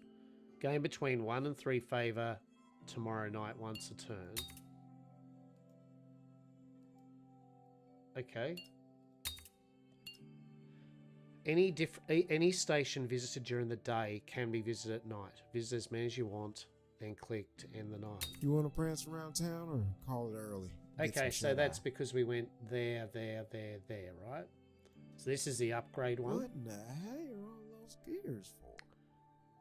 So we can increase the maximum movement of the train. We can add 1,000 weight. I'm gonna increase the movement.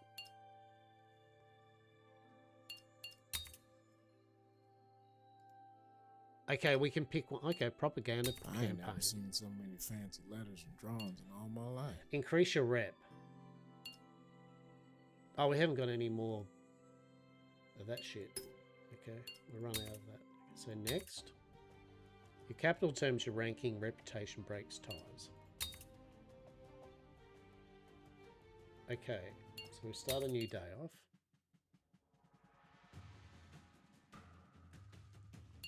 Right, luckily he gained us 1 favour, because otherwise we would have had no favour. Right, what do we got? So we got the passenger car. Anti-grav dryzine. Adjacent cars weigh half as much. Double decker, no additional effects. Tender. +2 movement, -1 for each car in front. Okay. Can we move it? Oh, you can, no?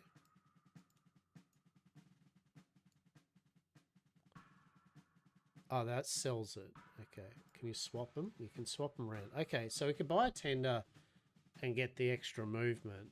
And that'd be 2,250 weight left. Or we could go chonk and just get a double decker, right, to get big passenger energy. Oh, no, okay, we're encumbered. Sell your train cars to lighten the load and regain 1 favour. Drag to the lower left. Whoa, she's a heavy one, all right. Think we should toss a train car or lighten her up? Well, hang on. For each passenger card, get 5. Okay. Fine, whatever. Oh, we're 4,750 for. Oh, we've only got 1,250 weight, right? So. Oh, adjacent cars weigh half as much, so. Oh, all right. Hang on. So if we buy this and put it in here, that'll now be 1,250, and that'll be. Is that right? Adjacent cars weigh half as much. Yeah. 654 3125 3125. We've run out of the currency, so that's right. So we can now carry 4.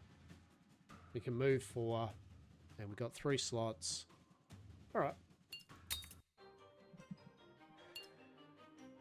Okay, what's the delivery we want to go? So, That express route.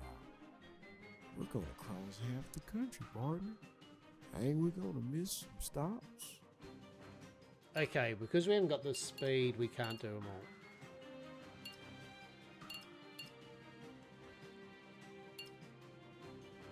We just do the central line again.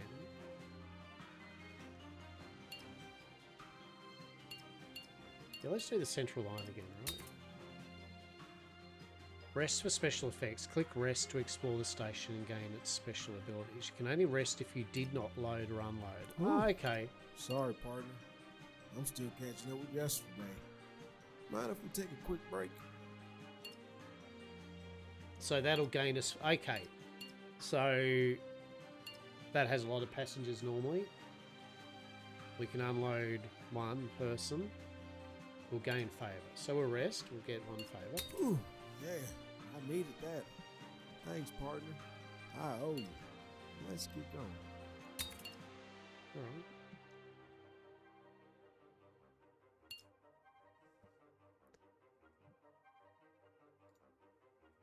Right, so we're going to want to load... Yeah, we want to gain reputation for train weight. Interesting. What? No, let's load up. We need some passengers, right? Oh shit, hang on. Load.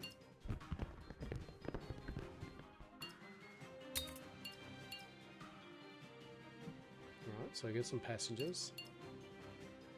So if we rest, we'll double our next rest ability. Interesting. Why don't we do that, right?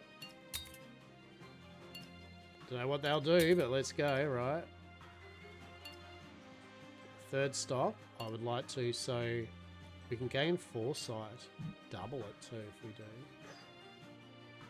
Yeah, let's do that. Spend foresight to reveal and re-roll outcomes. If you see, click it to spend foresight. Sure.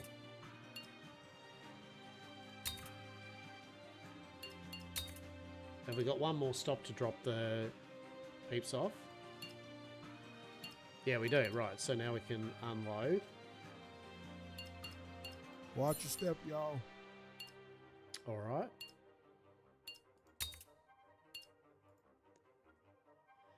Last stop. All right, now it's sunset. How do we go for that day? We got 3. That's an honest day's work. It wasn't on. Damn. All right, 1933.71. We've got to do some work the next day. So the fiefdom we can restore. All right.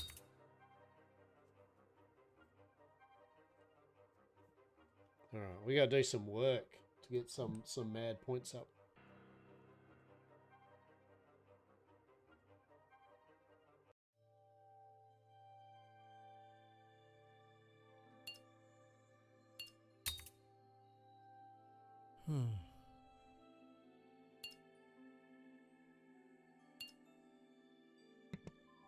I'm thinking we might go some more weight. Oh, higher class engines, yeah.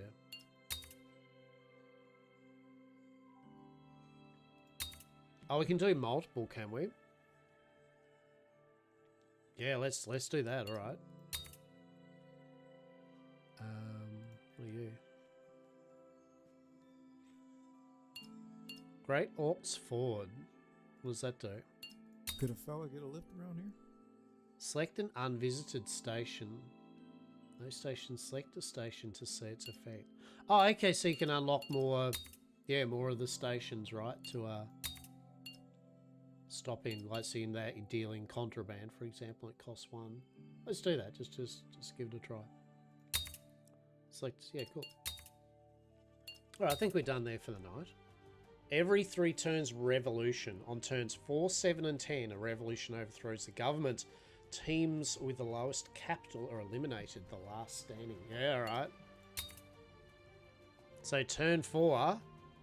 Ooh. Alright, looks like Crystal Brailleworks Group are going to get wrecked. Okay.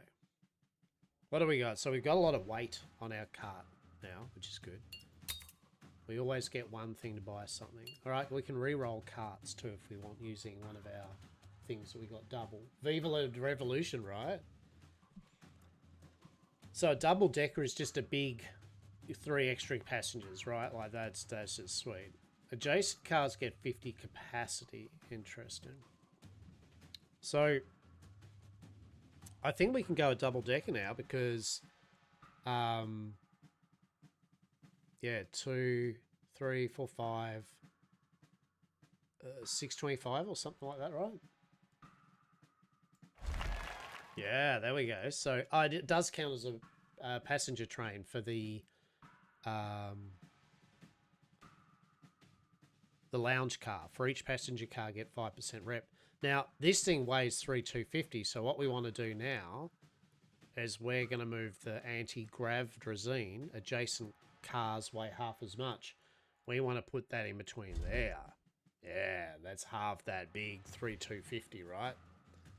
So that should be good. So what do we got still? 5, 6, 7. We've got 2,375. 2,375 of cart to go.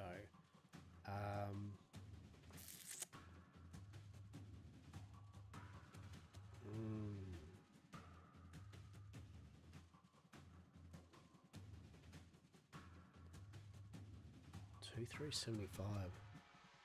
We could put the crew car in and adjacent cars get 50% capacity.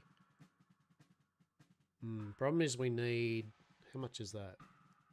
Yeah, I think we can do this. If we put that on here... 6... So that's 1,225.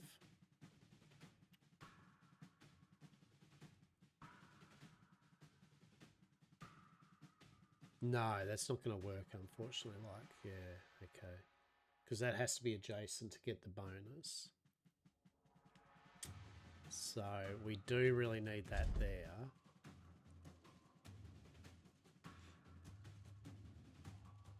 What's that? 1,250.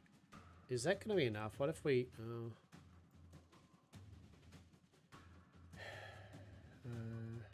we get the passenger car up here.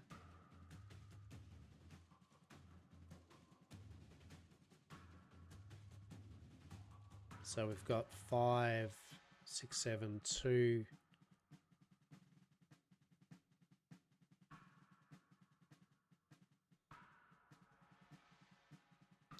Yeah. So 2,250. Now we can put the crew car in here.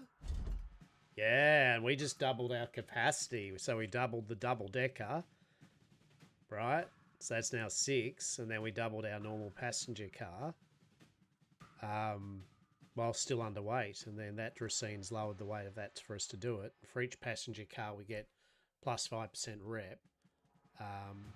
So yeah, all right, well, let's see how this one goes, right? Hell yeah. Yeah, all right. I mean, look, real talk here. The game needs a better onboarding, like I've said a few of these games. It threw us into the deep end, and honestly, I was a bit like, what's even going on? Now, with a clean tutorial of going over the moves and a bit better of the less clutter, I think right off the bat you would understand what's going on here. But at the moment, I'm getting it now, right? Like, we're just basically mixing and matching the trains to maximise potential passengers and bonuses and all that. Then you're stopping at the different locations that will allow you to gain game abilities and also to make the capital from selling resources and loading and unloading passengers. Yeah, look, it's good, and you've got X amount of turns to do it. So yeah, look, it makes sense as I'm playing it now, but at first it doesn't, right? And yeah. So that's like what, +2 movement.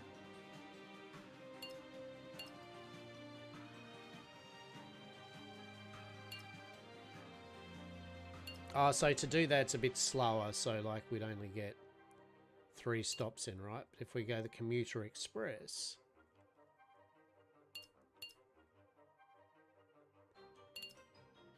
we do get moves. Interesting. You'll not stop this station or have access to it at night. Unless access is bought at Great Orcs Fjord. Okay, right. So probably that's of no real benefit because in essence we're still stopping at 1, 2, 3, right? The Southern Line, I mean, yeah, the Southern Line's good. Let's go to the Southern Line. So we can do 2, 4, 6, 8, 9. 2, 4, 6. I mean, that's 7, right? Rest is gain favour. You know, let's gain some favour to start with. Then when we stop here, yeah, that was a bit of a gambit because we didn't. It's a bit less passengers. Gain reputation for train weight. Well, we've got a lot of train weight, so yeah, 7% rep. You sure got a heck of a train. Dang if I know how it all works though. Yeah, so hefty train. Yeah, oh, we scored up. Thankfully, right? So basically, yeah, we can't actually, we won't be able to get all of them, but we'll be able to get a full complement of 9. Hell yeah. And then hopefully we can drop all these off. Yeah, right? So we can unload all of them. Yeah, 36 capital for that one, right? Big money, big money. Wait, could have accidentally stuffed that up. Unload Happy all. trails, y'all. Come on back anytime. Yeah, nice one. Alright, so they're doing passengers, they're doing the thing.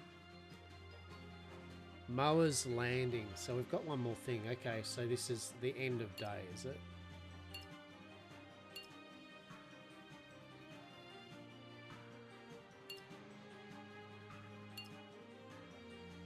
You are the last stop of the day. Alright, so we'll end the day. You can rest at this station. Where's the ability to rest? I mean, we can't. It's like we can't rest at this station, game. It won't let us. I'm just saying.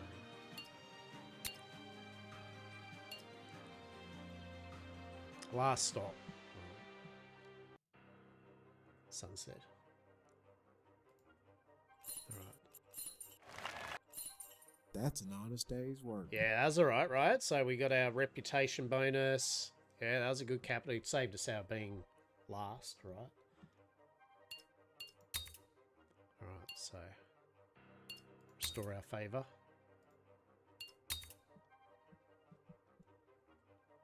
Yeah, this is pretty cool. Fun little board game. As I said, a bit busy and just needs better onboarding and tutorial to explain what the hell the game is. I would play this as a proper board game, an RL board game. Like this is, yeah. After this phase, a revolution will occur. Revolutions change your capital or reputation, then eliminate the poorest teams. Go to Aurochs Crossing and use foresight to foresee the next revolution. Something's going down tomorrow. Something's going down tonight. If only we could talk to those Aurochs.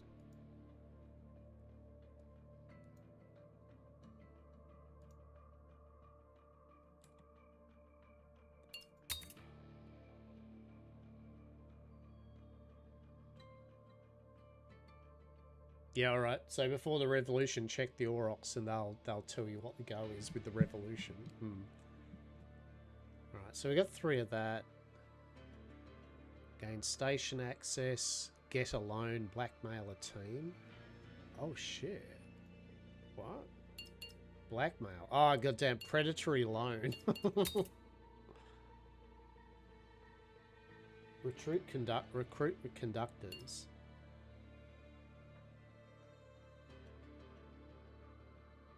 I don't know what that does. What does that do? Recruit conductors for salaries. Recruit new conductors to use their powers. Conductors demand salaries in the form of favour, foresight, capital, rep. Salaries are paid at the start of each turn. So even the colours are like board gamey, like very board light. They want you to know the different This thing. is one rowdy water. A lot of fine folk about. Okay, so you could recruit him, gain 2 foresight on a turn. Yeah. It's going to upgrade this ass train, right? Let's head back. It's got another early morning ahead. Alright. Okay. Do another turn. We'll do the revolution, right? I think that'll be enough to have played the game, to have got a snippet of it, right? The revolution, or monarchist revolution, or rappers reset at 100%. What in the hay just happened? Oh, the grand cohort. They bit the big one. They bit the big one. Kingdom of Niflheim is in power. New government in power. Revolutions change the government. Governments change the commodity prices, favour, the different trains, and more. Monarchist economy. This is cool, right? The delivery of royal proclamation bureaucracy prioritised. The movement of peasantry is discouraged. An exchange of crystal works is tolerated. Okay, so we want to go full bureaucracy now, right? Like, we want to get the hell out of doing passengers. Yeah. Give capital or rep or both as tribute to the king to receive favour. Oh, okay.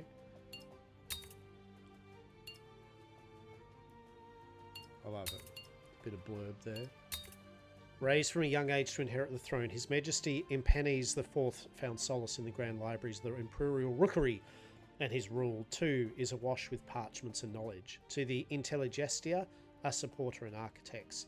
To the masses, as cold and aloof as the statues of his forefathers adorning the great Halt's fjord. I love it. I love the little game world. Alright.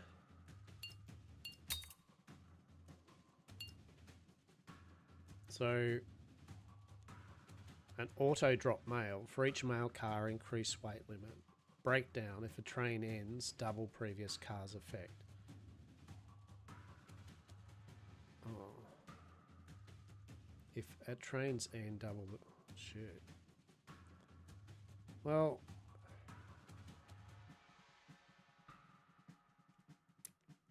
Two mail, none.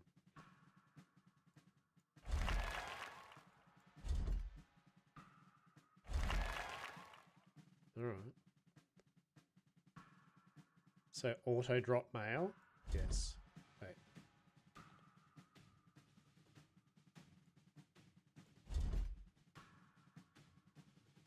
If at trains end, double previous car's effects. Let's re-roll. Passenger, crew car, mail car.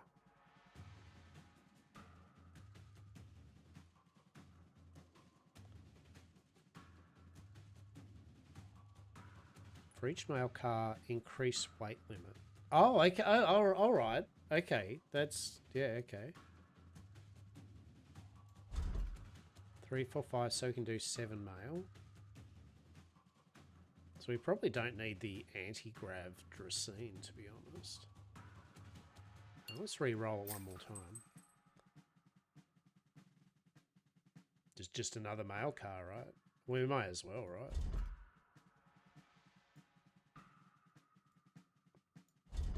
Yeah. God, we have a lot of a lot of free weight. Shit. For each passenger car plus 5 rep, well, we have none, so it's of use to us. +2 movement, -1 for each car in front of it. Well, actually, you know what? Let's just put that in front. There we go. +2 flat movement. Let's go. All right. What do we got today? So we've got the...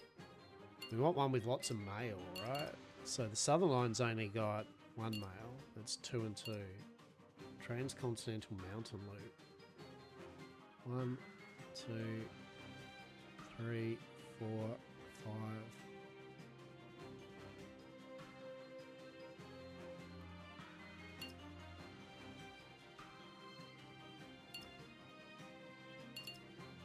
Sure. We're going to load mail. Who in the hay rides so damn much? I'll settle down, Tarpan. All right, we're on the go to deliver mail. All right. Double the next recipe? No, hell no. We're gonna unload our mail. Them letters make my head spin. All right, we're gonna load up more mail. Third stop. Double the next rest ability. No, we're going to unload our mail again. We're going for big. We're just going for dropping that mail, right? Pass. Another turn. Gain favour. Oh yeah. Last stop. Alright. Sunset.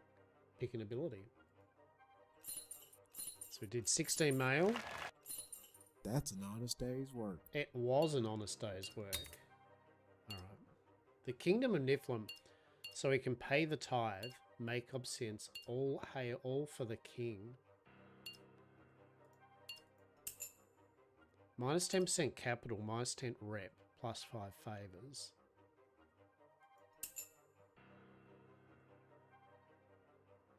Minus 10 rep, plus 2 favors. Minus 10 capital, we get 2 favors. Now, all for the king.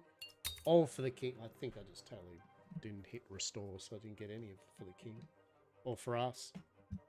Alas, I made a royal error.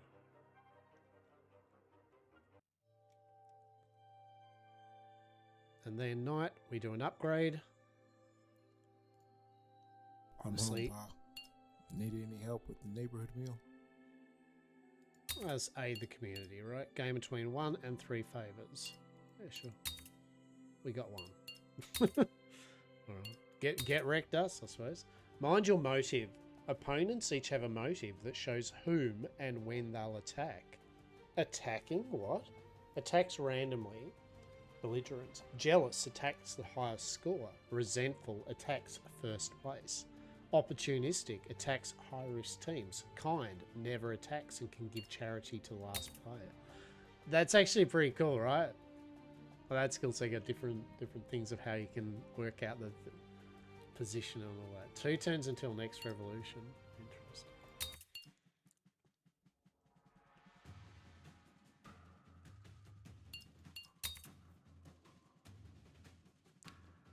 Double decker.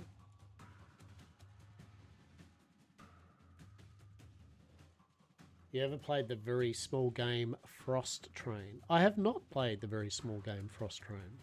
Let's have a look.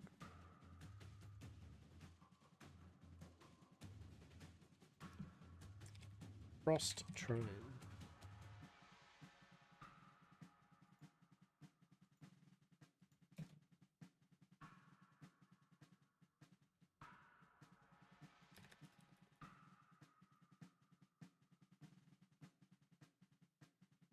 Okay, alright, we'll have a look at that.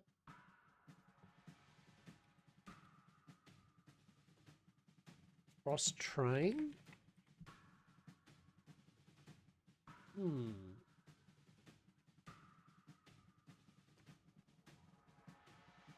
I can't see Frost Train. Do I get that right? Oh, hang on. Maybe it's hang on. I just spelled it wrong. It's all good. Frost Train. Okay. So. Be the last train conductor, roaming the apocalypse, expand strength and build. Yeah, cool. Alright, I will. Yeah, I'll have a look at that. Sure. I played the, was it the last train? Yeah. There you go. I've added it to my account. Yeah, I played the last train, which was pretty fun.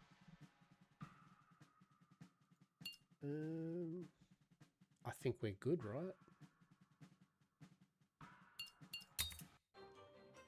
Yeah, 100%. Yeah, no, I will. No problem at all. Not a problem at all. All right. Look, honestly, Crystal Rail, right? What we're just playing. I don't think I really need to play through bloody another hour or 40 minutes of the whole rest of the turns, because I think we've seen enough of what the game is, right? Which is, it's a board game, computer game, board game, where you basically become animals leaders. There's some politics involved. You're trying to score points and not get cold. You pick and choose which train carts are going to most benefit the different routes that you're doing. In essence, you're trying to score points, right? That's in a nutshell. It's a board game of trains, of animal trains, that you're scoring points, and the winner is the person that didn't get cold and has the most points. Look, nice. The art I like. It's a bit much for me though, like, if that makes sense. Like, I get where they're going, but maybe it needs some borders around the icons or something, because at the moment it's just very, it blends into itself, right? Like, it's very busy, very, very busy.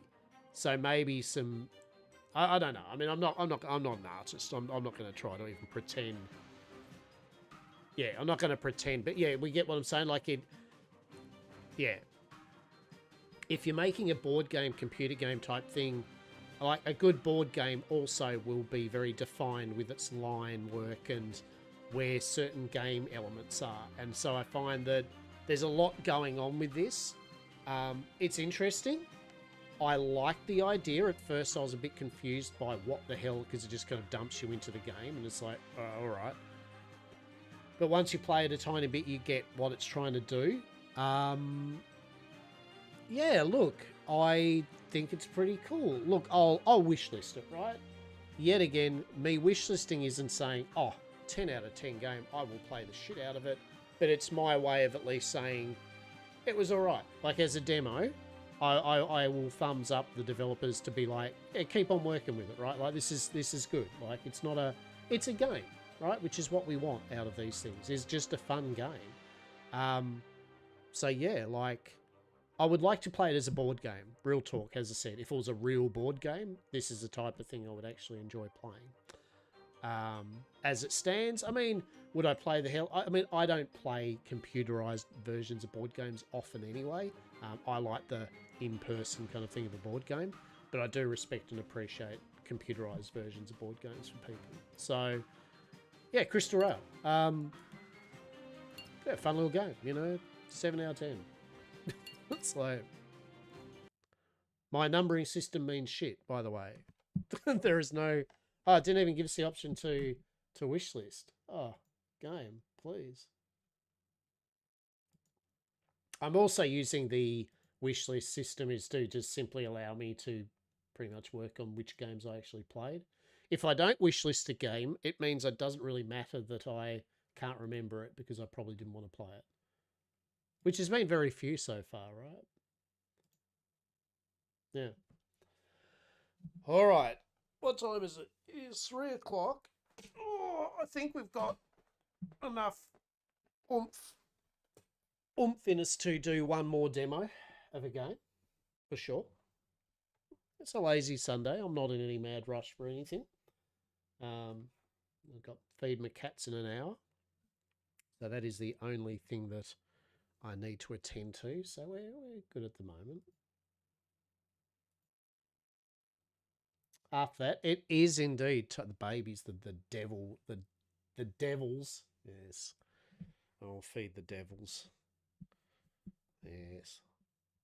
Will it be, champ? Oh, devil babies, right? Well, I don't know. So we've just played Crystal Rail. So we're going to put that in. Look, we'll put it in the middle of the row, right? Like that. That's like, hell yeah. That's like, yeah, it's fun. It's a good little game. Cool. It's fun. And that's like, couldn't give a toss. Don't care. Now we don't want to play anything that's too like Breath's Edge. I would love to play Breath's Edge, but I feel that's going to be an hour and a half type thing. You know, like I liked Breath's Edge. It's like a space Subnautica comedy. Yeah, I think we've got to save that for our next sesh earlier on. Like I'll probably start the stream off with that Breath's Edge too. Let's just have a look at a couple of maybe small little games, right? Let's have a look at, we might try Luck and Loot. Oh, Dust Raiders. Let's have a look at Dust Raiders. Mad Max turn-based RPG. Monday, Wednesday, Friday, the normal days. Yeah, so Monday, Wednesday, Fridays, my normal days. And then Sunday's my, you know, I do stream Sunday a fair bit. Yeah, exactly. I do stream a lot of Sundays. You darn future living person, right? Yeah, I do stream Sundays a fair bit, but I have Sunday just kind of as my flex day. You know, if I don't stream, it doesn't matter. You know what I mean? Like,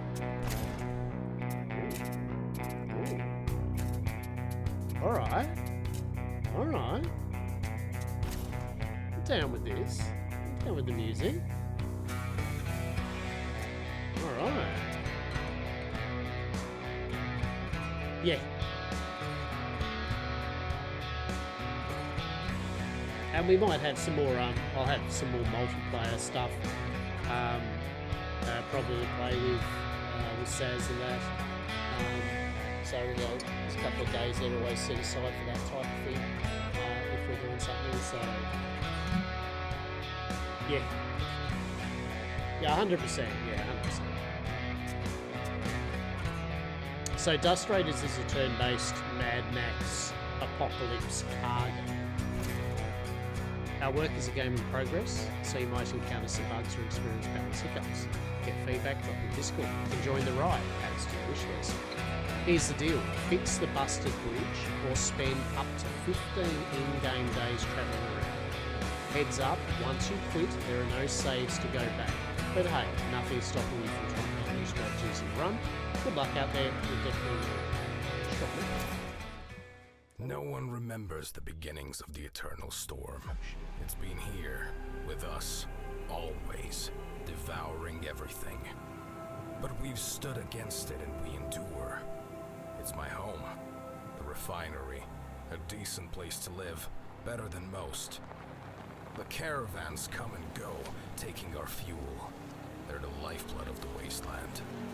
But with the riches comes danger. Hungry wolves from the wasteland, ever ready to take what's not theirs.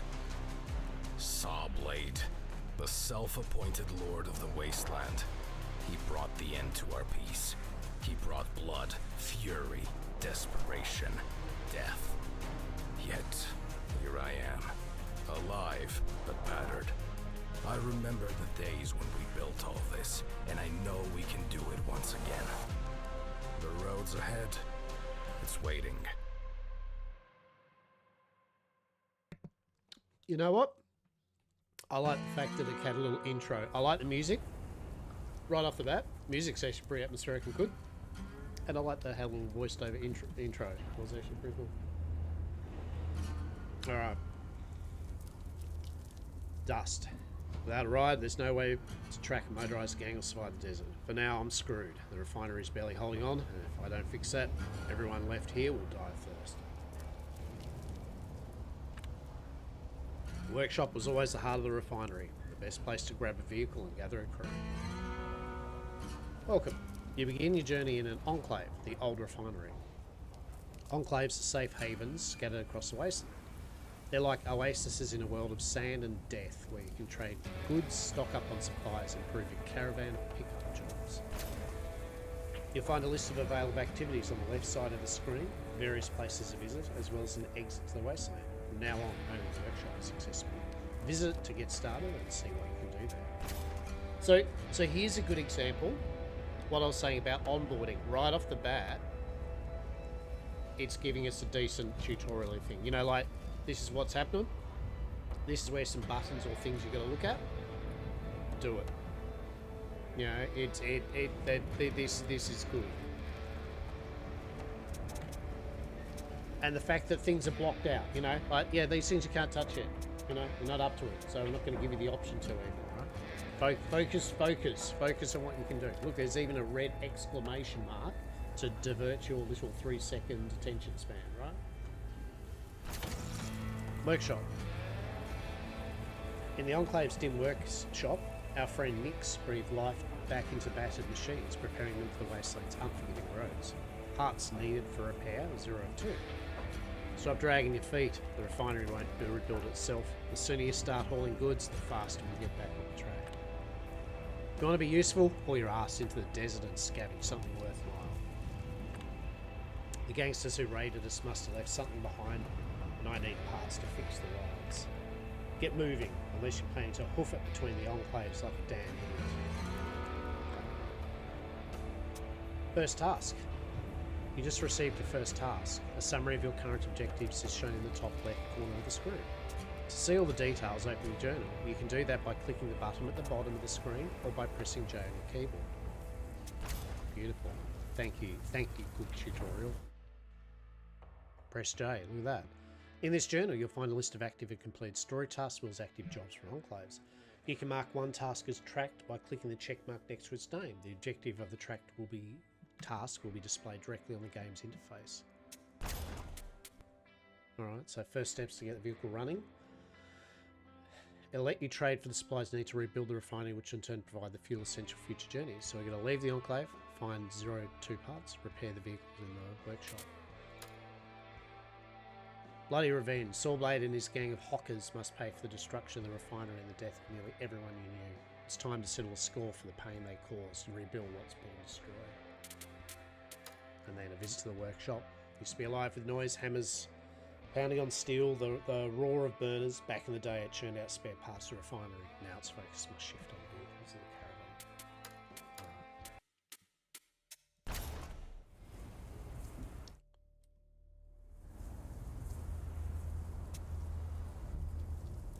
Let's leave the Enclave.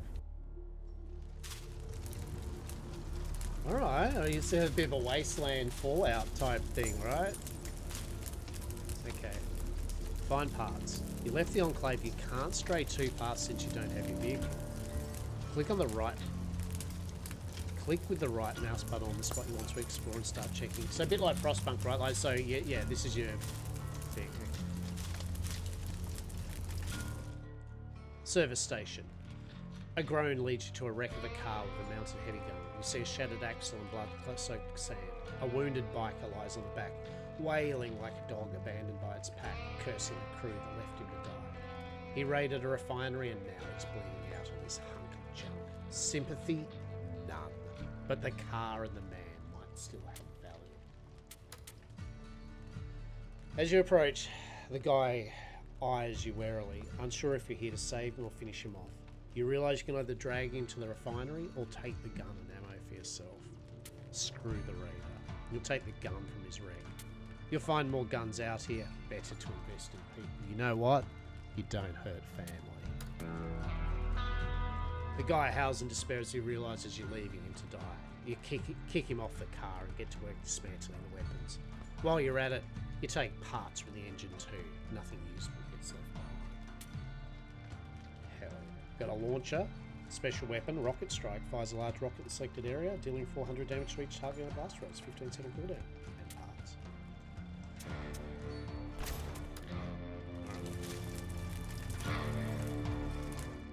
Buried wreck. You think it's another dune, but it's hiding a wreck. You dig, first with your hands, then with a piece of scrap metal. After hours of work, you uncover a tank. Not just some beat-up gang ride or delivery truck, but a full-on tank. That's why it's in still one piece. Back then, they knew how to build things. So we can keep digging even though there's a risk it's packed with unexploded ordnance. You leave the tank and scout for anything. A tank like this could turn the tides against Sawblade. There's no way you can make it move. Instead, you gut the beast for parts. Whoever was here before left a stash inside. Priceless supplies, no matter how old. So we got some wheat, we got some parts. So we got the 2 parts. Alright.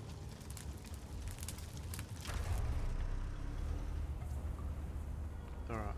Repair the vehicle in the workshop. Let's go. There we go.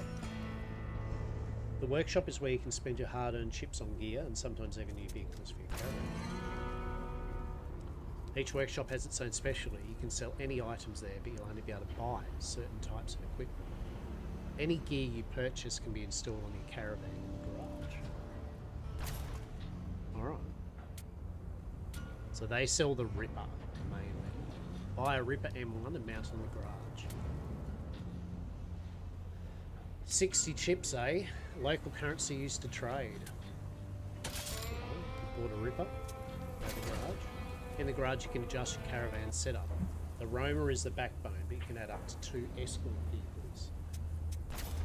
In the wasteland you can't avoid combat. Having a well-equipped caravan is the key to survival. Each vehicle has slots for specific gear or crew. To equip your gear, drag it to the cargo hold of the appropriate vehicle slot. So we've got a main weapon on the Roamer. Your special weapons equipment. Put the Ripper, so it does 15 damage, range 2, 2.5 shots per second. Dust. Time to hit the wasteland before the wind erases Sawblade's trail. That bastard owes you for the refinery and the deaths of our friends. The locals in nearby enclaves must know that. He doesn't know it yet, but his days are over. But we'll need to gear up and prepare to take on the time. Better weapons and a sturdier base. This means gathering trade goods and making a few stops. I'm coming with you. Let's start west. They're supposed to gain grain over there. Lucky for us, you've got plenty of it. Fart Dust Ripper. Nyx. Okay, so you got 2 crew slots. So she, after winning a battle, repaired 20% damage taken by the vehicle. I like how the gun's up there. It's fun. Oh, you gotta put the rocket launcher. Oh yeah, so you got a rocket launcher. Shelter. Shelter serves several purposes. First, crew recruitment. Assigning crew members to vehicles can improve their stats and sometimes even boost the entire caravan. Just don't get attached though to wastelands for digging. Resting. If you want to wait until the next day for any reason, you can pay a small fee here to safely pass the time instead of wandering aimlessly. In every enclave, you can also catch rumours or hints that can point you towards intriguing places or other valuable resources. Okay. Rumour has it there's an enclave to the west that needs wheat to produce alcohol. If you've got surplus grain, they might pay well. It's hard to survive in this wasteland without rumours. So we've got our garage. Oh, so cargo? Yeah. So we're good, right?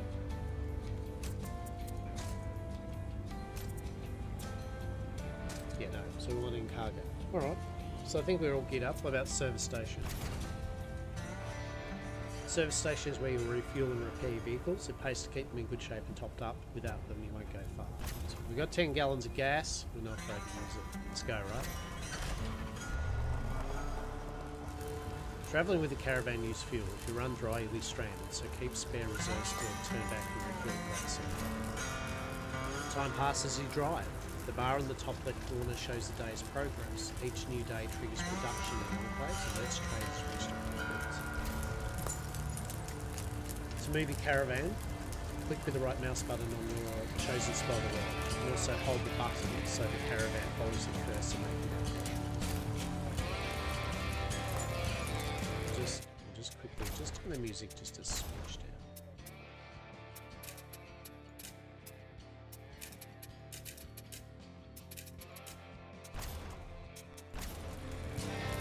So west, eh?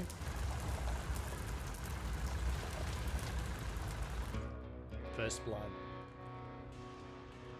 You haven't even made it a kilometre from the refinery when a dust cloud rises on the horizon. Probably some hockers lying in wait for a fuel shipment, or maybe just saw blades left over scum from the siege. Either way, it's time to deal with them and see what you're made of. Will the metal plates riveted to your hide hold up under fire? Will you manage to not lose your precious cargo along the way? Or will you shit yourself at the sight of screaming hockers charging at you? You'll get the answer soon enough. Well, you already know the answer to the last one. Wow, well I didn't shit myself, so suck it.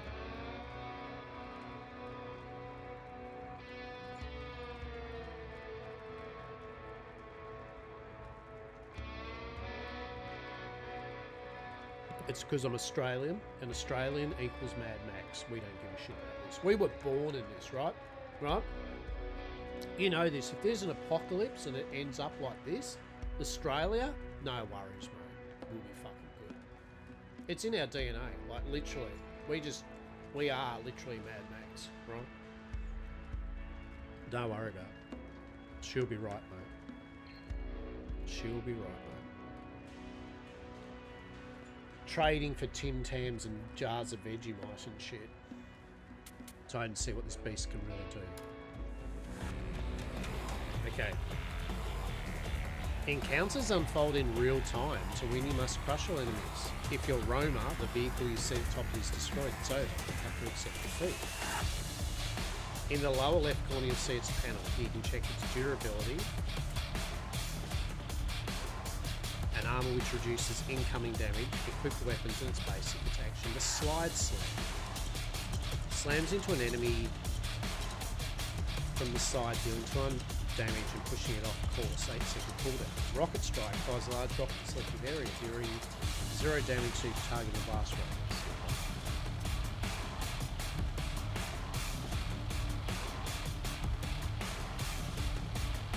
We'll wait for the ad scene.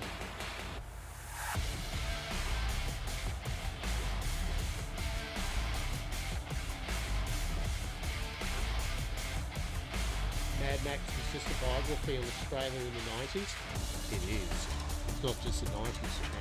It's also the 20s.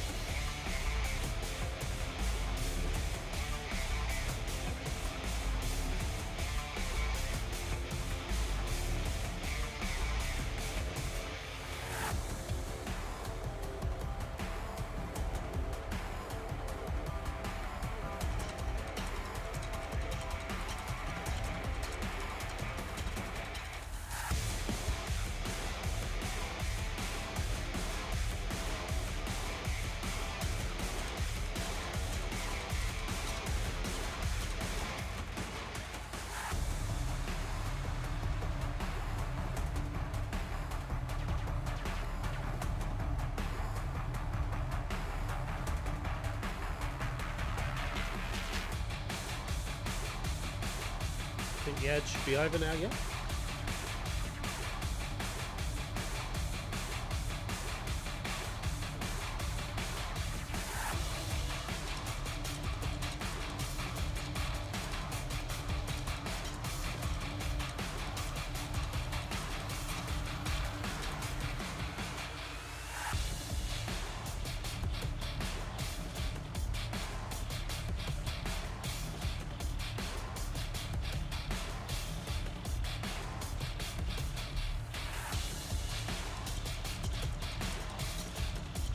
Or did Ziz get like the 20,000 ad combo?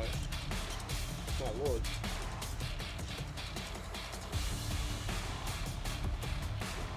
That's fat. Right? That's pretty cool. I like that. Fat.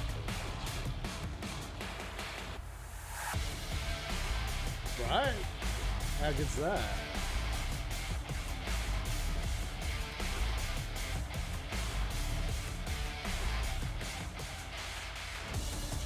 What do we got? Alright. Selecting vehicle. To issue orders to your vehicle, you must first select it. Click on the roam or left button, or its icon in the vehicle panel to select. Okay. Pick a location as your destination. If you selected, click on with the right button. Oh shit! Alright, that's actually pretty cool. Warning on the right indicates approaching. Fighting will do a swift advance, moving the roamer to a safe place.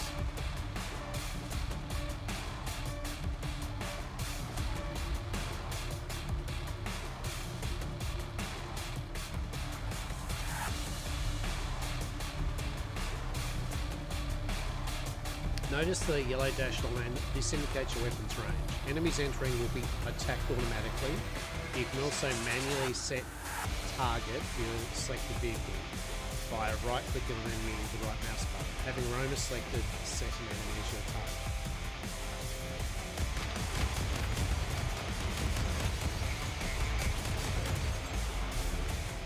Every vehicle allows you to perform a special attack, side slam. Additionally, each mounted special weapon has an associated unique special attack. No special attacks require a target to be selected and only used again after a cooldown. Raider is pulled up close. Let's make him regret it. This is a perfect opportunity to use Side Slam. Click on the Side Slam icon, then target the tile with enemies located. Every vehicle allows you to perform a special attack. So it wants us to go Q.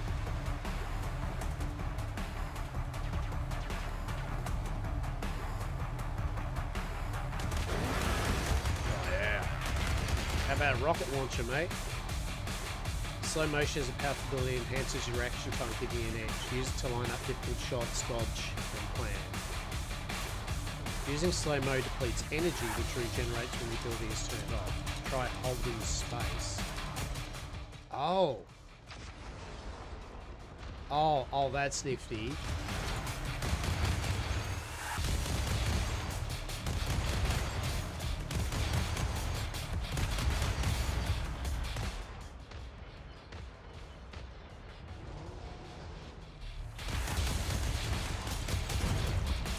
Oh, that's fun. That's actually cool, right? Like that's good. You believe them to bits? Another victory in the wasteland. We got scrap. So, yet again, this is a good example of games that do different things, you know, and play around with ideas in a good way. Like, I thought this was just going to be turn-based, grid, you know, and no, like actual real time, but with some slowdown, managing cooldown buttons. Like, all right, but still an RPG type thing, strategy game. That's moonshine. So they need. They want wheat, but they've got alcohol to trade.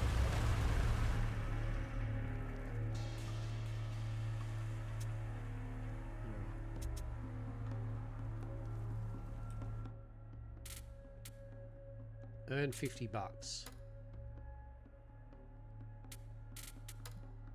Alright, just earn $50, right? So trader. Trader is the heart of the enclave. This is where you barter your goods and make a profit. Each trader will hint at which goods the enclave needs to produce other items. Next to each product you'll find a vertical saturation. The greener it is, the lower the price of this enclave. Local goods and those produced nearby are usually cheaper, while items essential for crafting other goods come at a high price. Remember that when you sell, the enclave takes a cut of your earnings. Factor this in when judging the profitability of a deal. It's simple, buy low, sell high. Skillful trading is the key. Sweet, so you got a bit of elite trading shit, right? So, they got lots of alcohol, they've got shit all wheat though, right? Yeah, so we can sell this, right? Look at that. Woo!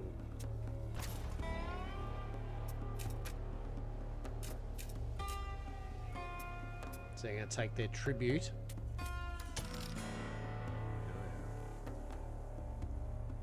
What are they selling for shit all? Well, booze, right? That's what they're selling for shit all, booze.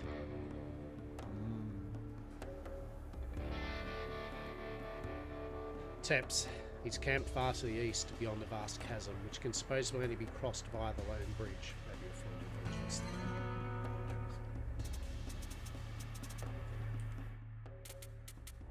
You've learnt Sawblade is getting a hold up beyond a massive chasm to the east. The only way across is the last remaining bridge. From what you've heard, it's far to the east of the refinery.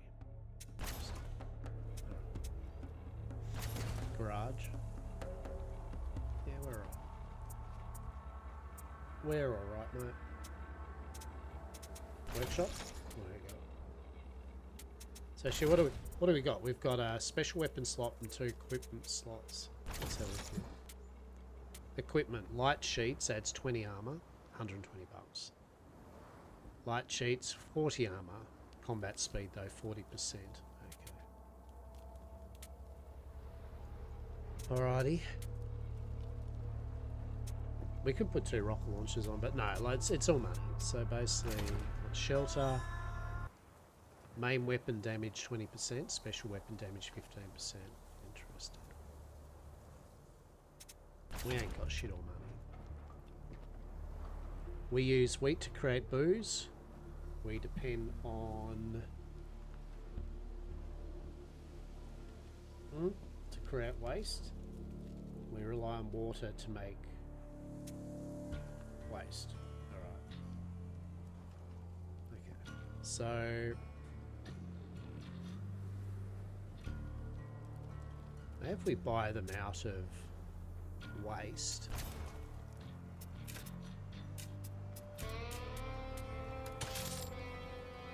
how much money we got? 66. We go to the service station, we'll fill up, right? Repair, I mean, I don't... Oh yeah, we always make sure they're repaired, right? Don't skimp on repair. A dead you is a you that cannot do shit, right? And then trader, look, I guess we'll buy the booze, right? We'll buy some booze. We'll buy a bottle of booze, right? Hell yeah. And scrap will keep. I think we can keep the scrap, right? Alright, so 8 of 20. Job board. Okay. The job board is where the locals offer extra jobs. You'll earn a reward for completing it, but remember each has a time limit. If you fail to finish before the time's up, or you abandon a job, you lose half the rewards value. Think carefully. Okay. Dangerous. Defeat the gang that set up camp. Okay. Mailman. Locals have relatives and friends nearby. Deliver letters and collect payments for the job. Simple as that. Deliver a medium crate to boiler. I mean, I don't know where those things are, right? So until we kind of do. Oh, well, there's a map. Right. There's a freaking map.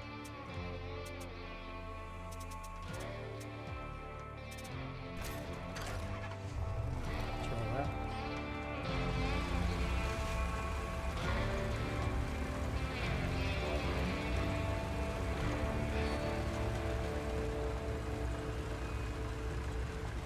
Oh, shit.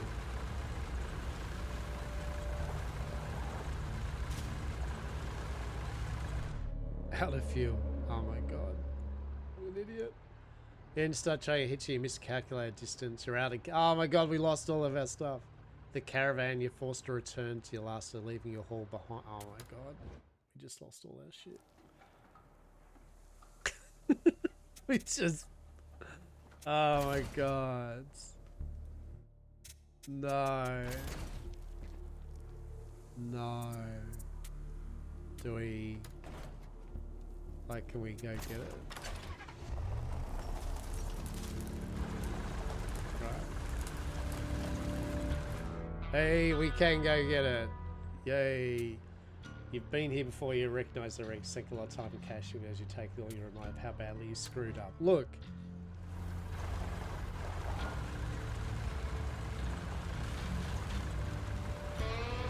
God damn, how far? You don't have much. Right? Like, what do you do with the fuel? Holy shit.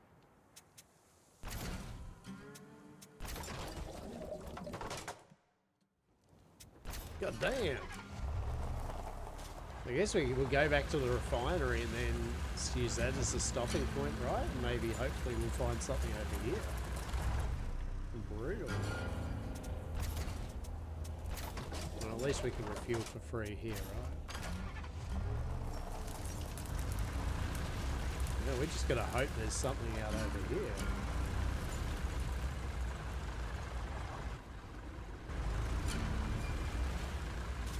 Oh, thank God. Alright. Pump jacks. Alright. Let's go with pump jacks. Trader. So what do you... Yeah, they want booze, man. Hell yeah, made a bit of profit for that.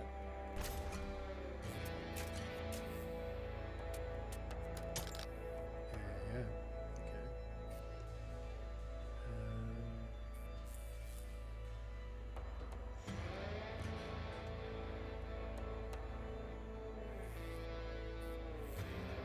It's good to buy from here.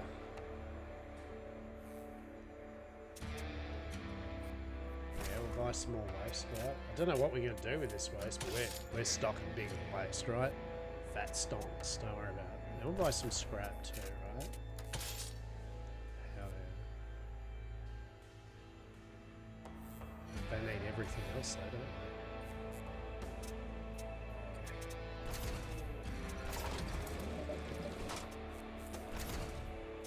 they? Here's the workshop. So, oh, a cruiser. The more you have, the better it mitigates weak hits. Oh, all right. So, God, look at all this stuff that we can't buy. Isn't that amazing?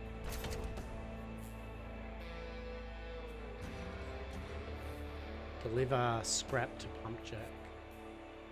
The Enclave is running low on essential supplies. Deliver them. I mean, we can just do that now.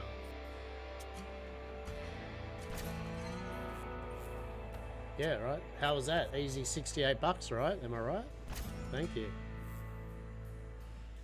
Taskmaster. Our Enclave was really in need of these supplies, but thanks to you and your caravan, we'll make it through. We won't forget your help next time we're in trouble. Hell yeah. Defeat the enemies near Pumpjacks. Return. You know, we'll take that job. We got a bit of money now, so we could buy... I mean, buy a bit of money. I mean, shit all, but... We could maybe buy... Sides? Side slam damage. Ooh. That wouldn't leave us much money, though, for shit, would it? It's flamethrower. Oh, goddamn, I want to buy so much cool shit. Because we're broke ass. Let's see if we can fight these things.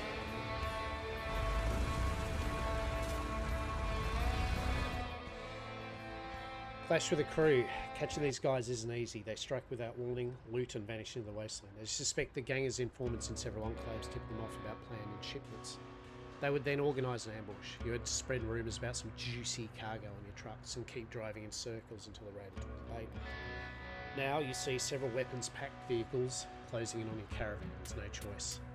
Okay, let's do it.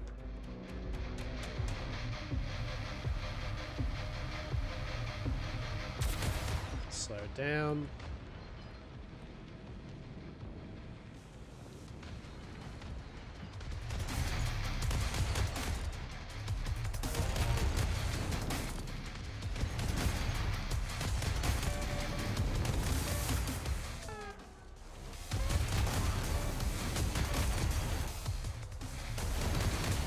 Oh shit.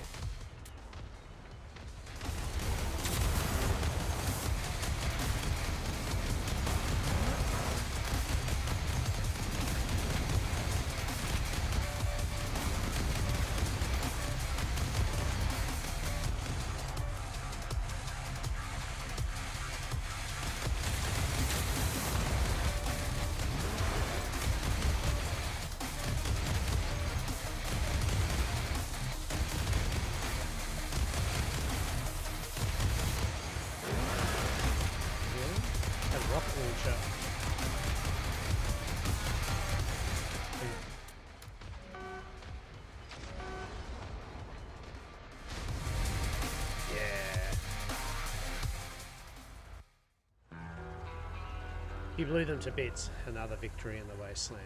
We got water. Very cool. Very cool. Was that? Yeah, that was a Pumpjacks, right?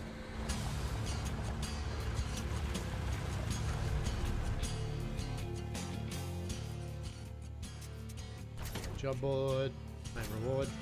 Nailed it. Good. Service station. Fuel.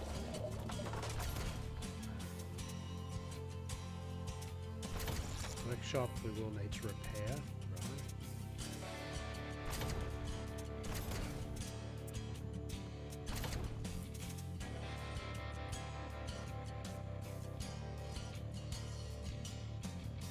Yeah, we could sell water to them for 20, right?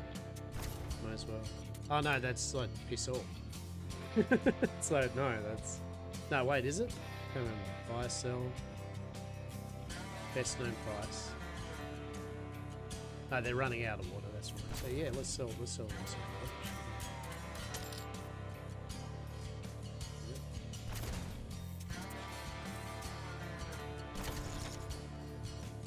Where's the repair thing? Ah, repair, yeah. Ah, damn, it's 26 bucks. We can buy the cruiser.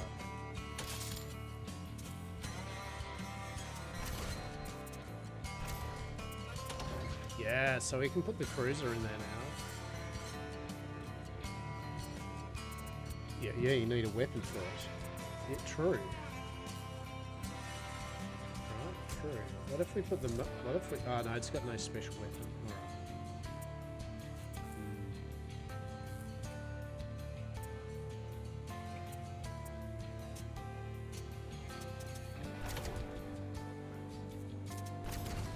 Alright. I don't know how this will work. Muslim, you've got no clue this shady spot guarded by dead trees once was. Yellow-white crosses just out from the sand, some draped with tattered plastic flowers and weathered marble vases. Narrow cobbled paths crisscross area, too tight even for a motorbike to lead nowhere. This is a cemetery. At the end of the line of dead trunks looms a crumbling stone building. Granite walls with carved plaques in the windows are battered and cracked. Bones litter the area, and the sand is marked with human footprints. There's blood, fresh blood and guts. Entrails glitter under the harsh sunlight, leading straight to the gaping holes in the structure's facade. You're gonna follow the fresh trail of blood. Driving up on the building, and hit by the stench of rotting flesh, beneath the desert wind lies a nauseating squelch, echoing from the structure's dark voids. Bloodstains streak the sand, leading the ominous openings. Then, out of nowhere, a half-gnawed human femur clutters to the ground nearby. Investigate the source. You bang on the cars and scream. Yeah. Oh no! Oh no! It doesn't take long. Within moments, a wave of ragged humanoid shapes creep from the building cracks. Dressed in rags, but it doesn't help the image. They're grotesque, rotting with sharp claws and blood-streaked faces. Those aren't humans, but mutants or zombies. You unload every weapon you've got, but they just keep coming, swarming like ants. Fuck. You almost didn't make it. Your vehicles are battered and the crew is broken. At least, after all the chaos, the place is yours to loot in peace. We just got Nix. So Nix got killed. So, wah, right? Alright, but we did get electronics too, alcohol, and some luxuries, so... Shit. Right? That's a bit annoying. Alright, we've already lost Nix. GG. Okay. Can we sell you something?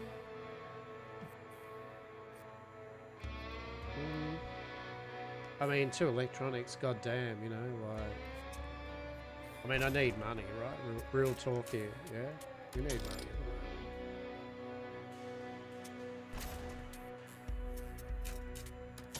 That was some pretty big money. Some guns, hell yeah. No, we can't sell that. We can sell alcohol to them, though. They do like their alcohols.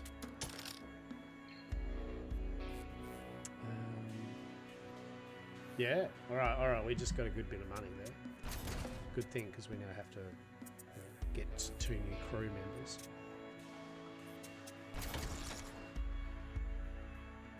So we need to buy a gun. So I think I might get a... Scorcher, right? Stick on that. Stunner. Sprays gas in specific directions, stunning enemies. Well, we're not going to go too sick buying all that rubbish yet. It's neither here or there. Oh, I can buy another cruiser.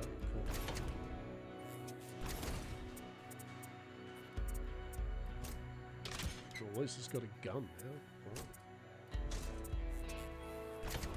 now. Hello. Oh, God damn, you guys are expensive. Alright. What do we got? We got Nemesis, fuel price minus 20%. August, damage received in combat 10%. Fortuna, tribute from the sale 3%. I mean, I'll buy you. Sure. And...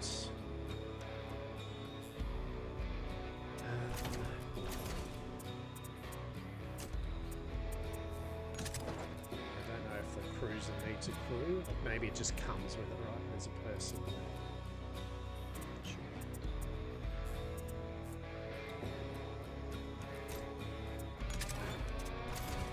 So still gonna repair that. Fuel that. So we still got 196 bucks. So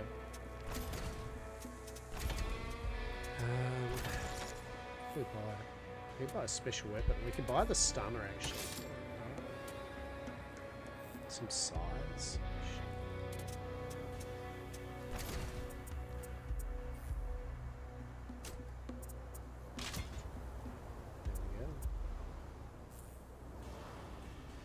Alright, let's roll.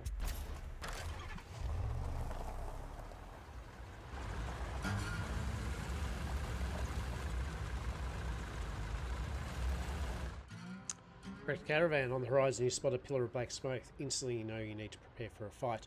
You'll encounter raiders there without a doubt. No one is stupid or bold enough to broadcast their location like that. Worse still, your route takes you straight in that direction. You approach cautiously, giving you time to react. At the scene, you find a crew of hockers doing what they scumbags do best. No, not guzzling moonshine, they're ripping apart some of the poor bastards from another caravan they ambushed earlier. Bodies lie scattered, either dead or tied up, as the gang loads stolen gear onto their vehicles. No one's paying attention to you. You can slip by unnoticed, or you can avenge the fallen and rid the wasteland of one of the Sawblade's crews. The odds of winning are high. Half of the gang will be dead before they get back to their rides. The hockers are completely focused. You can probably slip past them, 50%. The caravan wreckage is scattered across hundreds of meters, and the gang hasn't picked it all up yet. Hell yeah, let's go!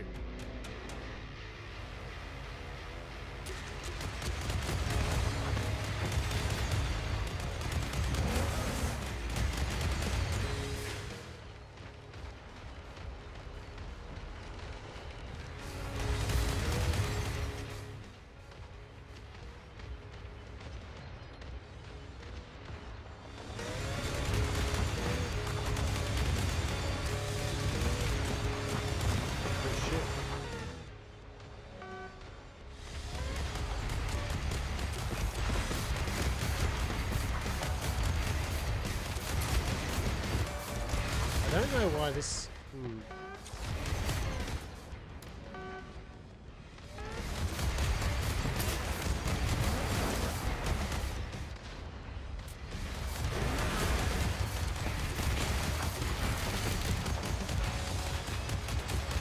I think we're pretty screwed.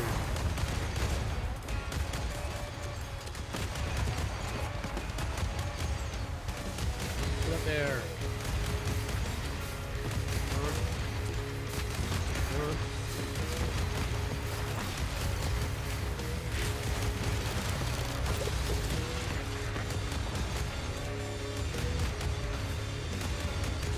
Not doing well, am I? Yeah, I think we're screwed. We're dead. That was it for me. And we're dead. Yeah. Well.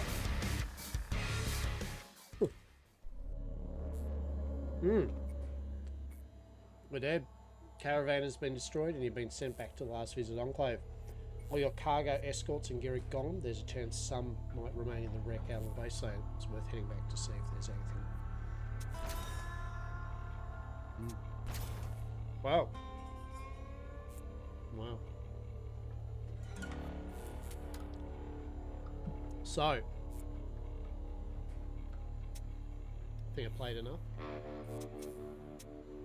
I have played enough.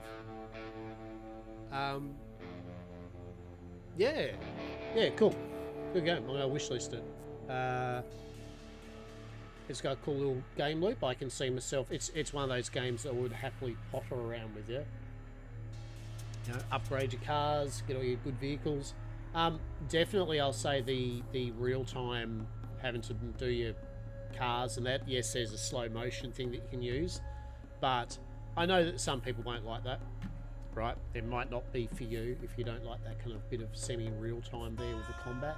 And I did find it was a bit weird to kind of, I know the game told me what to do, but I was instinctively clicking on something and then right-clicking, a bit like an RTS, right? So, I mean, I don't know what you could do about that, but basically, I don't know, it maybe didn't feel as intuitive as what it could be or something. But for the whole, good stuff, right? Like Mad Max, RPG, elite, dangerous trading game thing, right? Yeah, good stuff. Good stuff. That's good.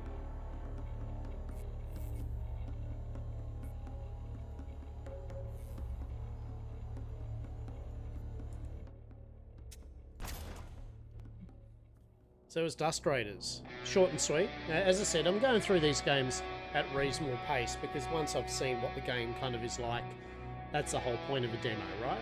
The whole point of the demo is to just sample it a bit and go, interesting, right? So, I like the music, by the way. Music, good shit, right? Like that's, if there was, the art's fine. The top-down thing was maybe a tiny bit smaller. Like I was hoping maybe unless you can maybe zoom in or something, but it'd be nice if that map thing's just up a tiny bit. But I'm guessing maybe they're making the game to be played on phones and mobiles as well, maybe. Don't know. No, Dust Raiders. There you go. I think it was good fun. I'm going to chuck it on my wish list, and we'll probably pick it up at some point. Yeah, it's good. It's on our good pile, right? It's on our good pile. Good on them. And yeah, I do really enjoy the music though. I can't stress it. The music is pleasing too. There we go. Oh, quarter to 4. Holy shit snakes. Well,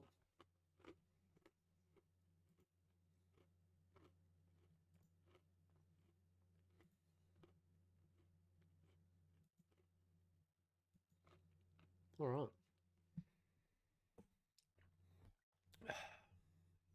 I don't think there's going to be enough time to play another demo. I think we've definitely. Oh, we shall move this over to the.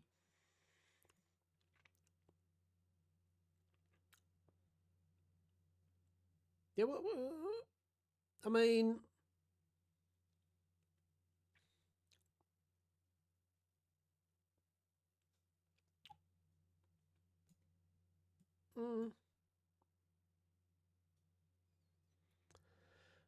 We'll put it in the. It's fine. It's good. I mean, this is really for the like, oh shit, like hell yeah, right? Like, yeah, hell yeah. It sparked much joy in me kind of category. That's just they're good games. Wish listed them. Yeah, we'll follow them. Good on them, right? I don't expect too many games are going to be in my oh my god kind of like thing, right? I mean that's kind of up there. Wild Growth is definitely up there. Actually, all of these two are up there. All right. So yeah, 346. Cat feeding time soon. It's also Fashnut in a moment. So Fashnut is a Fallout 76 event that's happening at the moment on the hour. You know what? Maybe I'll fuck it. It's the last 15 minutes. Let's indulge me, right? I'm just gonna fucking crank out a bit of. We're gonna do a Fashnut event, okay?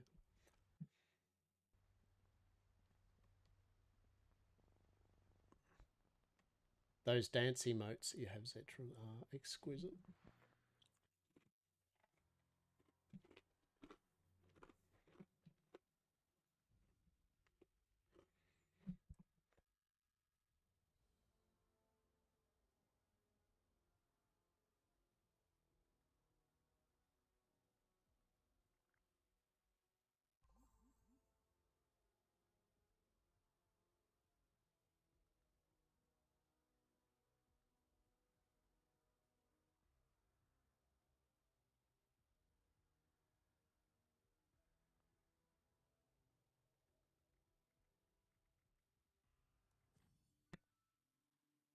I just muted myself. Nice one. All right. Go to our free shit. Give me that free shit. What do we got? Free supply package. Give it to me. Give it to me. All right.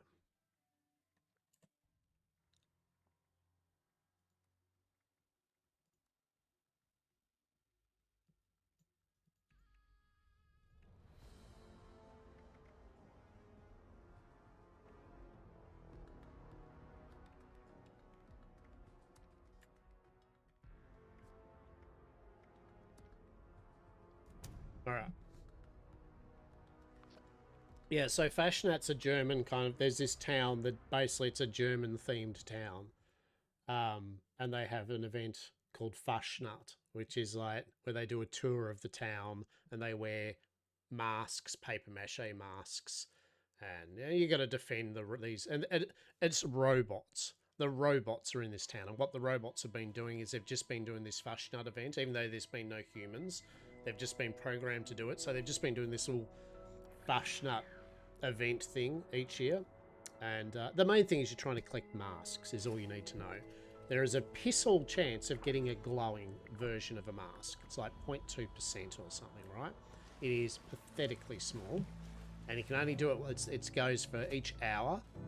Now, obviously, the majesty of my base is special.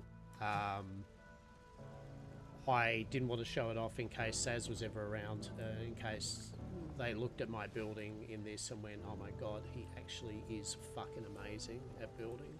He has really crafted the most wondrous of bases, and I would agree.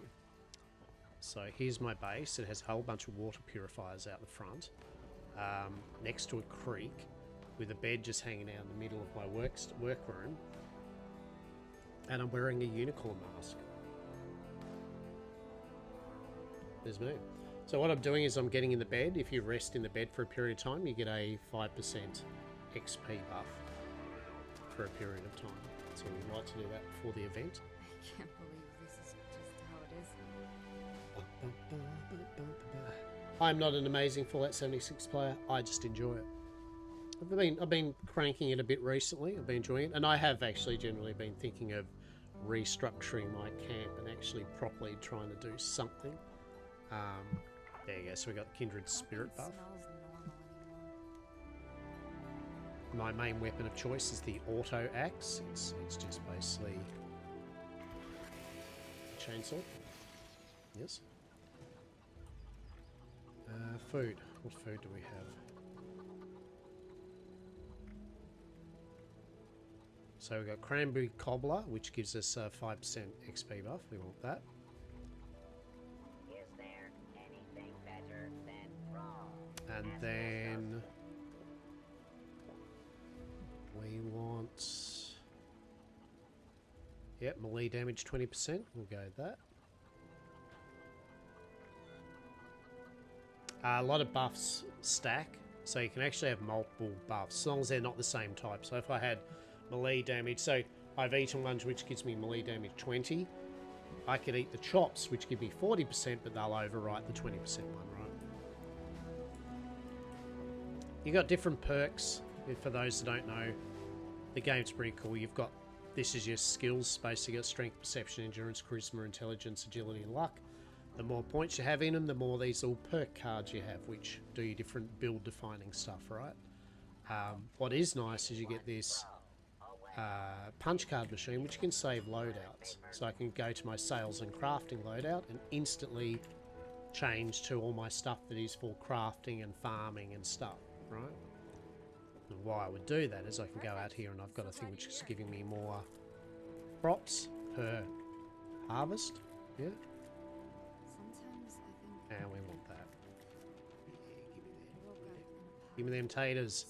Give me my mutated corn. Right? Totally legit corn. It'll be fine. What time is it? 3:52, yeah. So I've been trying to make the Fashionat event every, well, not every hour, but I've been doing a fair bit. Have I managed to get a glowing mask yet? No. No, I have not got a glowing mask yet. Not a single freaking glowing. Did I have to repair it? What is that? Interesting. Can I have my gourds on the ground that I can never see? Thank you. My gourds, where are they? Thank you.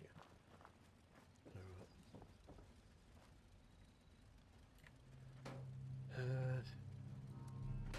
Thank you. I smell scrap. And you got mutations that you get mutated on and all manner of stuff. Oh, we're going to take our coffee. Thank you very much. Right, so we'll quickly cook some food up.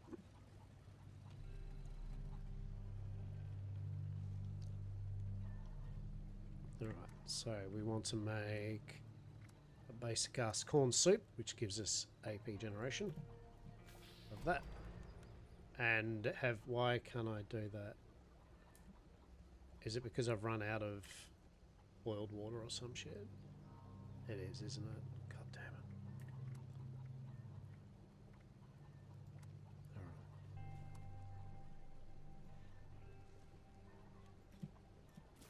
Thank you. I've got some perk cards that give me a chance of double, by a 30% chance of whenever I craft anything, I get double the amount. Yeah, so now we've got boiled water, we can now make more of these things. It uses like vegetables and different animal parts and wood. I never imagined that I would share a home with somebody wonderful in a world like this. But this is Rad toad omelette, right? You like the sound of that? Hell yeah, it gives us an endurance. How good's that? Roast Mirelurk meat. Delicious. Sweet tater stew? No. What can we do here? We're gonna healing shit? We do. We can make some stim packs and dilute them so we get 4 times the amount. So we can sell that. Beautiful. Alright. And then scrap any items we've got. Weighing us down. We are good. Then we'll go to our stash box and we will put our boiled water in there.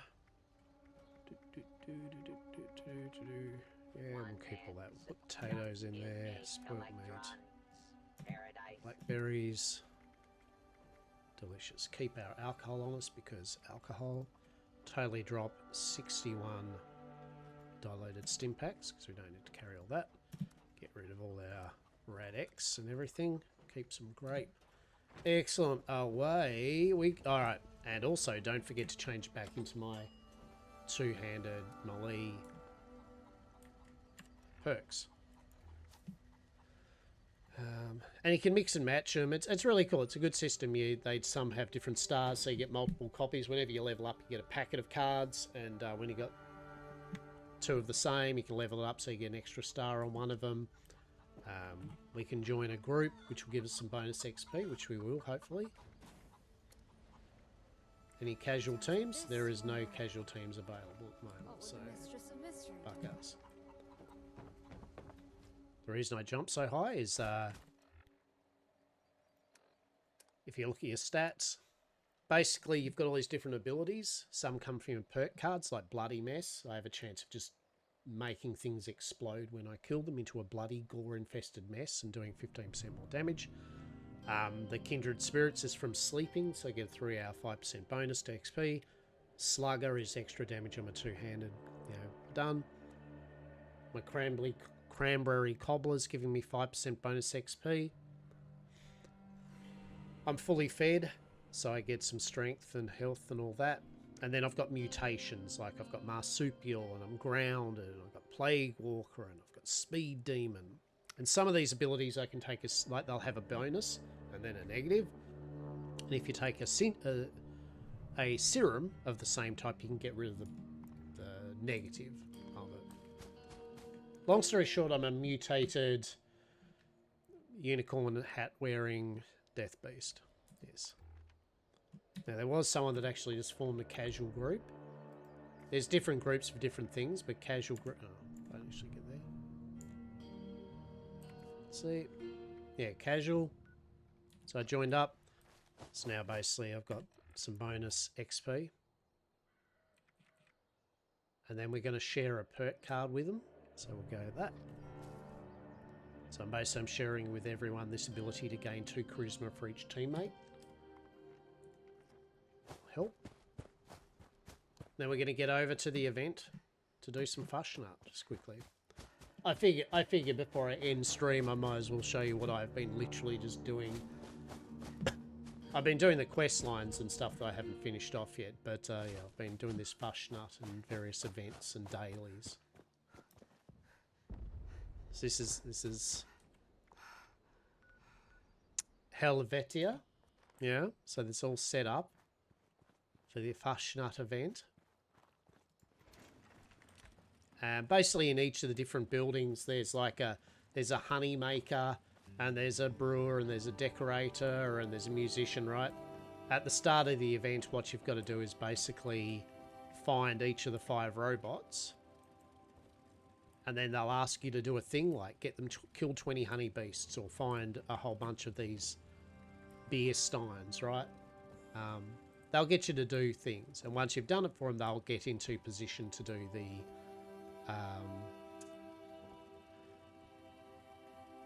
the event. And the event is then you basically are following the robots around and protecting them. So we've already got that recipe. Yeah, you just protect them for the event, and then there's usually a boss at the end of it. We do like sugar because it allows us to make our cranberry XP food items. But yeah, I've always had a big soft spot for Fallout 76. I know it's one of those back in... Time for indulgence before a time of none. Do enjoy yourselves. Yeah, I know that on launch, yada yada, like it was dog shit, it was empty, there was no NPCs, you know, and it's like, yeah, 100%, that would have sucked ass. But I started playing it after that, when there was NPCs and there was a quest line, and I thoroughly enjoyed it. Like, I truly did. Really enjoyed it. Alright, fashion art.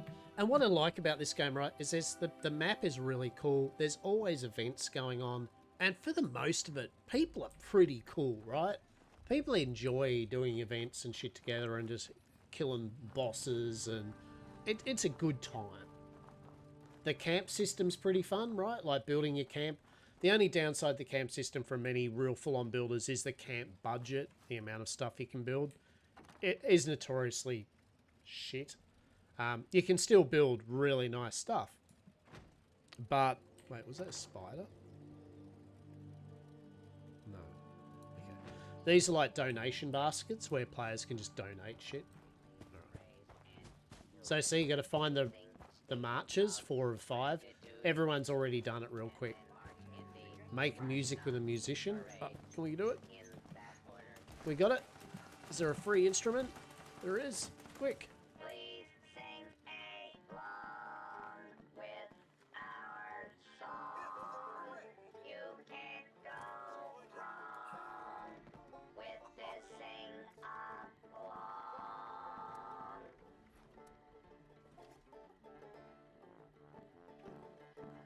Well, hello, a fine bed. Oh, what a show! But I must go. So yeah, these poor ass robots after the apocalypse just don't know what to do with themselves. They've just been going over and over doing this event. Follow the steps. All the have to do. Show up to the parade start.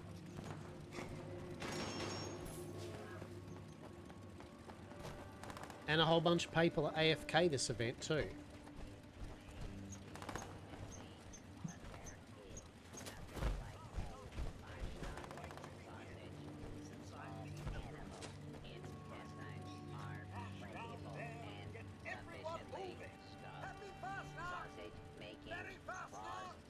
Happy fashion art.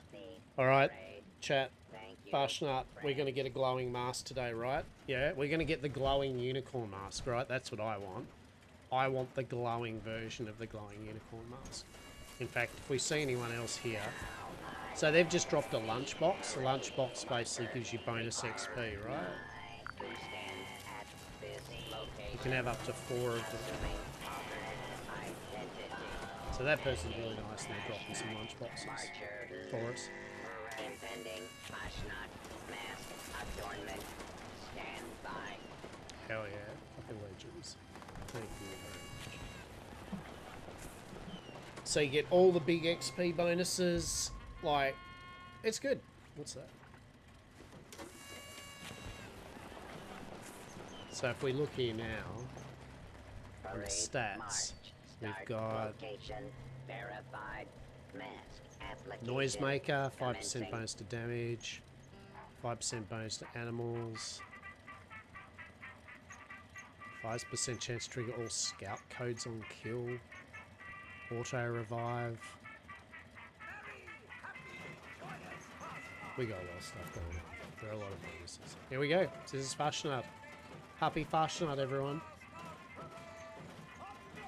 And here's what we do. We're going to go around the town and we're going to protect these robots from basically the insidious bullshit, from stopping them from having a damn good Fashnot event.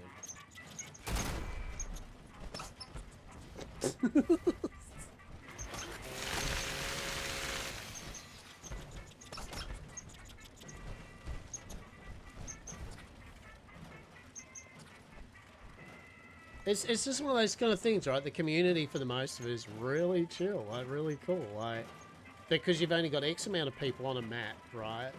And you've got your camps that people visit and vendors and check out each other's builds. There's all these events that are constantly popping. There's always, it's scaled, right? So it doesn't matter what your level, right? Level 1041 dude, whatever he's fighting or they're fighting, the monsters are level 1041. If I'm level 90, my monsters that I'm fighting are level 90. You know what I mean? The scaling's per player. So this is the first bit. There's a bunch of frogs, rad frogs that try to kill the robots. Most of the time, I'll be real, most of these things get annihilated real quick because people know where they're coming from and spawn. But that's what I was saying about how, because it's scaled to your level, so it's, I mean, sure, high enough level people are still obliterating shit with their uber weapons, but for the most of it, it's a good scaling system, right? So, long story short, no matter what your level, you can hang out with no matter what your level, right? Everyone's fine. The only thing is that if you're really low level, you won't have as many perk cards for yourself. You know, so you're not going to be doing as much damage and yada yada. But, yeah. So it encourages people to just hang out with each other and join up with groups. And that's why you can form groups for encounters, events, casual. At casual groups, you don't have to do anything with your teammates in a casual group. You just join up and get bonus. Right? You just get bonuses. Bonus intelligence, which equates to experience. So there's no reason not to. You know, no one's going, hey, now that you've joined my casual group, hang out with us. No, in fact, virtually no one does. What's that? It's just to get a bonus. There's some super mutants now.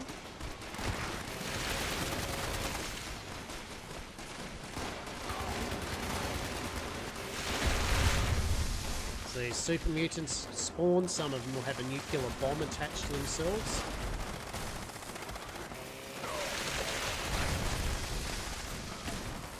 So one of our quests was cripple for the daily. Oh, that's a nuclear bomb dude. Yep.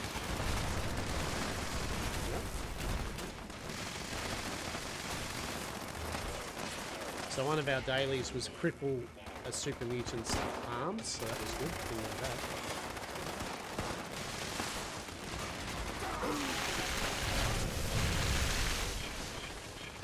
Oh, that was a nuke. Where is he?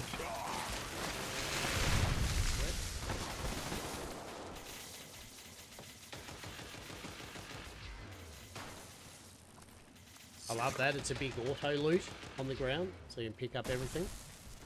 Very cool. So now they're continuing on their little walk. So now this next section, there'll be another spawn of dogs and some other things and a boss monster. Honestly, usually the boss monster lasts all of about 3 seconds. Sometimes you will not even know it's spawned and got killed. You will just look for where the people are all hanging out because they've looted the monster. Right? Like, yeah.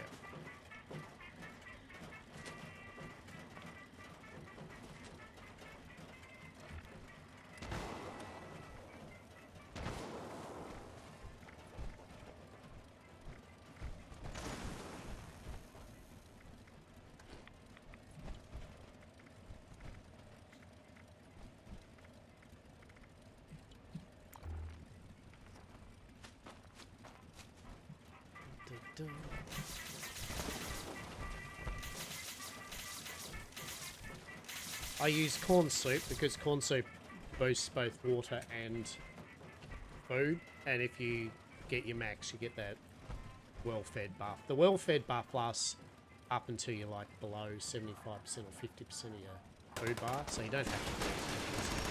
So there you go. So that's the boss there. See that? See that thing? It's dead. Yeah, that was a legendary Ogua. It's now dead, but we'll loot it. And we got a legendary Gatling gun. You always get a 1-star item from it.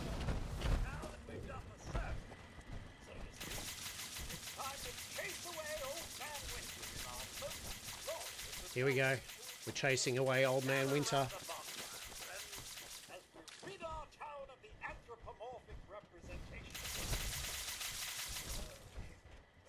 Burn him. Burn him. Burn him. Burn him. Love it. And that's it. There we go. So we got a 3-star revolver. And we want to see this next thing. We want to see a glowing Fashnet mask. All right, 0.2% chance. We need. Come on, please. Today's the day.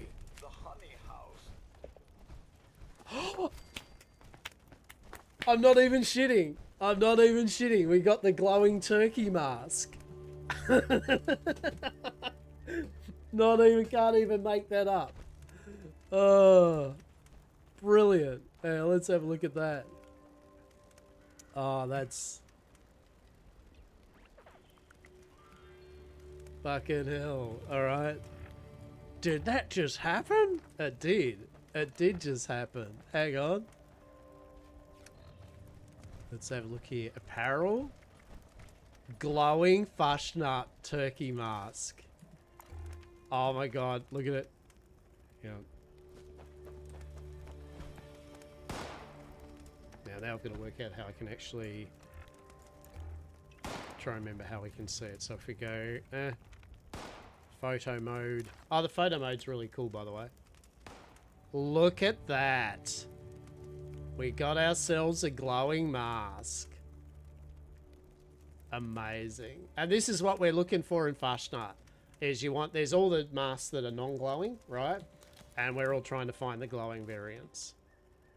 And then usually basically people just drop off their spares for people that haven't got not glowing ones. Trust me, no one drops off a free glowing one. That shit's either kept or sold. Have we got any spares of anything? No. And then usually there's some recipes for Fashnuts to make decoration. Like there's decoratives, right, for these different events. Like the balloons, the garlands, the hanging ribbons, snowflakes, mounted flags, Old Man Winter effigy. I've got, luckily it says known, so I've got them all, right?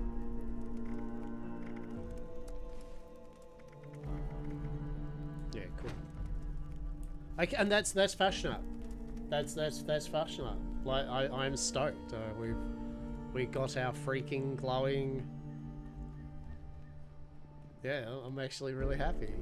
I mean, being pissy here, would I have liked to have been the glowing unicorn one? Yes, but you know what? I'm not going to be an ungrateful grumpy grump, right? I am just stoked that after me wanking around with this event, I at least got so far one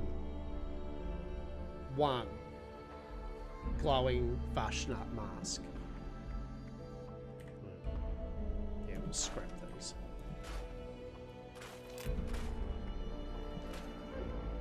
Basically, legendary weapons now. Weapons have 1, 2, 3, and then with a raid 4 abilities. Each category, like raid, like 1 star has its own pool of affixes. 2 star has its separate pool of affixes. 3 stars separate pool of affixes. So what you're looking for weapons is certain affixes that are perfect for your build or weapon, alright? So, me, I'm looking for, on my auto axe, I am looking for the +3 endurance, which is a 3 star, which I've already got. I'm looking for +3 strength instead. The 50% critical damage at 2 star I've got there. I'm looking for the I think it's a 2-star one. It's basically, I do 40% more power attack damage, and the auto attacks weapon attack, from what I know, is always a power attack. So it's literally just 40% more damage at all times on your power axe, right? And then for my 1-star, I'm looking for one actually called Vampire, which gives you some health back per damage, right? So self-sustain, yeah? So how you do that is you either find the items themselves with those stars and hope that you just luck up, or what you do is you can get these legendary modules that allow you to purchase a random one on a bit of equipment that doesn't have one to start with, and then you can scrap weapons and armor that have those abilities you want, and there is a chance, real small I might say, but there is a pissy chance that what you'll get is either a consumable legendary module of that affix that you can then put on a weapon once, or if you're really lucky, you'll actually get the plan to make them yourself. Very piss chance of getting it though. So a lot of the loot grinding is just doing lots of legendaries, scrapping them for the mods that you want, just getting your perfect rolls, you know, all that jazz, right? All that jazz. So we've got this, right? You can also scrap them for these legendary tokens, whatever they're called, and you can do up to 500. What you can do with them is there's a NPC, the chicken, a mole man, that you can swap them for a random 1, 2, or 3-star weapon or piece of armor, right? And and what you're doing there is you're getting rid of these to basically then buy more to either get the affix that you want to then trash to try to get it, right? So it's got a lot of little bits and pieces there, but we're gonna try it. We'll get rid of the vampire short Gatling gun. Actually, we won't. We'll wait till we back at base when we get our crafting abilities. And yeah, look, that's it. Basically, there's all these events, there's stories. It's really fun. I mean, real talk, if you've never played Fallout 76, it's actually damn good fun in my humble opinion. Yeah, the story and everything in it now is pretty fun. There's lots of events, lots of real cool locations, lots of lore. The build system in it's fun. So now we've got... So normally what I would do, and I'm not going to do this spot on stream, we'll wrap up soon in a moment, right? But these are my dailies. So craft or scrap a melee weapon, yeah.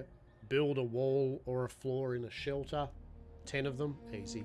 Drink Nuka cherry, I've got 2 of them. Kill some mutant hounds, just go to an area I know one the location that has lots of hounds. Scrap junk to produce glass, cool. Sell glowing fungus soup to an NPC vendor. Easy enough. And you do all that, and then you got weeklies. I've actually done all my weeklies. So, yay. And what this is for is for your season thing, right? As you would expect. How the season works, from what I've seen, it used to be like a board game. You'd do season progress and you'd move around the board game, and on different spots you would get rewards and shit. It was pretty fun, pretty cool. They've said that they've done this new way of doing it, that there's more choice to the player, but I agree with a lot of people saying at the end of they've dropped the amount of rewards that you end up getting. Like it's a bit more grindy than it was, and to get the really good shit. You get atoms. You do get atoms, which are the in-game currency, right? So you can buy a couple of things in the in-game store without having Fallout First, which is their subscription thing, right?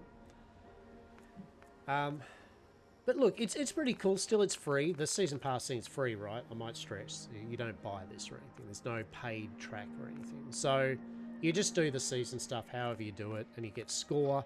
And as you go along, you get cosmetics, outfits, icons, buildables, you know, all the stuff you'd expect, right? Weapons, you get like usually a themed weapon for the season. I think this one, it's the Tesla cannon, right? and then you get all, you can buy all these mods for the Tesla cannon and paint for it. So that's the main kind of weapon thing. What am I? I'm ranked 28 at the moment of 100. So my next page is at 38, right? Honestly, I mean, in this season, you know, there's a few things I might buy. I'll probably get the Enclave Scientist goggles. For builders and that, there's a lot of cool shit, you know. There's like all the decoratives are always good, right? There's no if but maybe. And what you do is you get tickets, right? When you level up the score, you get tickets, and that's what you use to buy these things, right? A water cooler, that's pretty cool. Generates pure water in your base. You know, weapon rack, show off your fancy weapons and shit. Enclave hazmat, operating table with a trog on it. That's what I want, right? The Bombay cat. That's the main thing I want out of this. Is I just want to get the Bombay cat. I can have Charlie in my freaking camp. You get more credits. Some more different paints. Yeah, a cactus scratching post for your Bombay cat. Amazing. Yeah, so it's pretty cool. I've been having a blast with it, so for sure. And if anyone does actually and wants to play a bit of Fallout 76, tell me. I'm more than happy to have a Raz. Right? It really is as simple as you just it is free to play, just so everyone knows. It's free to play. But don't you need to buy shit? It's like, look, real talk. There is a certain soft limit in the junk, right? A bit like ESO, junk items. If you hoard everything, which you want to break shit down, there will be a point where you'll be like, oh, I've run out of space. But I've seen lots of good videos and people that have basically shown how to be good with your storage. You know, like what to keep, what to use up, and what to just not be hoarding, right? Weird things out there I've had the mispleasure. Oh, hello. I can see you. What do you need? What do you got? Nuka-Cola. The vendors is a weird thing. Like, all the vendors share 1,400 credits a day. All of them. Don't all the worry if vendors. you move around. So if you sell all your shit that day to a vendor, you can't go to another vendor and they'll have 1,400. So in essence, you've got a 1,400 credit hard cap a day that you can sell, not counting to players, and that's why a lot of players will have a vending machine up, and they'll just sell anything. Just sell it cheap, you know, because people, if it's something usable, people will buy it if it's cheap, right?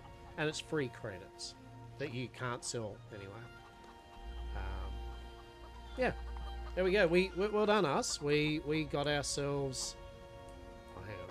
I want to show the second floor of my glorious base because truly, this is a thing of beauty. My jank-ass generators and a chicken coop. Just literally a chicken coop, right? Just a freaking chicken Hang coop. out here reminds me of camping. And then we can go in. The photo mode, yet again, photo mode is actually really cool. I totally didn't want to take a picture of that. We'll talk about that.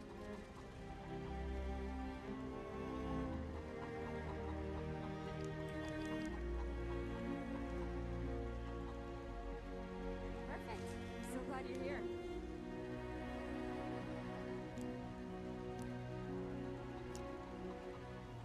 Hell yeah. West Virginia, right? Greetings from West Virginia, right? Get out of the bloody thing, let's say. I'm sore all over. Building this place up is How hard amazing work. is that?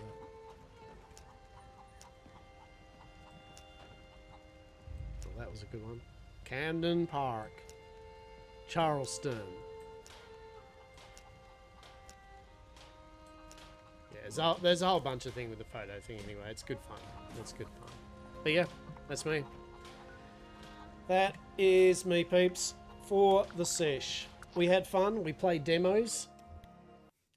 We had some gold. What did we do today? So we got through... Well, we didn't get through Volgrowth. We got through them today. We got through Neo Junk City demo. Excellent. Love it. Brilliant. Good point and click adventure game mixed with some old school aesthetics. Love it. Cattle Country, Stardew Valley with an Americana vibe.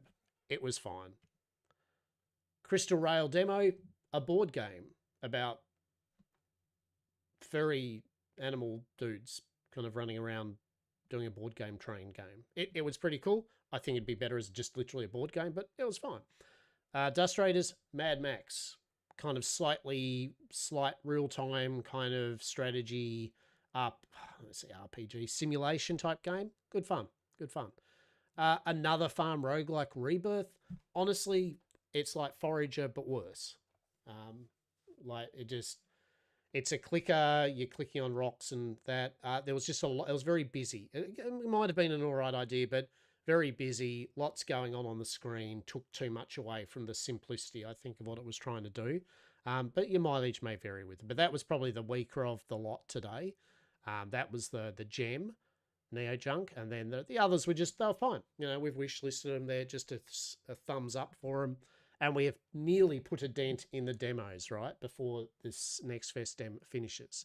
So next sesh we will probably go Here's Coming. We're going to try some of the smaller ones. We're going to go Here's Coming, Luck Loot, we haven't done the Horror of High Rock, so I feel bad that we haven't done that.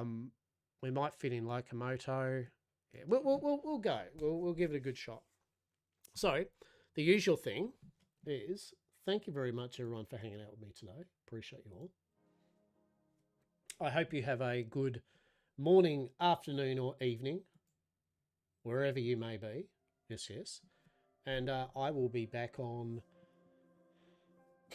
tomorrow. Yes, it is my normal streaming day tomorrow, where we will, guess what? We're going to finish these demos off. All right? Yeah, we're gonna finish these demos off, get it done, and yeah, go from there. All right, so take it easy, be well, won't fap around. I'll see you tomorrow.